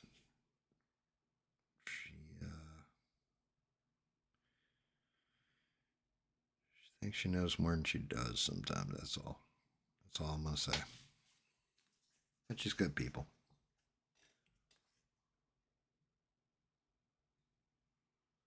Nope. You're right. You're not wrong, Beans. Not well. Doesn't matter where you're from. Not everybody is the same.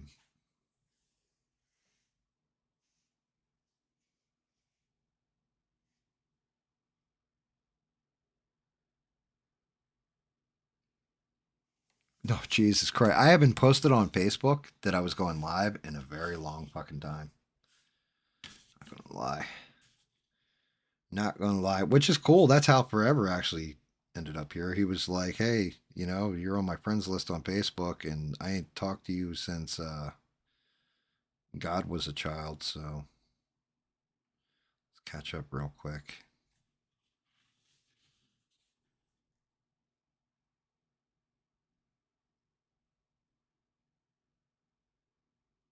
He's been here ever since.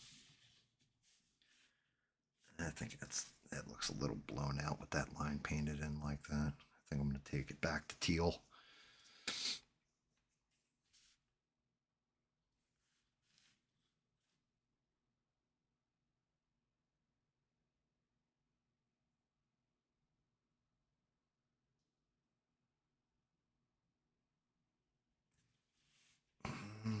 Yeah, I think that's got that fixed. Totodile.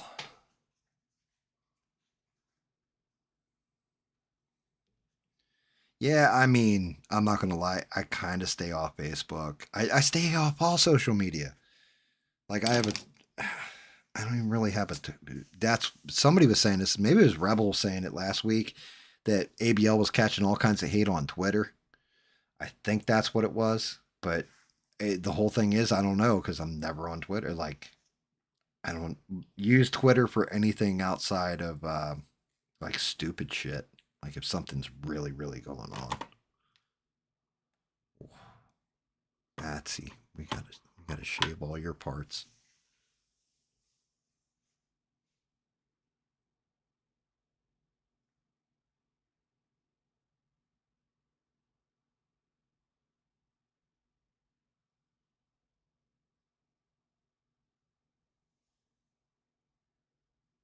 Yeah, it was Duke. Duke was saying that Twitter was trashing him. Well, that's because he's got a shit take. like I said, I mean, you're allowed to have whatever take you want. You could say space aliens mind controlled Carmelo Anthony and made him stab that guy. It was all about the gay frogs. They set this whole thing up. But, you know, like I said, free speech, yeah, you can say whatever the fuck you want. Doesn't mean you're not going to get your ass owned for it, you know? Like somebody's going to come out of left field and break your fucking balls over it, and then you just got to have some thick skin.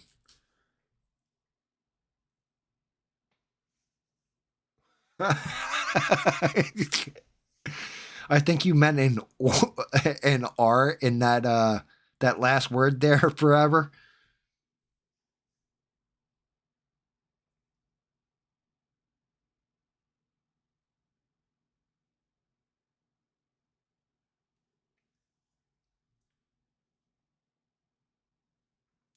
Yeah, I mean, that's just it. The problem is, and it's fine, you know, people want to agree with them, but when you actually look at, go read the police report, then listen to a lawyer that's actually a defense attorney, and then go research what the law is in Texas and find out that, yeah, you can't put up a self-defense argument when you're daring somebody to do something else to you. You're basically escalating the situation, not trying to de-escalate it, back away, or anything that would qualify you into self-defense. You're basically inviting trouble. And that's, you know what I mean? Go ahead, touch me, see what happens. That's it. That's all you have to say, because you've just invited somebody to touch you at that point.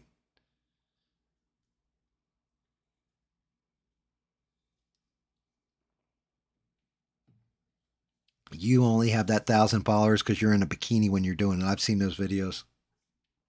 I may or may not have left a $5 tip too.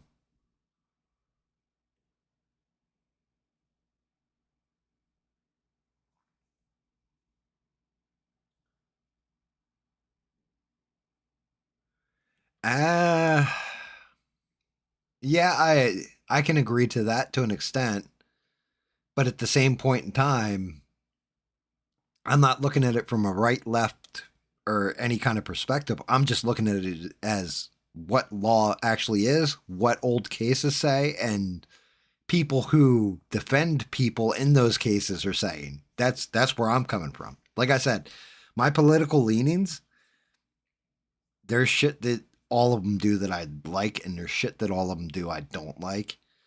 And like, I'm not gonna lie at all. If I side anywhere, I'm probably more libertarian than anything else. Like, I'm probably like dead nut center on most shit.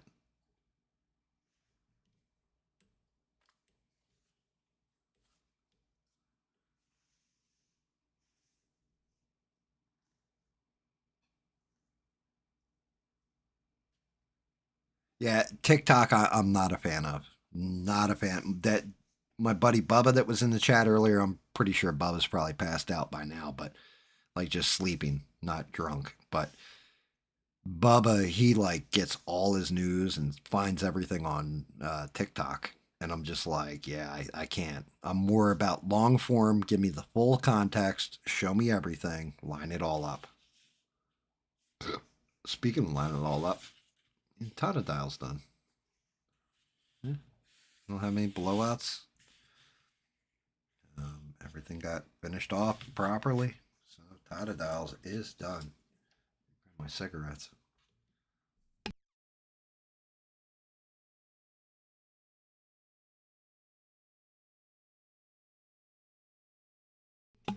Actually, I was just thinking about this as I'm going to get my cigarettes. Hold on.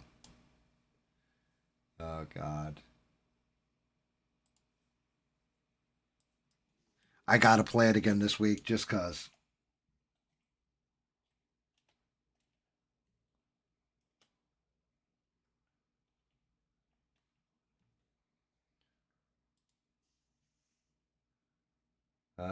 We know this shit works, right? All right, here we go. Let's set this up.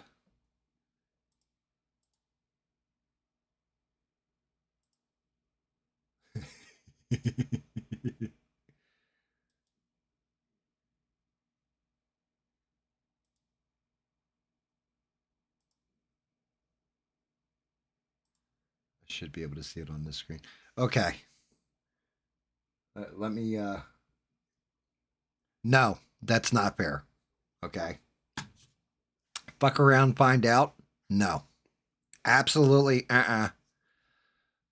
the whole thing. Don't put your hands on somebody. Like, again, escalating force. So the proper response would have been guy pushed him, grabbed him, right?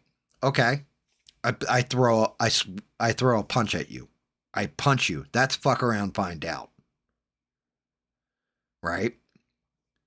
Pulling out a knife and stabbing somebody after a push and all. If you want to go by that logic, ready? We go to the movies. You're climbing over somebody to get in their seat. And nowadays, tickets have those assigned seats. Somebody sitting in your seat, you say, get out of my seat. Guy says no. You push him on the shoulder, say, look, bud, get out of my fucking seat. And he stands up and stabs you in the fucking chest. Do you think you're not going to jail for that? Do you think that's not murder? You know what I mean? Like, that guy's going to jail. He's a murderer at that point. Like, you just killed somebody for pushing you over something stupid such as a seat check.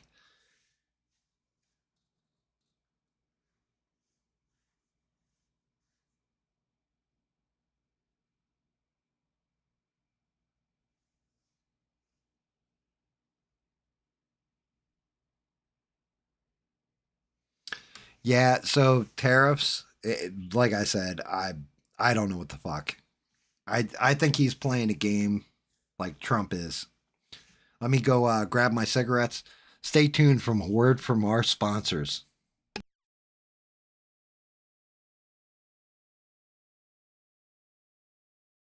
All signs of lines and wrinkles. Hello, I'm Nancy Kwan, and you may recognize me from movies and TV like Flower Drum Song, The World of Susie Wong, and more recently, Noble House. Have you ever wondered why it's so hard to tell how old most Oriental women are? Since ancient times, we've had a beauty secret, just recently introduced to the Western world. Our secret is called pearl cream, and it's made from real pearls. Pearl cream actually made my skin glow like a pearl. I feel I look years younger. I can hardly see my wrinkles anymore. Genuine precious pearls are pulverized into a lustrous powder.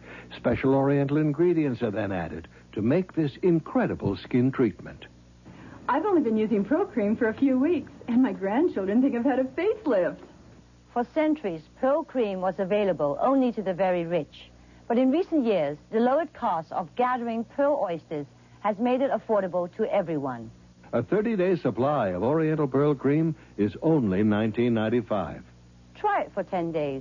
If you don't look and feel years younger, if your friends don't actually accuse you of having had a facelift, simply return the unused portion for a full refund.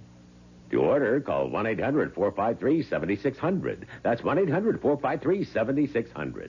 Save COD charges by using your credit card. Or send $19.95 plus $3 shipping to Pearl Cream, Box 1313, Burbank, California. That's Pearl Cream, Box 1313, Burbank, California. But for COD and credit card orders, call 1-800-453-7600. That's 1-800-453-7600. Call now. I was on a series called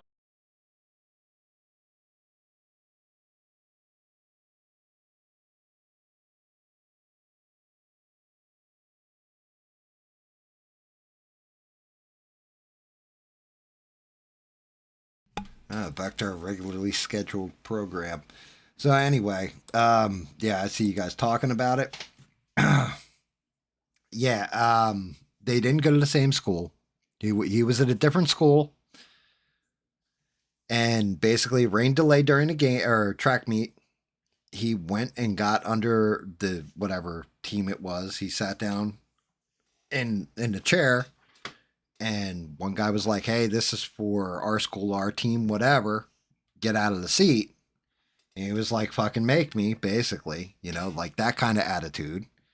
And so he pushed him, like hit his shoulder, like gave him the shove, and he said, go ahead, touch me again, see what happens. And he had like a backpack with him, and he had the bag open. And he was, according to the police report, he had his hand in there, and he was digging around.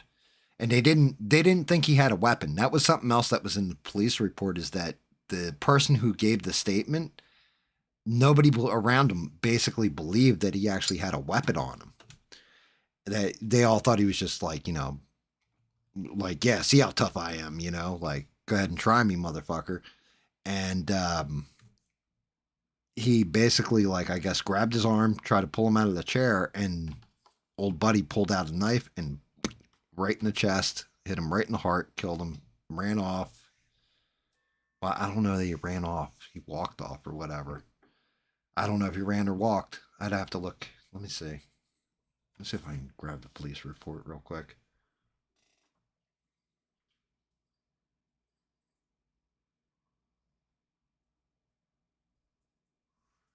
Wait, the stabber was actually a track athlete?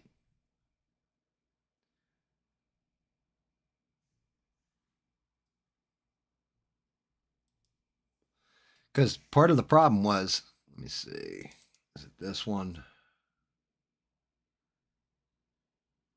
I want to say it's the first part of this. Let me see.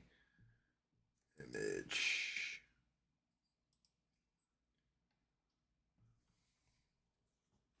I should have set this up in advance. I knew it was probably going to come down to this shit.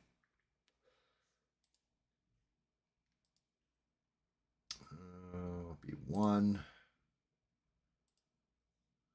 Yeah. Okay, I'll just keep this where we can see it. This way I can move it. So here you go. Here's your police report. I don't know if you guys can even fucking read that. But let's see. Okay, initial narrative on 4/2/25 at 10:01 hours. I, Stanley School Resource Officer E. Cortez, heard over the radio dispatch call. Stabbing, blah, blah, blah, at the stadium. FPD called. Notes indicated that an athlete was stabbed. Suspect was reported as being a black male wearing a gray hoodie and blue sweatpants. I immediately left my office, ran across the street. As I entered the stadium, 2 high school-age students informed me that the victim was on the north end of stadium by bleachers under a Memorial High School tent. I did not identify these students. Next, I proceeded toward the north end of the stadium, visitor side on foot. As I got closer to the north end, I could see the Memorial High School tent with multiple individuals under the tent. Once I arrived on the north side bleachers, an adult male who was on the track pointed out the suspect. I was not able to identify that witness. The individual that was pointed out to me was a black male wearing a gray hooded sweater and dark colored Nike pants. Suspect at this point was on, and let me flip the page for you guys.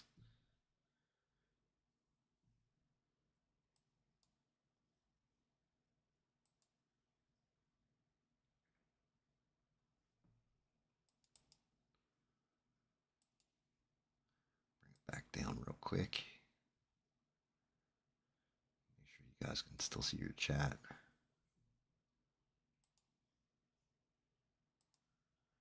This is fun. This is Pearl Queen. That should actually switch over when I switched it. Yeah, it did. Okay, good. Making sure I didn't have to refresh the screen for you guys. Was on track on the north end. There was a chain link fence that separated me from the suspect. I gave the suspect instructions to keep his hands up in the air. During this time, the suspect said verbally out loud, "I was protecting myself." Should be noted that I had not questioned him about the incident when he made that comment. I asked him if he had any weapons. He said no. I patted, he spelled patted wrong, but I patted him down for weapons while we were walking along the fence, and I did not locate any on his person. I instructed the male to continue walking along the fence, which he complied, towards an area where there was an opening in the fence that led off the track. While walking him off the track, the suspect also said he put his hands on me. I then detained the suspect in handcuffs, handcuffed him behind his back, and had him sit down on the ground. Officer A. Ricci had arrived on scene at that time. I conducted another pat down of his person and then searched his person after he gave me consent. No weapons were located. While the suspect sat on the ground, I advised that I had the alleged suspect. The suspect then responded and says, "I'm not alleged. I did it." Right there, that is damning. Next, Officer Ricci and I walked the suspect to patrol vehicle number 2412. This is Officer Ricci's patrol vehicle, which was on the northeast gate of whatever the hell the name of that Kirkendall Stadium. As we were walking to the squad car, the suspect was emotional and said he put his hands on me. I told him not to. I did not question the suspect about the incident. While he was escorted to the patrol vehicle, I searched this person once again, and I had him sit in the backseat area, driver's side of patrol vehicle. While the suspect was in the back seat, I noticed fresh blood on his left middle finger. I verbally acknowledged that I saw the blood out loud so that it would be captured on my body-worn camera. It should also be noted that the suspect asked me, "Is he going to be okay?" while he was in the back seat. So that tells me right there, he didn't know that he was going to kill him. So it may just be manslaughter at that point. I don't know. I'm not a fucking lawyer. I then identified the suspect. He provided his name and date of birth verbally as Carmelo Anthony with a date of birth of, and that's blanked out, which I ran through FPD dispatch. Officer J. Hancock arrived on scene and remained with me, and the suspect at this point, Carmelo, was then checked via eSchool database for FSID students to also confirm his identity. The identifying information he provided matched the individual I had in custody. Next, I was advised by Sergeant Holland to transport the subject to the Frisco PD jail. Officer Hancock and I transported him. Again, I did not question Carmelo about the incident. Upon arriving at the Frisco jail, Carmelo was escorted in the intake area, and then just basically like I put the car away, all that stuff.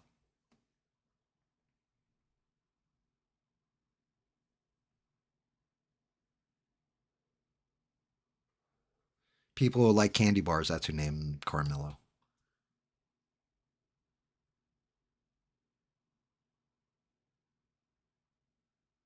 Right. It could be murder. but it could also be manslaughter, like I didn't mean to kill him, I just meant to scare him and stab him in the chest, right? Or, something to that extent, and he died because of that injury. It's manslaughter. Like, you have to prove malice. That's one of those things with murder. There actually has to be, like, malice involved in murder. Otherwise, it's manslaughter.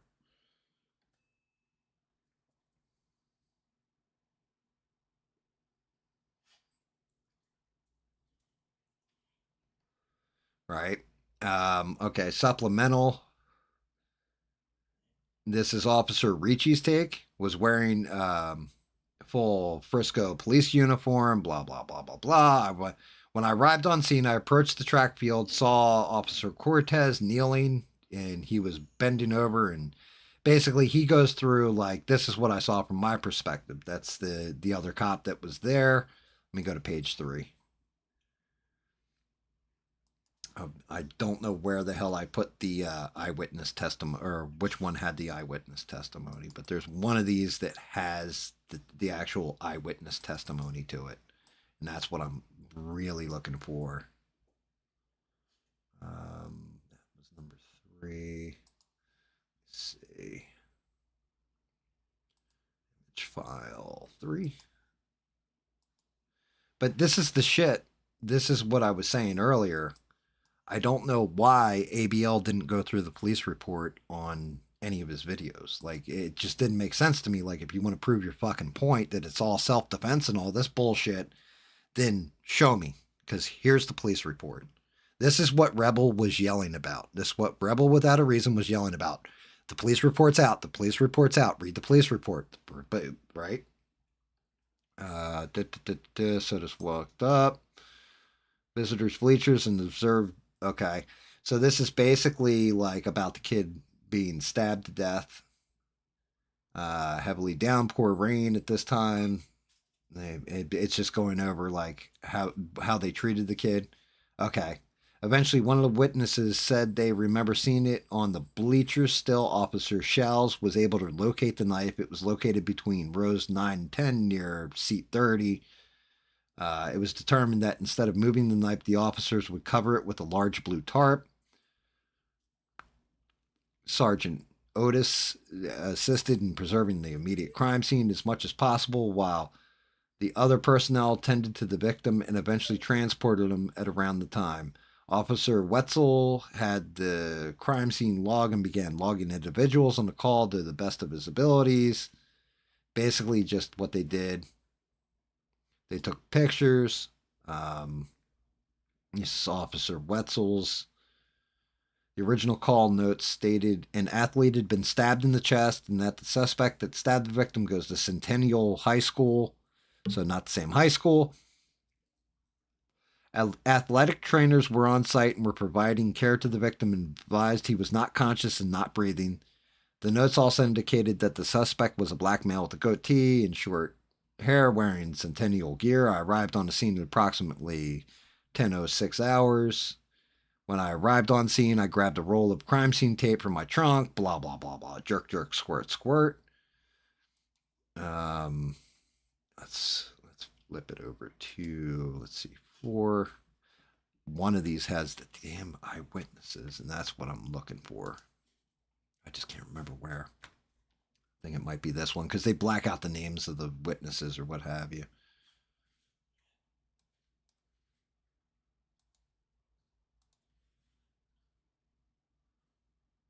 Okay, 4. Okay, let's see. Okay, this one, let me see. Victim Austin, and the suspect, who was later identified as Carmelo Anthony. Anthony was from Centennial High School and was sitting under the Memorial School tent. Austin had told Anthony that he needed to move out from under their team's tent, and Anthony grabbed his bag, opened it, and reached inside and proceeded to tell Austin, "Touch me and see what happens." No one really thought Anthony really had any weapons in his bag, and Austin proceeded to touch Anthony. And then Anthony told Austin to punch him and see what happens. A short time later, Austin grabbed Anthony to tell him to move, and Anthony pulled out what, and they got the witness's name blanked out, recalled as a black knife, and stabbed Austin once in the chest and then ran away. Austin began grabbing his chest and telling everyone to get help. Whatever this person's name was, advised he did not know Anthony's name, but stated another Memorial Track member, and they blanked out that guy's name, was friends with Anthony, and he could identify Anthony. Blank described Anthony as a black male, skinny with possibly a goatee, short puffy hair, and wearing Centennial High School clothing. This concludes my contact with whatever the witness was. I then was instructed to start a crime scene log.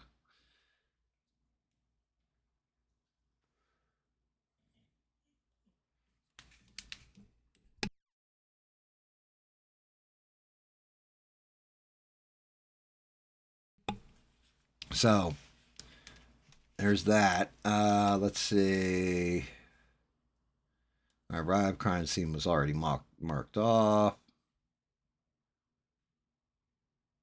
Okay, here we go. Made contact with Hunter, and they got the last name blanked out. And then whatever the other witness, they were both breathing heavily and crying due to the nature of events. They were with coaches on the field, and it was pouring down rain. We made the decision to relocate to a locker room just to the east to get out of the rain. Once in there, things calmed a little bit. However, they were still hysterical and could not really talk. In there, I learned Hunter was the brother of the victim. I attempted to ask them both what had happened. I could not really get anything out of Hunter, but blank under a Memorial High School, but blank stated he wanted to speak. I asked him what happened. He stated they were all sitting on the bleachers under a Memorial High School tent when another male, who he did not know, walked over and sat under the tent. Blank then said Austin told this male that since he did not go to Memorial, he had to leave the tent. Blank had said during this time of arguing, the male was reaching around in his bag he had. It was at this time the male took out a knife and stabbed Austin and then left the scene. This was all Blank remembered when he talked to me. After this, I then stood by with 3 athlete witnesses until CID arrived and interviewed them. I was then relieved by an SRO and went back to patrol. Ultimately was taken to another. All right, let's see what Officer Crawford here has to say.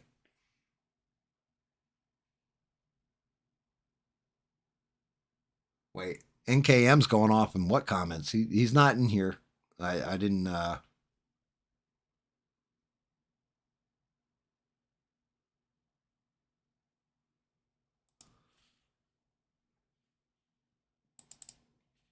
I thought NKM was going off here. I was like, damn, dude, I didn't. I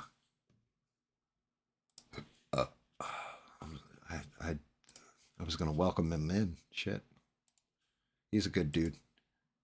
He's a good dude. All right, let's see. This is 5. Close out 4, 5.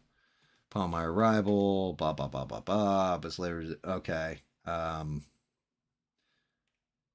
a Memorial coach approached me and informed me that he was with a student who claimed to see the entire altercation. I told the coach to stick with the student and that he would need to get him to the police station to give a statement. The student quickly informed me that he knew where the suspect threw the knife and pointed me to its location. I located the knife with Sergeant Otis and could see blood on the knife. I quickly used my city-issued phone to take pictures before the rain could wash the blood away. Sergeant Otis located a blue tarp, and we decided we could cover the knife. It was later discovered that the backpack I threw on top of the tarp was the suspect's backpack. It was the only Centennial High School backpack located within all of the Memorial High School backpacks in that area of the stands. After securing the scene with crime scene tape and attempting to preserve as much evidence as possible, I assisted other officers with locating other possible witnesses. Let's see. Texas in response to reported stabbing. Downpour of rain. Was brought to trauma. People going to trauma. At 13:37 hours, nurses from the hospital bagged Austin in the body bag. 15:15 hours, transport service for the medical examiner arrived, took possession of the body. That's all standard. let's see, 2 more pages left. I don't think there's any more witness statements. Let me see. 6. Make contact with officer contest. And they have like a whole list. Page 6 is basically a whole bunch of witnesses that witnessed everything, but didn't give statements yet. And then they list out the coaches. They blanked out all the kids' names because they're minors. You can't throw their names out there. Scene security. So that's it. That's basically all your witness testimony and what have you.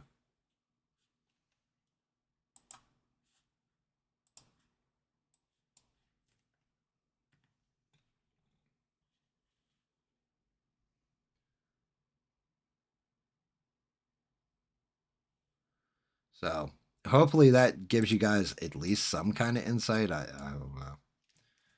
I don't know if that helps things, makes things worse, makes them shittier, better, whatever. But that's pretty much the police report. That's pretty much what they have and what we've got to go on. And looking at that, if that's the way it is now, granted, you're going to have more witnesses come out. You're going to have more people say this, that, or a third. Get zoomed in on him so I get that screenshot for the end of this. But you're definitely going to have more people come out, give their side of the story, what they saw, all that kind of shit, because everybody, wants to be famous for one.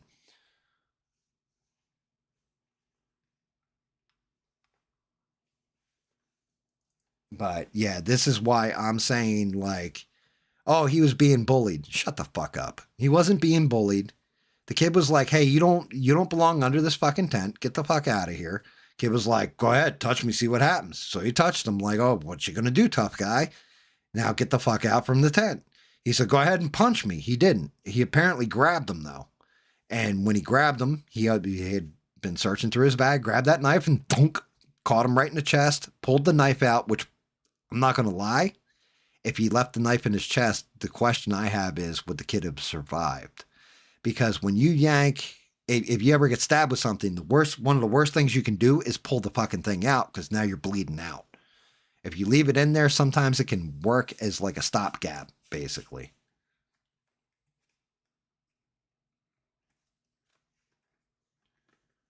And yeah, I looked over, I saw like NKM is going off in what comments?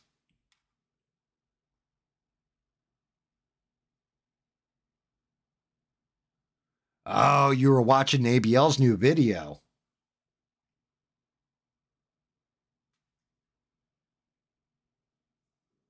Is he like, what's he like trashing ABL or whatever? Like, yo, your take's dog shit and fuck this and blah, blah, blah.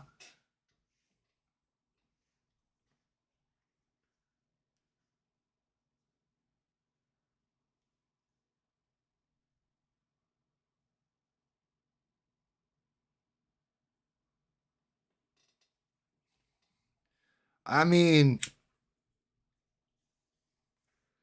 I'll be honest with you. That shit shouldn't matter. Like, bullied or not bullied. Like I said, if we're going by the logic, oh, well, he was bullied, so it made it okay. Okay, then Columbine, those kids were fine to do what they did. Correct? Is that where we're at now? That's bullshit. Like I said, hit him in the knees with a baseball bat. Pull the old Tanya Harding and fucking club him in the knee, cripple their knee or whatever, and like, oh, well, there you go, track star. Now you're fucked.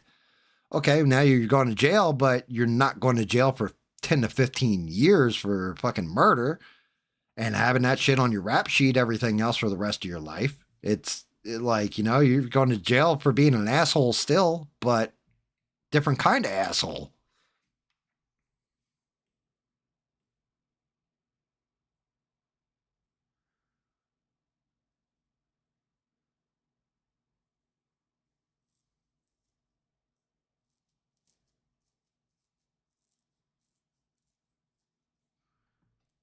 Actually, yeah, mister, you're kind of correct. I mean, when I say grifting, I mean it like you're actually fucking like, pulling a scam to make yourself some monies.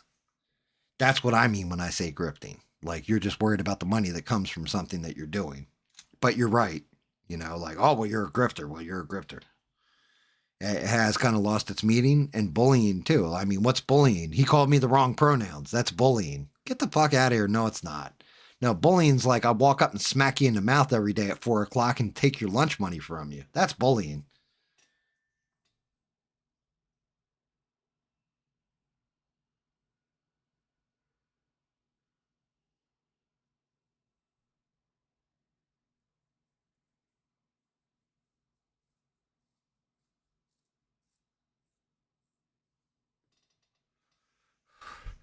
Yeah, racism. Well, see, like,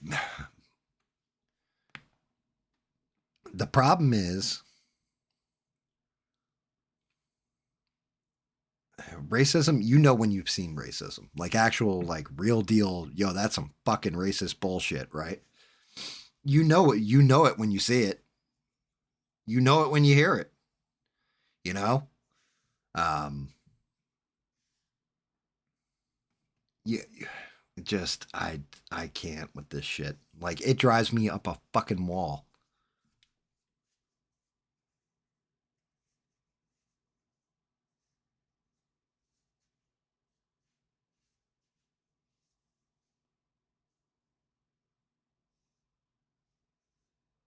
And well, you know, after school detention, used to get them all the time. That and in school suspensions.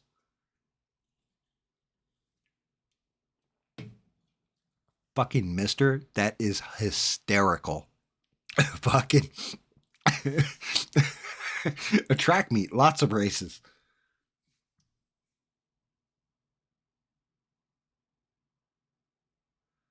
Yeah, I've seen it too, and I've seen it go both ways as well. I've seen way more white on towards black people than I have black towards white people. I'm not gonna lie, I really have. Actually, and then I've actually seen a lot more racism between black people and white people on Hispanic people.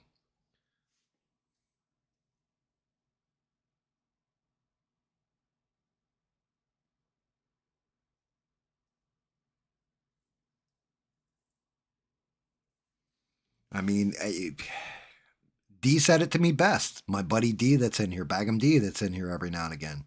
D said it to me best. He's like, man, you're one of the only people I know that doesn't really see people for color at all. Like it doesn't fucking matter to you. And that's because D's had to put up with a lot of shit because of his skin tone.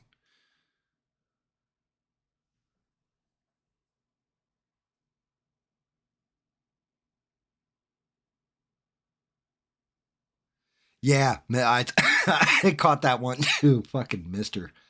He fires them off sometimes, and man, you just fucking hit that target like dead nuts, bullseye.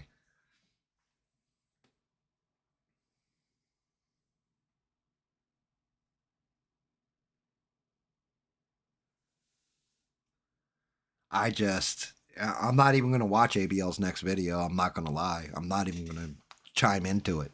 Like, there's no point in watching it because, like, all it's going to do is infuriate me more towards ABL.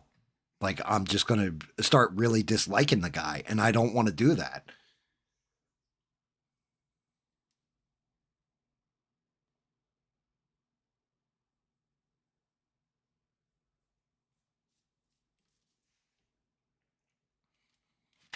I don't know, but I think I had Duke fucking dead last night when I did this one. Let me see, where is it?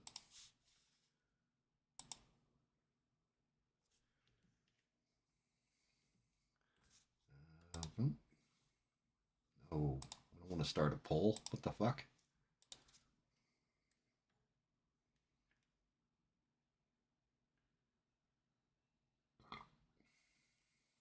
Yeah, well, you're not wrong, Beans, but at the same point in time, it is what it is. You know, be bigger than that. That's all.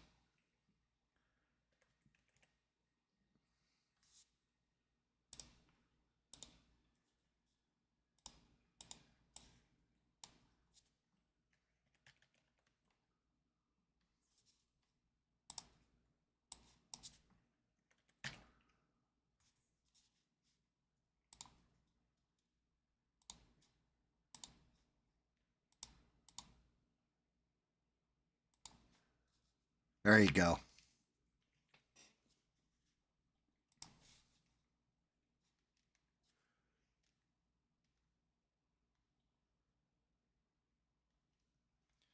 Well, it's not even the opposite side of common sense. Here you go. I'll ask you this one question, Rebel. Did he read the police report on that video? He hasn't read the fucking police report. Like I said, you can go off of whatever the fuck you want. You know, okay, Derek Chauvin, did he kill George Floyd? Yes, he did. Did he have enough fentanyl in the system to, like, take down an elephant? Yes, he did. Was it still Derek Chauvin that killed him? Yes, it was. How do you know? Because you can pull the autopsy report and see it. Because it's in the autopsy.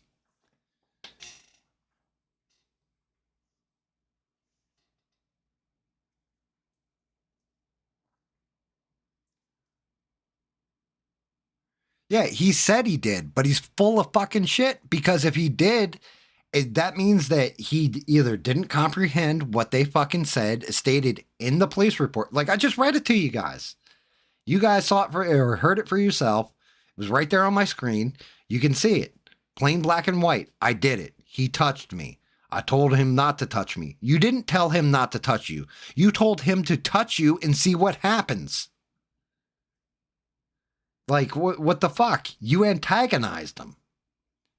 You can't claim self-defense. You can't say, hey, punch me in the fucking mouth. Somebody punches you in the mouth and say, now I'm suing you.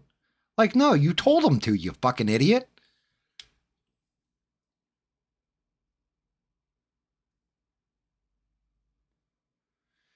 Yeah, Johnny Cochran comes back. There's no blood on this knife now.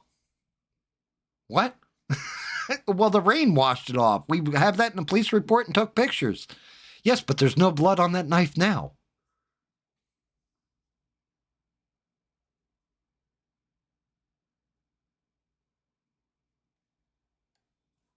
Yeah, we kind of covered that earlier, Sonia. Somebody had said that when he was doing a live stream. And it's 100% accurate. Right? Is if it had been reversed, BLM, Antifa, all that would already be out burning cities down. But it doesn't matter. Like, you still have one dead kid and one kid whose life is going to be fucked up for the rest of it. 2 kids lost their fucking lives in a matter of seconds over a fucking seat. It's stupid.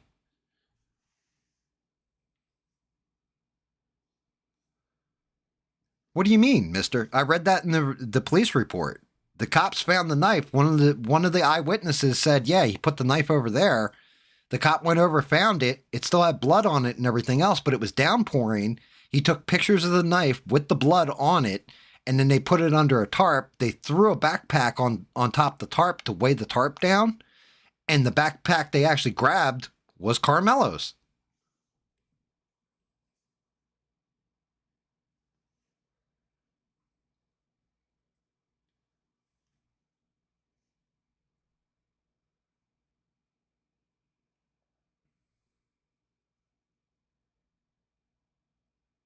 No, Bina, 2 kids lost their life.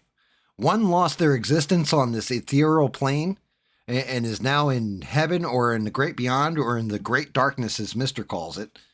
And the other kid is going to go to jail, be marred for the rest of his life as a murderer.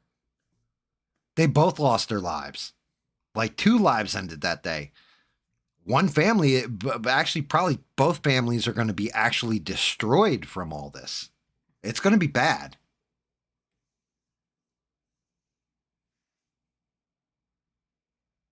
Fair enough, mister. Fair enough.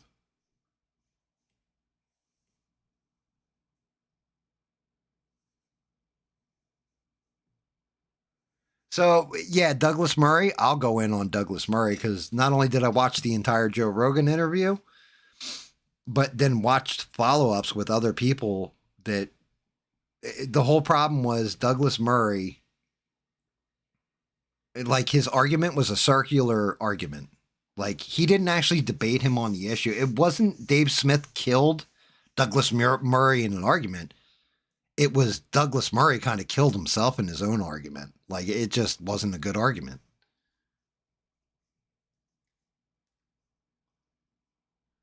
Yeah, but it's hard to hug your son through bars.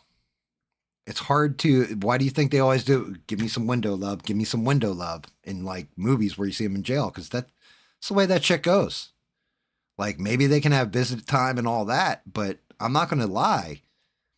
I don't know what Texas prisons are like. I know what Camden County prisons are like. And that kid's not going to be just sweet, innocent kid. Or, any of this kind of shit. Like, he's not going to be the same. It's going to change him. And it's going to destroy his life.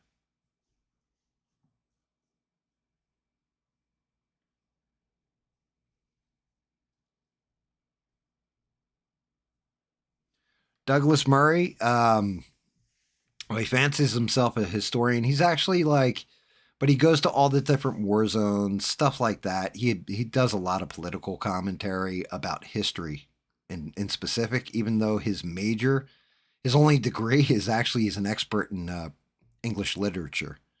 But he portrays himself as pretty much a historical expert.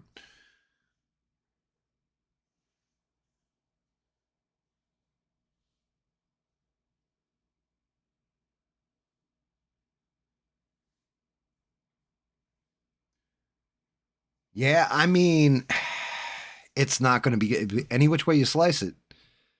Like, I'm sorry. Like, I just see 2 lives ruined over a fucking seat, and to me, it's just sad.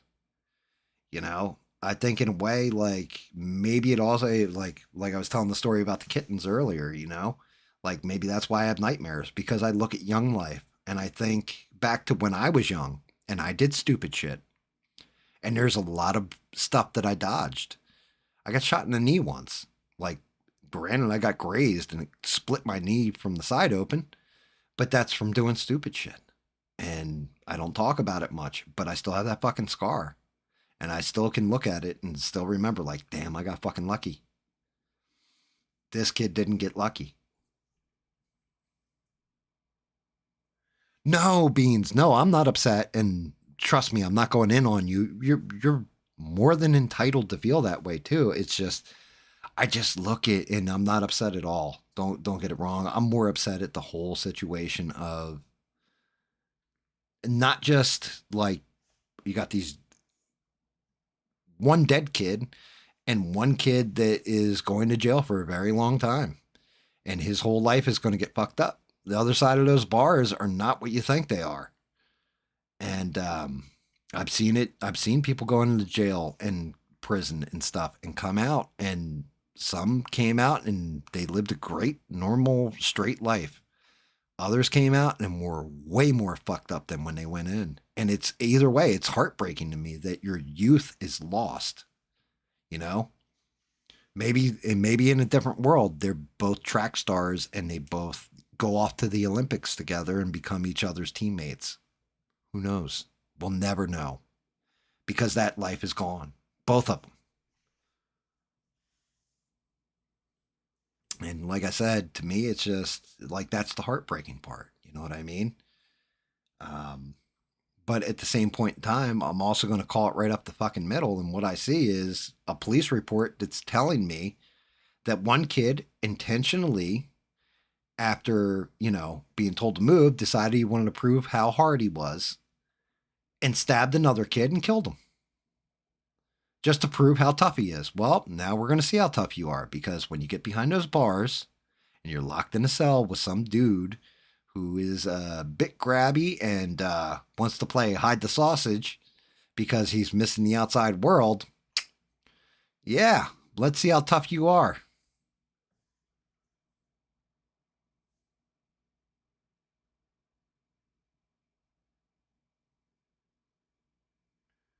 Yeah, I mean, that's just it. I don't know. I haven't been in school in many, many years. I know when we went to high school, we used to joke because there was like this big like ridge thing on top of the school. And we're like, that's where the machine gun nests are if you try to run. Ours was legit like a prison when went to high school. Forever, I'll tell you too. Because the school we went to, you made friends. you fought all the time, or you transferred out and washed out.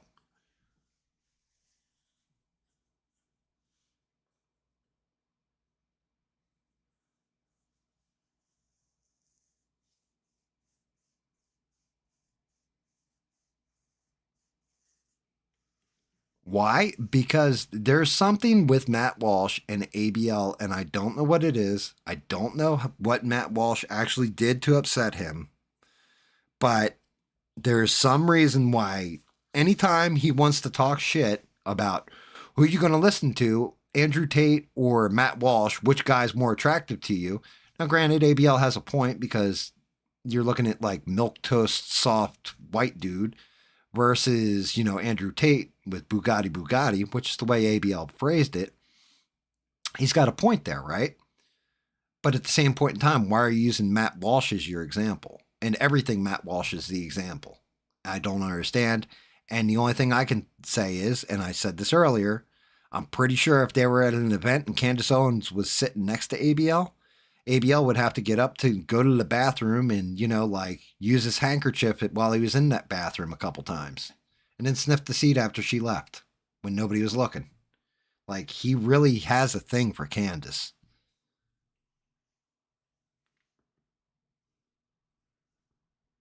Well, I can't blame him for calling out Daily Wire. I'll call out Daily Wire too, because Ben Shapiro's show today, he somehow wrapped this whole track meet shit into Israel Gaza. Like, make that make sense.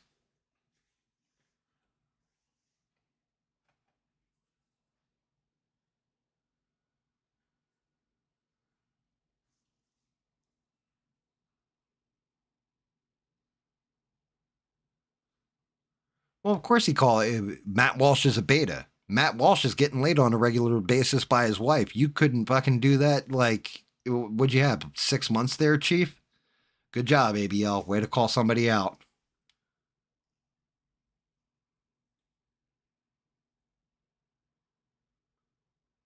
ABL isn't even close to on that level, mister.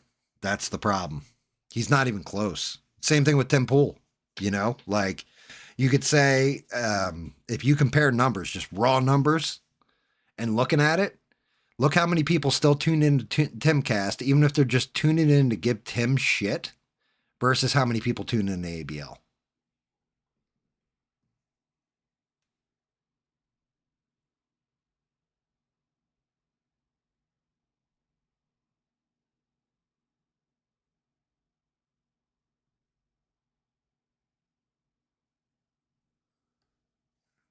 Got invited to all the White House with the other black YouTubers. What?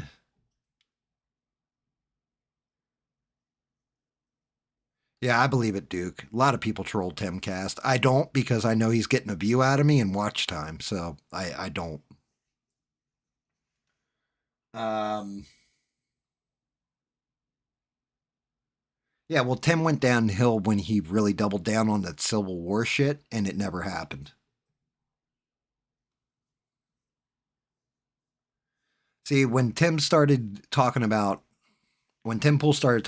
Civil War, and shit was actually going on where it looked like maybe he's got something here. Maybe he's actually like a prophet versus, just some asshole talking shit on the internet. And it turned out he's just an asshole talking shit on the internet, and viewership dropped because he wasn't a prophet.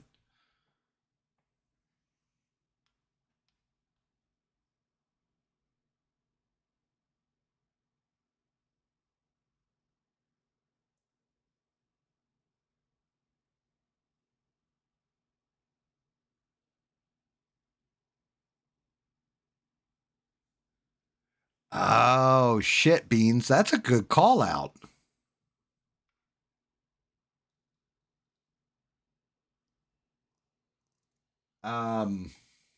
Yeah, you're like, so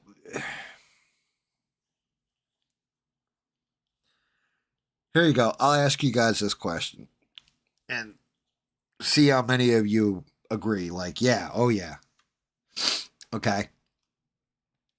How many people per month? Tim Pool makes like $4 million a month or something like that. Not on YouTube, but because he has that buy membership to timcast.com bullshit.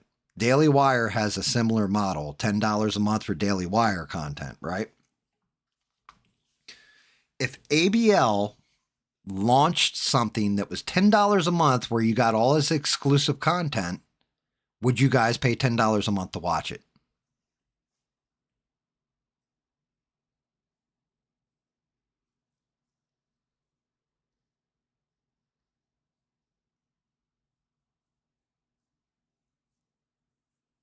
Mr. ABL needs his own coffee.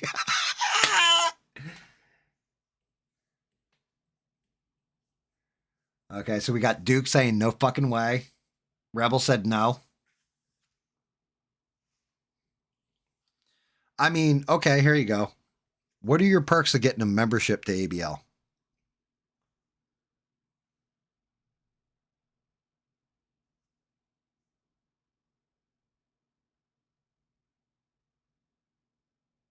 It does seem like every YouTuber has their own coffee now. It started with Adam Krigler and the quartering and has transcended. Right. So nobody would pay that $10. Well, maybe that's the jealousy. Maybe it's professional jealousy. But here's a serious thing, right? You had a membership to ABL for what, 4 years, 5 years, something like that, right?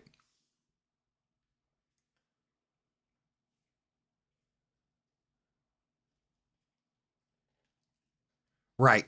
And that's where I was going with this, Beans, is right there. What you just said.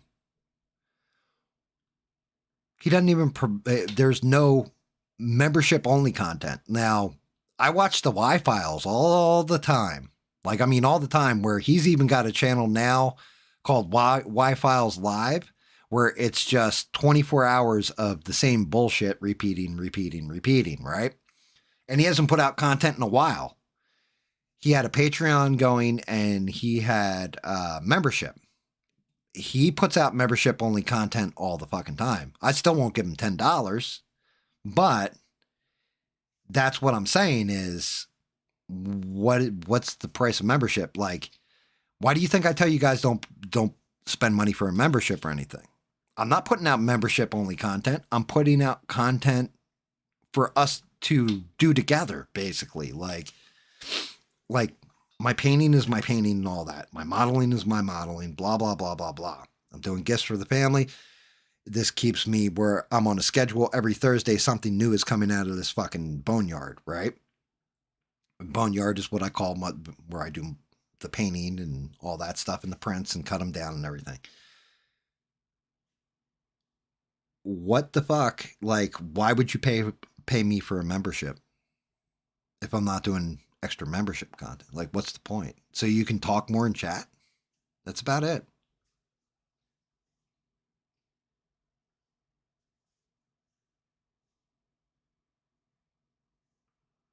I do know a good chunk of my right wing.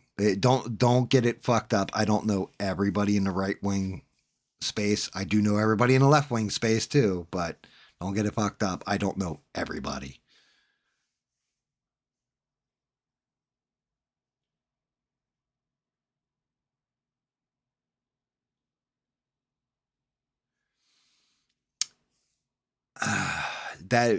I've been stating a whole bunch of shit through the night, Sonia. That's not my main problem. My main problem is that he basically takes his audience for granted at this point. Like, that you're still going to fucking tune in. You're still going to buy the membership. You're going to buy the merch or whatever. That you're dumber than he is, basically. And I mean, maybe I'm fucking flat out wrong. You guys can tell me if I'm flat out wrong. But that he knows better than you. And if you're not listening to him, then, you know, you're weak sauce or racist or whatever the fuck he wants to call you. And I'm not down with that. Like,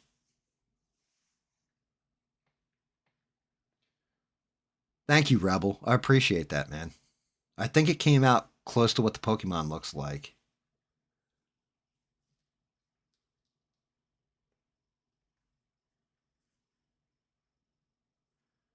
Mister, you're not wrong. There's also growing way too big for, what you are, which is what Daily Wire is doing, in my opinion. That's why they're crashing and burning slowly. I'm one man. There, I can tell you that, and you can definitely tell by my production value.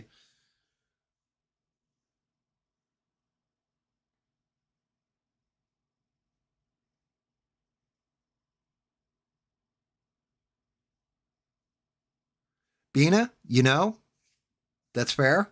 And I'm not going to lie to you at all. I don't think you're wrong. I don't. I don't think you're completely wrong in that take. And I mean, the killer is that you were a mod on that channel for a while. And you're a really good mod.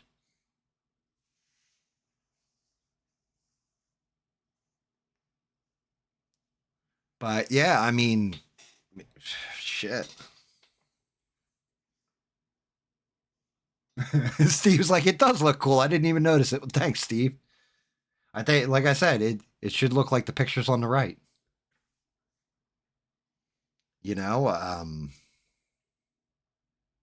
Like I said, the one thing I say at the end of every one of these shows, and sometimes there's people here to hear it.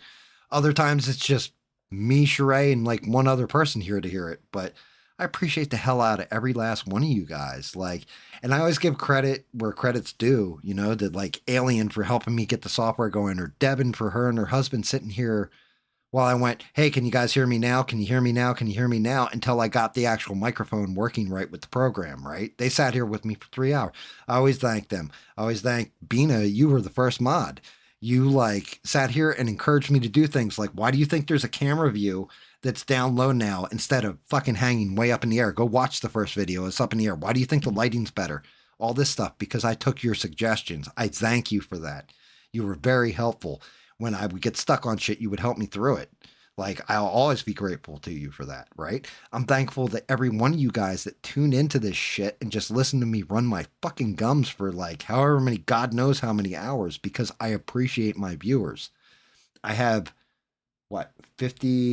65 subs now, right? I'm up to 65 from 23, I think, when I started, when I was doing just regular ass standard videos of me in my trench coat with a mask on and a hat on and shit.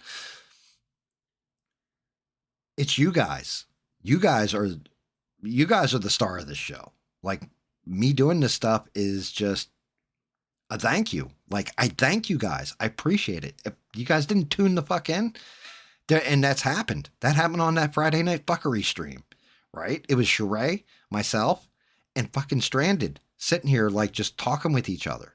And I still had a good time, even though everything was all fucked up. But that's what it should be about. And instead, people get into the whole Ben Shapiro, it's a production model where you're making millions of dollars and then hiring a full staff of people. That's never going to happen with me. If I had 1 billion people watching me right now, right? Well, that's kind of impossible. But if I had 1 million people or 1 million subscribers, 1 million people watching me, I'm still going to thank the fuck out of every last one of you guys at the end of the show.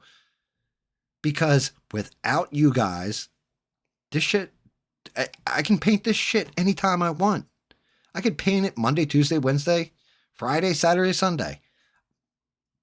Doesn't have to be a Thursday night. I do it because I enjoy the company that I'm keeping. And I'm thankful that you guys are there to actually see it and be here with the experience with it.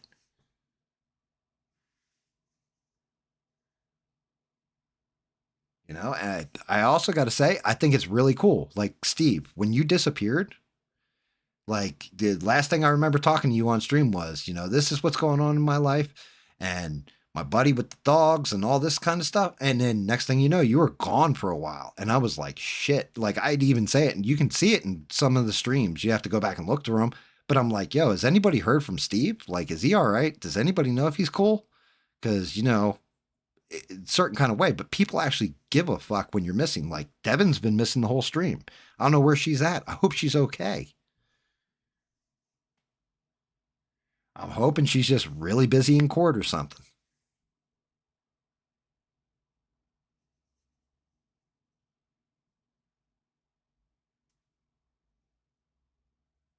I'll check the voice messages in a second, Beans. I am just going to say this, though. The one thing you can never take, you'll never hear me take it away from Tim Pool, Ben Shapiro, any of those guys that really made it big, including ABL. You worked hard to get there. You built something from nothing. You worked hard, and whether it was your personality, dumb luck, the algorithm, knowing how to play it, whatever, you worked your ass off. The problem is, once you get up there, even if you're losing popularity and all that, man, don't ever forget the fucking people that brought you to the dance, because that's the worst goddamn thing, in my opinion, you could ever do. And that's pretty much what all of them have done. All right, let me check Bean is stiff.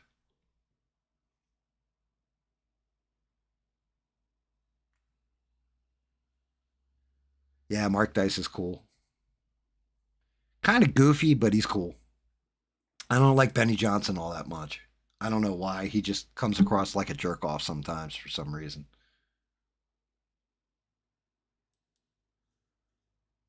Oh, Beans left like a minute-long message. Let's check this one out.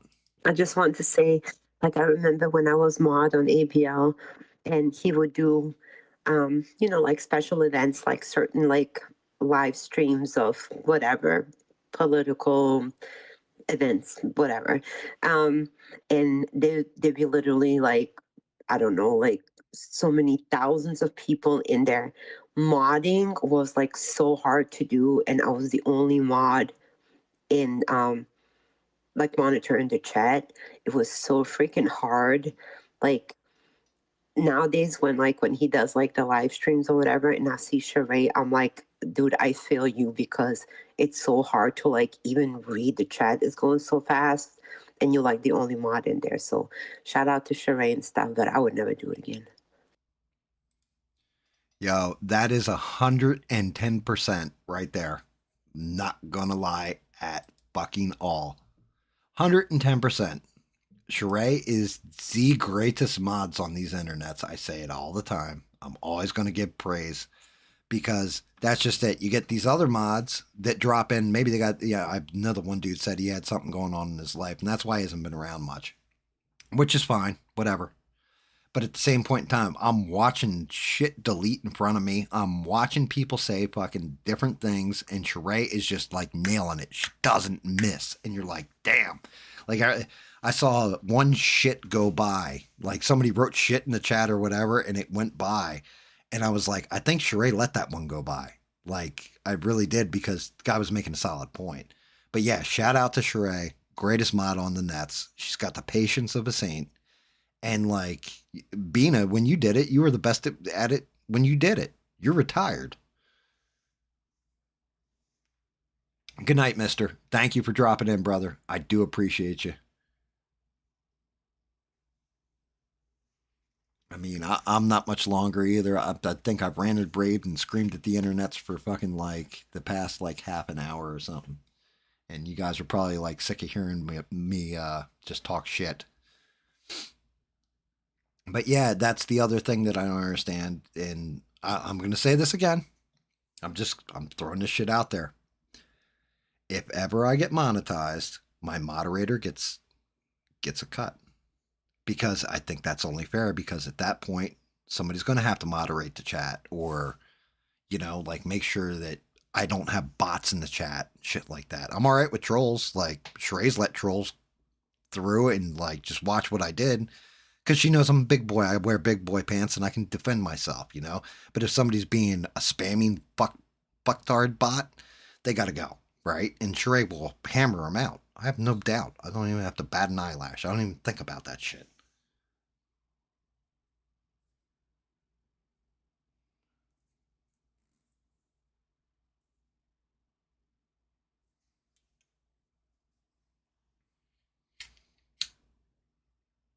Yes, because it's all about one person. And that goes back to Bina's assessment of narcissism, right? It's, oh no, well, I am the show. Well, I'll just get another mod. I'll grab somebody else. But I swear to God, like, if you want to see me where I legit just click on an ABL video and just fucking thumbs down every goddamn time, will be the day that he tells Sheree that she is unimportant, that he treats her some kind of way, whatever. Because that if he had done that with Bina, it would have been the same fucking thing. That's where I would have drawn my line. That's my line in the sand. If one of the two of them, like when Bina was doing it, if she was treated a certain kind of way, and I had heard about it, because at that point I was talking to Beans on Discord, right outside of ABL completely, and same thing with Sheree.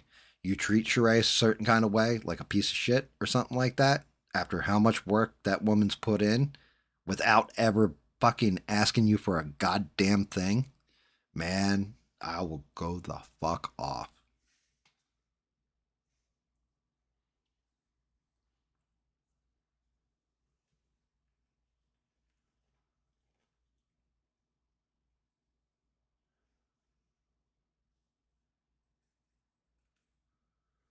Yes, you're 100% right, Beans. That's just it. I don't know how much, he's making. I don't care. God bless him. Let him make his money. I've said this before. Say it again. And I said this to you, too. You're my mod. I get monetized. You get your cut. It's only fair. It's only fair.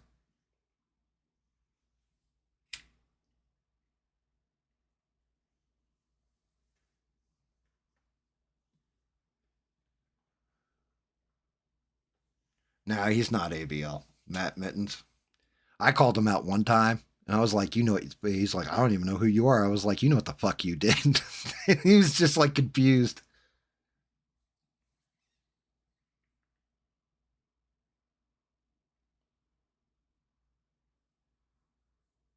You were what? Abused? Yeah, you had like laid that whole thing out when you quit.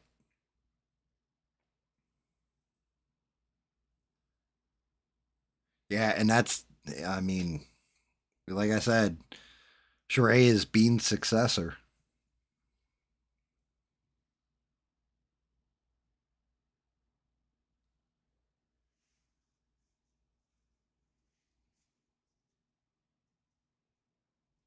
Yeah, so Sonia, we had this whole like you don't understand like this was a fight between Gam and basically like I thought he had said some shit that he didn't say, and I went the fuck off because I was like Andrew Tate is a piece of shit any which way you slice it, and saying young men should look up to him and not like a Matt Walsh type or whatever. I'm like, I don't care. Matt Walsh is a soft bitch, right? But he's got actual morals to him. Like, what the fuck are we talking about here? Why? And like, I went off, and then I think it was Devin and Sheree had to explain to me, like, Gam, you didn't hear what you thought you heard. And I was like, I went back and re-examined it. I was like, yeah, I'm sorry, you're right.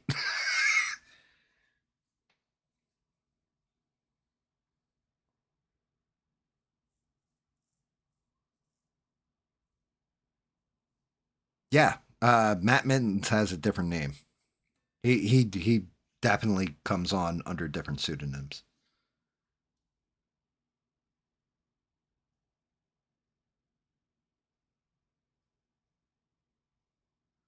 Bina didn't go on strike. Bina went on vacation, which is actually how honestly, Beans, now you become one of my internet stories. So, Bina and Mister, actually, it's Mister's server, the unofficial ABL Discord, and they popped it up one night, and I hopped in there, and I was like, oh shit, because Bina's handle is different on Discord, and I'm like, oh shit, Bina, where the fuck have you been? She's like, oh, I was on vacation. I told everybody I was like, I didn't see when you said you were going on vacation or whatever. I thought you just like quit being there. And that's really where I started talking to Beans. Like, she's good people.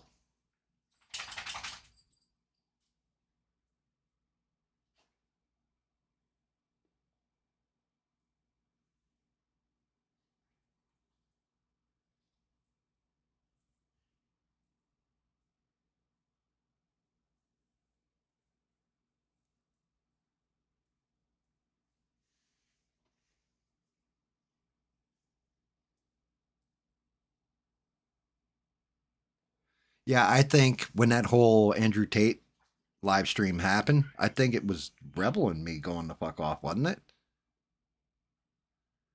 You were going off with me, Rebel, like, yo, what the fuck are you talking about?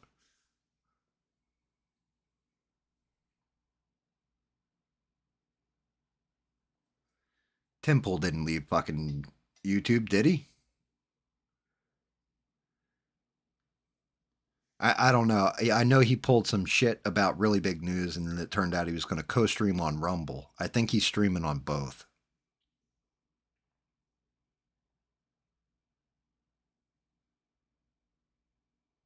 Ooh, but I can tell you this.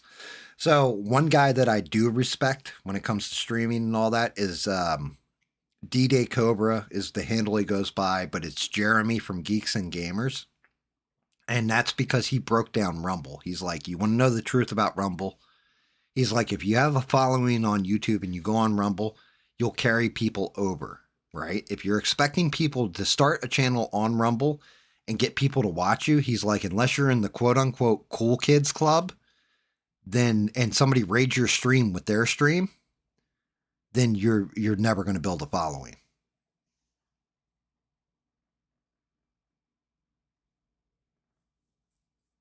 I can be an asshole too, Beans. You know that, right? But at least I'm an honest asshole.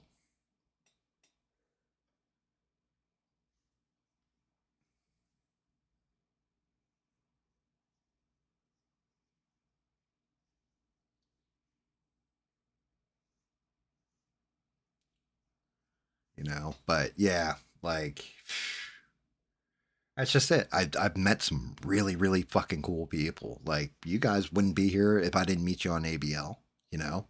Or if, like, you know, in certain cases, like Son, you wouldn't be here unless Rebel jumped in and then fucking drug you over. You know, maybe next stream you're like, fuck GAM, he's an asshole and don't show up. I don't know. But I'm happy you're here now.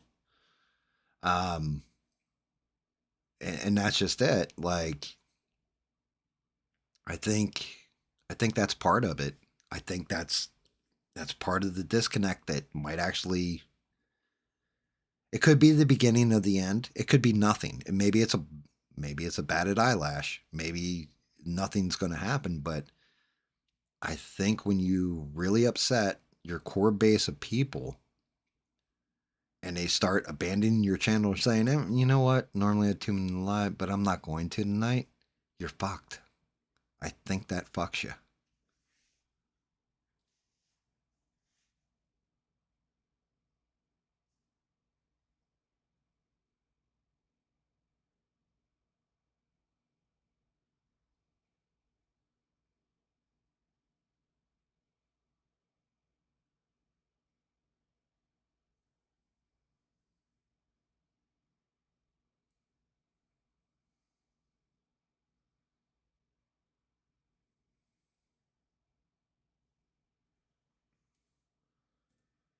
Yeah, I don't know. Like I said, I'm just grateful for all you guys. You guys are awesome. I mean, I've legit talked. I was going to go like 10 more minutes right till 1 a.m. my time. It's 1:30 now. It's 40 more minutes of me just running my fucking gums.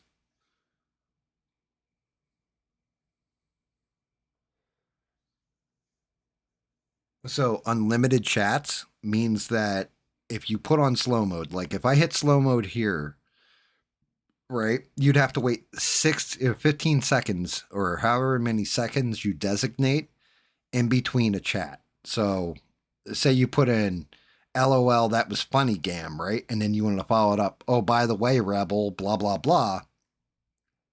You would have to wait 15 seconds before you could send that second message to Rebel.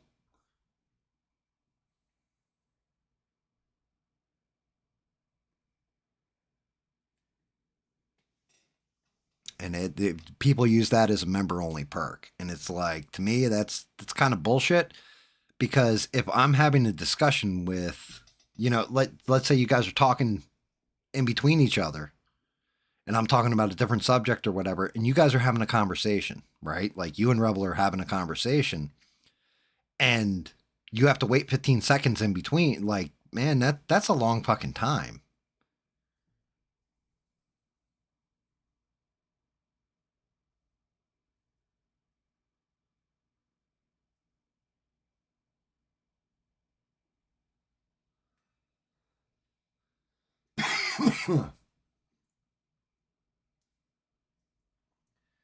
Like, I don't know. I mean, call-in show would be cool. I definitely, the one thing is, shout out to Danny. He always has some kind of fucking story. Like, he does. Every time he's like, yo, can I send a voice chat over and all this? And sorry, I don't want to distract from everybody else and all this kind of shit. And I'm just like, bro, go for it.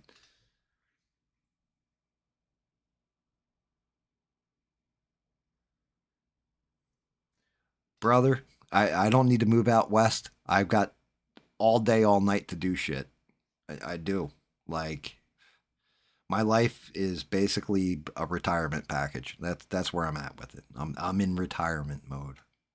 Have been for the past like 4 or 5 years, where all I got to do is maintain a yard, a house, take care of the feral cats and the indoor pets and all that kind of stuff. Paint every now and again.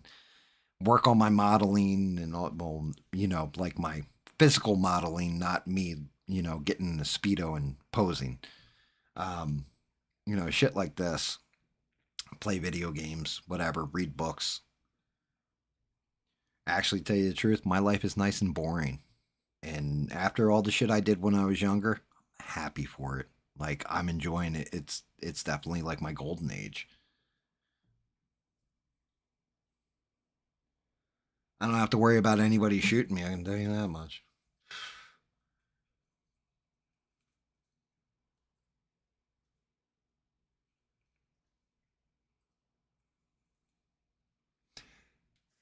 I agree with that, Beans. So that's one of those things. If you're going to do the news, do the news. If you're going to be an opinion piece, be an opinion piece, right? I said this about,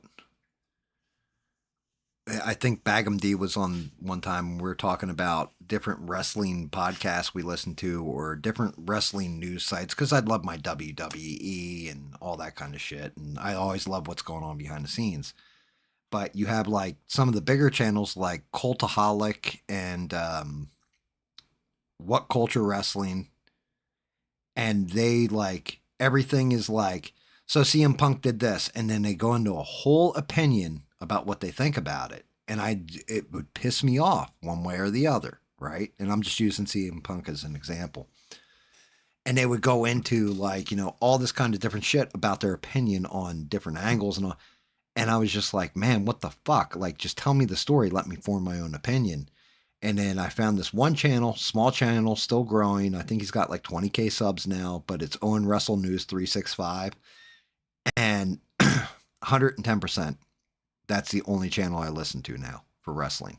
Because he just tells you what the fucking story is and moves on to the next thing. Doesn't give you an opinion.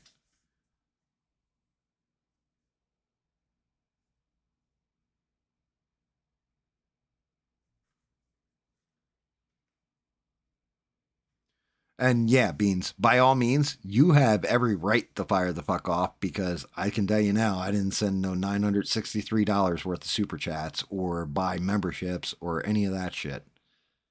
If anything, I think all my memberships came because you gifted them. So by all means, sound off, you know what I mean? Sure, hey, you can sound off too, you're always more than welcome to, even though that's not really your style, but if ever you're like feeling some kind of way, by all means, air your grievances because you are the best mod on the nets for a reason.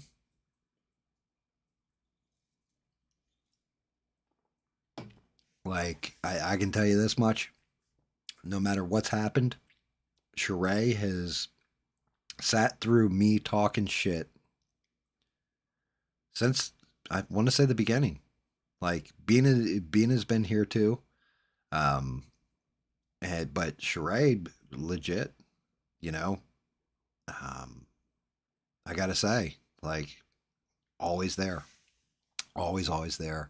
And never will I ever not appreciate her. Like, that's one of the only reasons why I even log into the ABL stream when I don't want to listen to it or have anything to do with it. I'll just pop in real quick, be like, shout out Shrey, greatest mod on the internet, and be like, peace, I'm out. Don't take shit from anybody and bounce.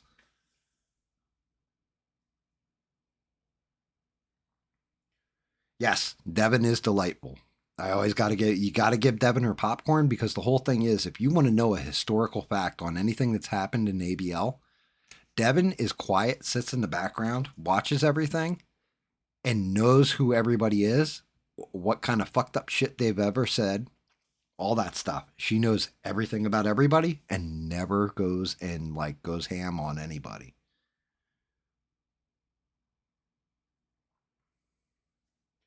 And there is actually a specific reason, right, why Atomic Tabasco or whatever, I don't like her at all anymore. And it has nothing to do with me. It's because she kind of treated Devin some kind of way, and I can't look past it. I just can't.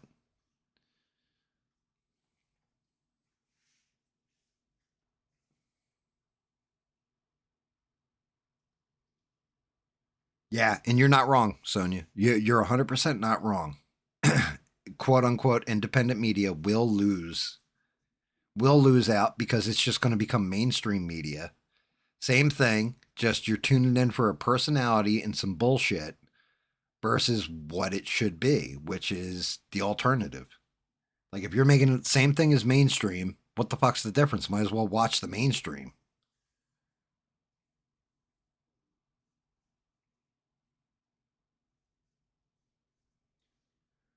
Dude, yeah, when's the phase 2 of Epstein binders coming out? The moment they need to distract from something else going on. So, like, let's say the tariffs go completely fucking haywire wrong and the market crashes, they'll drop those Epstein files immediately at that point. We're going to go bomb Iran or send in SEAL Team 6 to blow up their nuclear centrifuges. Yeah, Epstein files will drop the same day. That's how that shit works.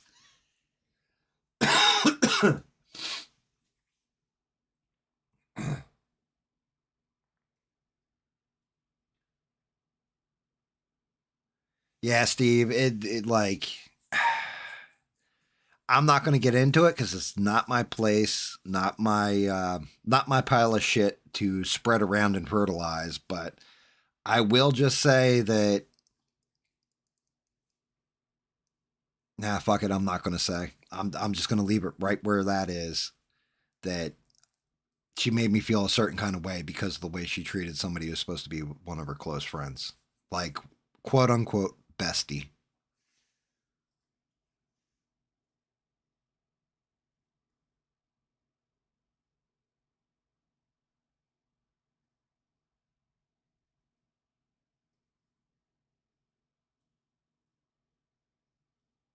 I mean, reading the live isn't all that bad. Um, when you got multiple people talking, the problem is responding fast enough. Like, bam, I gotta nail it. Bam, gotta nail it. Because sometimes I'll get backlogged on chat or something won't show up on the side chat because I have a separate tablet. So instead of having two screens for my stream setup, I have one screen and then I have a tablet, and the tablet shows me the chat. So I'm sitting there like reading the chat, but sometimes the chat that's coming up on the main screen isn't showing up on my little screen. So I have to watch back and forth.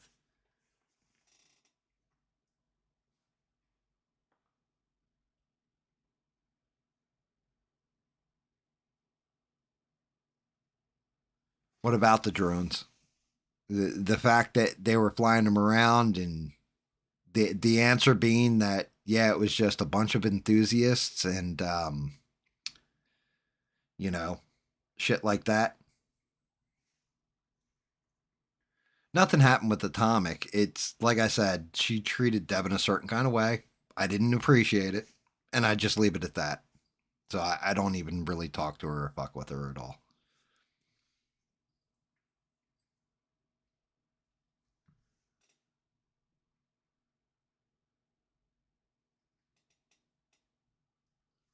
Shit, now I gotta try and read that one. Yep, girls will be girls. Yeah.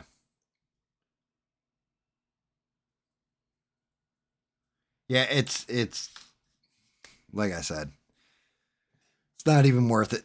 like to get into it or anything like. It's not my pile of shit.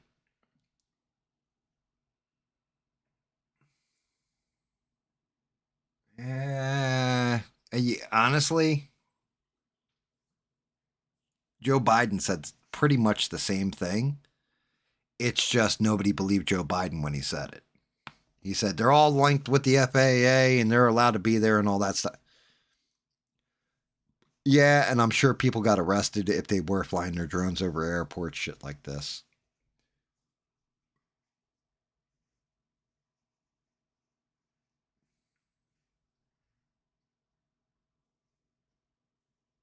Yeah, Pam Bondi sucks. It's not so much that Pam Bondi sucks. It's just, I guess this is my big problem right now with this administration, right? When when Trump was running, he said, day one, I'll have that war ended day one. That fucking war is still going on. I'll clear this up day one. That shit's still happening. I'll clean, and he's working fast. And yes, I get it. You know, he is turning the corner and he has improved some shit. But at the same point in time, people saying day one all the time. Pam Bondi was on like Fox News saying, Epstein files, if I ever got in that power and I got a hold of them, I'll release everything day one. The fuck you did. Kash Patel did the same thing with the FBI. Day one. No, you didn't do it day one. You didn't do it day 10. We're at day 100. And that shit still isn't out.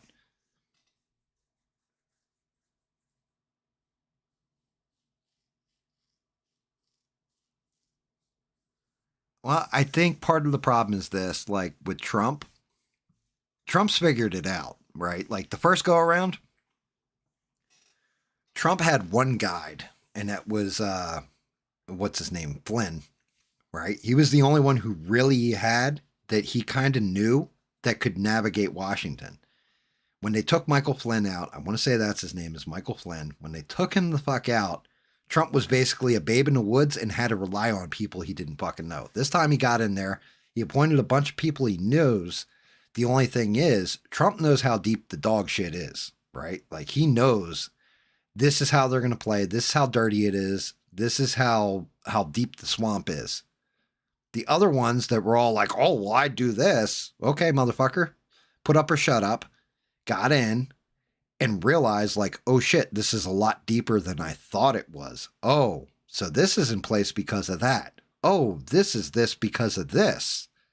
And then they're realizing what the bullshit is and what they've just stepped into.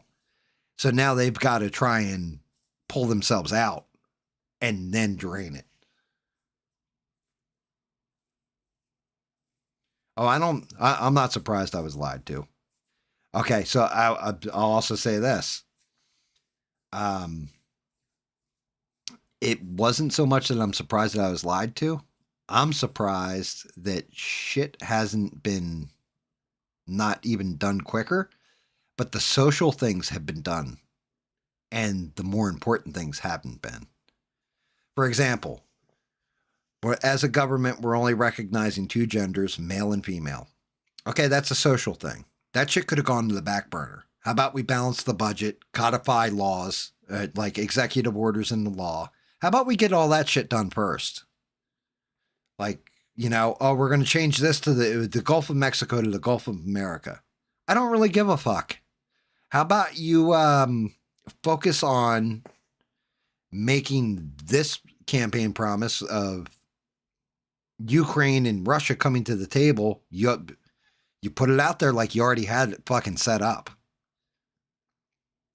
Like, come on now.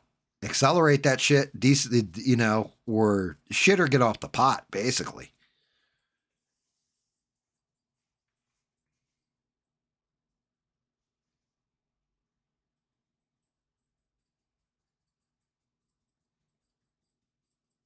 Yeah, egg prices are down. I agree. And that's just it. Like I said, it's not that he's not working fast. He's working faster than any president I've seen. I'm not going to lie. I think he's doing, for the most part, a decent job. Like, not a bad job. It's just, you've already been a president. You know what you can deliver and what you can't deliver. Give realistic timelines and be honest. That's all.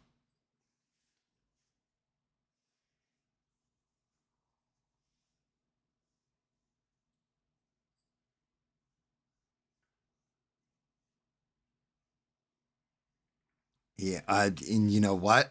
Like, that is one of those things, like, I'm not anti-Semitic. I'm not anti-Israel, but legitimately, I don't really fucking care about Israel. I care about America. And okay, yes, Israel's our foothold in the Middle East or whatever. I don't give a fuck about the Middle East either. I hate to tell you this. Clean our shit up. As long as there's one veteran that came back that has PTSD, and because of that lost his wife, his house, his family, is hooked on drugs, alcohol, because he can't deal with the shit he saw when he was in war, or she, that shit needs to get fixed. In my opinion, that's take care of us. Locking down the border. I mean, for fuck's sake, that was brilliant. Look what he did. Fucking lock down that border. Remember, Elon Musk's going to find, and Vivek Ramaswamy are going to find $2 trillion in waste, fraud, and abuse in our federal government. Now, all of a sudden, it switched magically. Everybody's just saying $1 trillion. What the fuck happened to the other trillion? What about that? It's shit like that. And maybe I'm nitpicky. Maybe I'm an asshole because of this, right? But that's just where I see things. It's like, if you're going in, if I tell you I got a plan, I know exactly what the fuck I'm going to do, then I'm going to execute said plan. If things don't go to plan, here you go. Think of the Yeti that I like to show. But things don't go to plan. Things go to hell. I'm going to let you know, look, this is the snag I hit, and this is why I'm not delivering on what I fucking promised you. Instead, everything's great. Everything's great.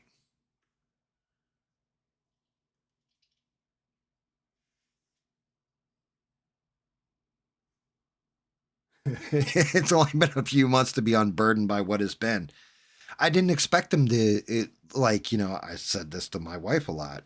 I'm like, everybody's talking about, a lot of people, oh, Trump's going to fix the economy immediately and all this kind of shit. And I'm like, that's a big fucking, it's like trying to turn an aircraft carrier on a dime. That's not how that shit works. Slow and steady. You'll eventually turn it, and you can turn things around, but it's going to take at least 6 months to a year before we see any kind of meaningful change that's going to be a permanent set.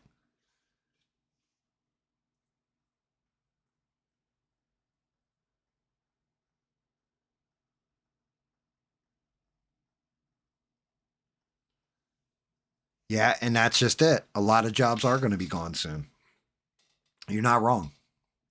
The whole thing is Trump may be, we're bringing manufacturing back. Yeah, manufacturing of what? You better be training actual workers how to fix fucking robots, because honestly, everything, that's really the way you want to go. Why would I pay somebody $50K a year, right? Okay, let's factor this all out. Why would I pay $50K a year to an employee to hammer a rivet into, I don't know, a car or something, right? Into a car frame. Why would I pay them $50K a year, give them full benefits, medical and dental, right? Which is X amount to the company. Pay taxes on them to match their taxes, right? Because that's how W-4 works. And do all this. Or I can buy this fucking robot that does the same shit for $100,000, and all I got to do is pay for spare parts every now and again when it breaks. What? I mean, this isn't rocket science. That's same thing I thought when people are arguing about fast food. I'm like, yo, you guys are fucking stupid. I want $25 an hour to cook a McDonald's hamburger. Are you fucking retarded? I'm just going to build something that, makes that hamburger automatically and pay a guy maybe $100,000 to fucking program it and set it up, and voila, it works. And one guy to just load more hamburgers in the machine. Like, what the fuck?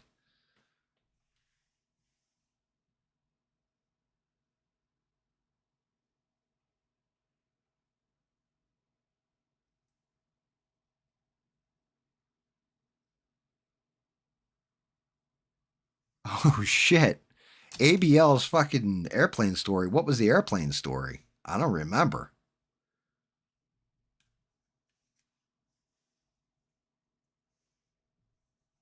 Yeah, they lied about those measles death, too, apparently. Apparently it was pneumonia in the one kid's lungs, and I can't remember what it was with the other death. But it was, they were recovering from measles. I'm not a huge anti-vax guy, but I also don't think we need 79 vaxes or something for just random shit. So I'm 50-50 on it. Like, polio vaccine has worked out pretty fucking well for humankind. Learn to code is gone. That's just it. AI will replace coders eventually.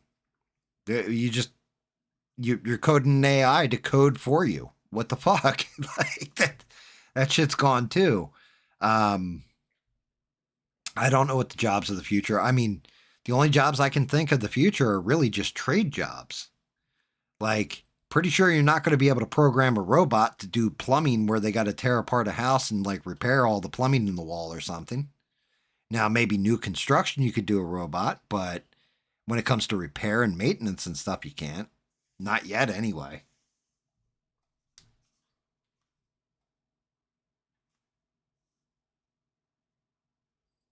He lost all his guns in an airplane accident.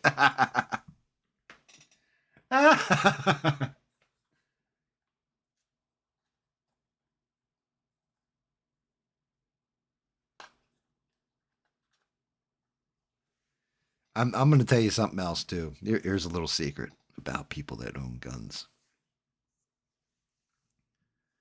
Right?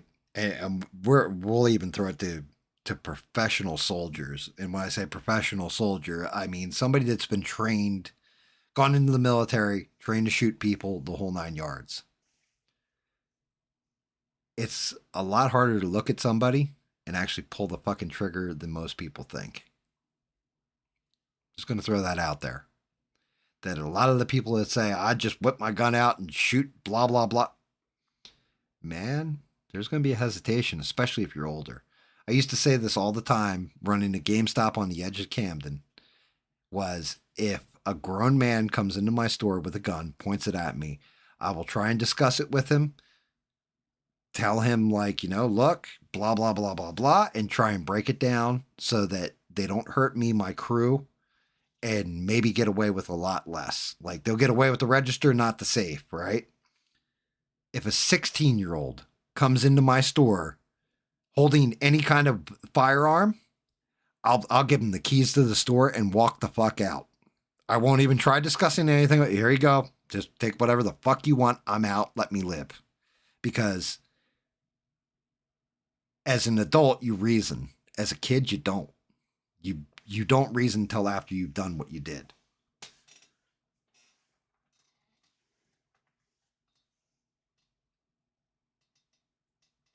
Oh, he grabbed a meth head that was acting out. Let me ask you this. Does that sound believable to anybody? Does he strike you as the type of person that would actually grab a meth head? Like we're talking about a guy who brushes his teeth before every stream because he's probably afraid he has some shit in his teeth, right?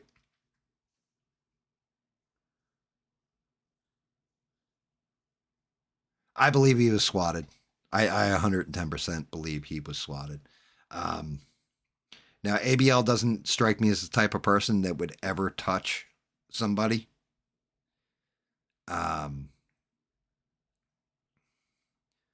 He strikes me as the type that, have you guys ever seen that episode of Chappelle Show when they did the wife swap?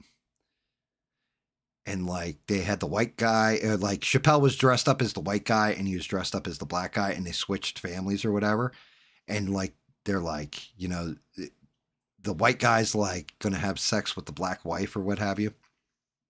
And he's just like, she's like, I'm feeling a little frisky tonight. And he's like, okay, well, let's get to it then. And she's like, all right, well, you're going to take off your underwear? He's like, can I just pull it through the fly hole? Like that strikes me as ABL.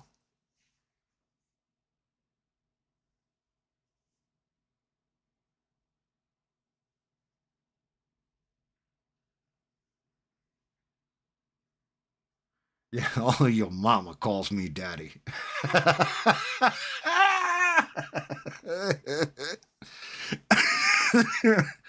Yeah, but when he has sex, he's just like, I'm just gonna pull it right here out the fly hole.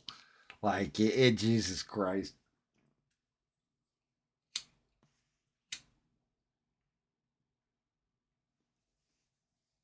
Well, here's the thing. Who's gonna bring that shit up to him? That's my question. Who's gonna bring that up next live stream he does? And say, yeah, you know how you're talking about this track shit? What about that meth head on the airplane you talked about?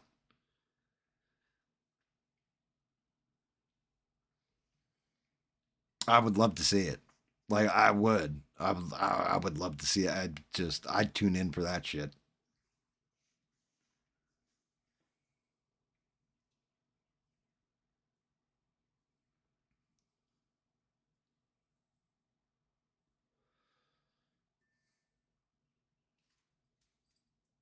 Nice. I'd do it. Oh. Well, ladies and what the fuck? He wouldn't listen. No, he wouldn't. All right, everybody. Which sucks because I know I got 15 people watching. Everybody's like chatting away and having a fucking blast, I think. But it is 2 a.m. I know a lot of y'all got to work tomorrow. You got shit to do. Maybe not all of you like me. But I appreciate every last one of you. And thank you for tuning in. I think I will shave down Batman for next time. I think we'll do the animated series Batman next time. Get that. I got to take the Dremel to it and get everything fitting well and nice and everything so it snaps in.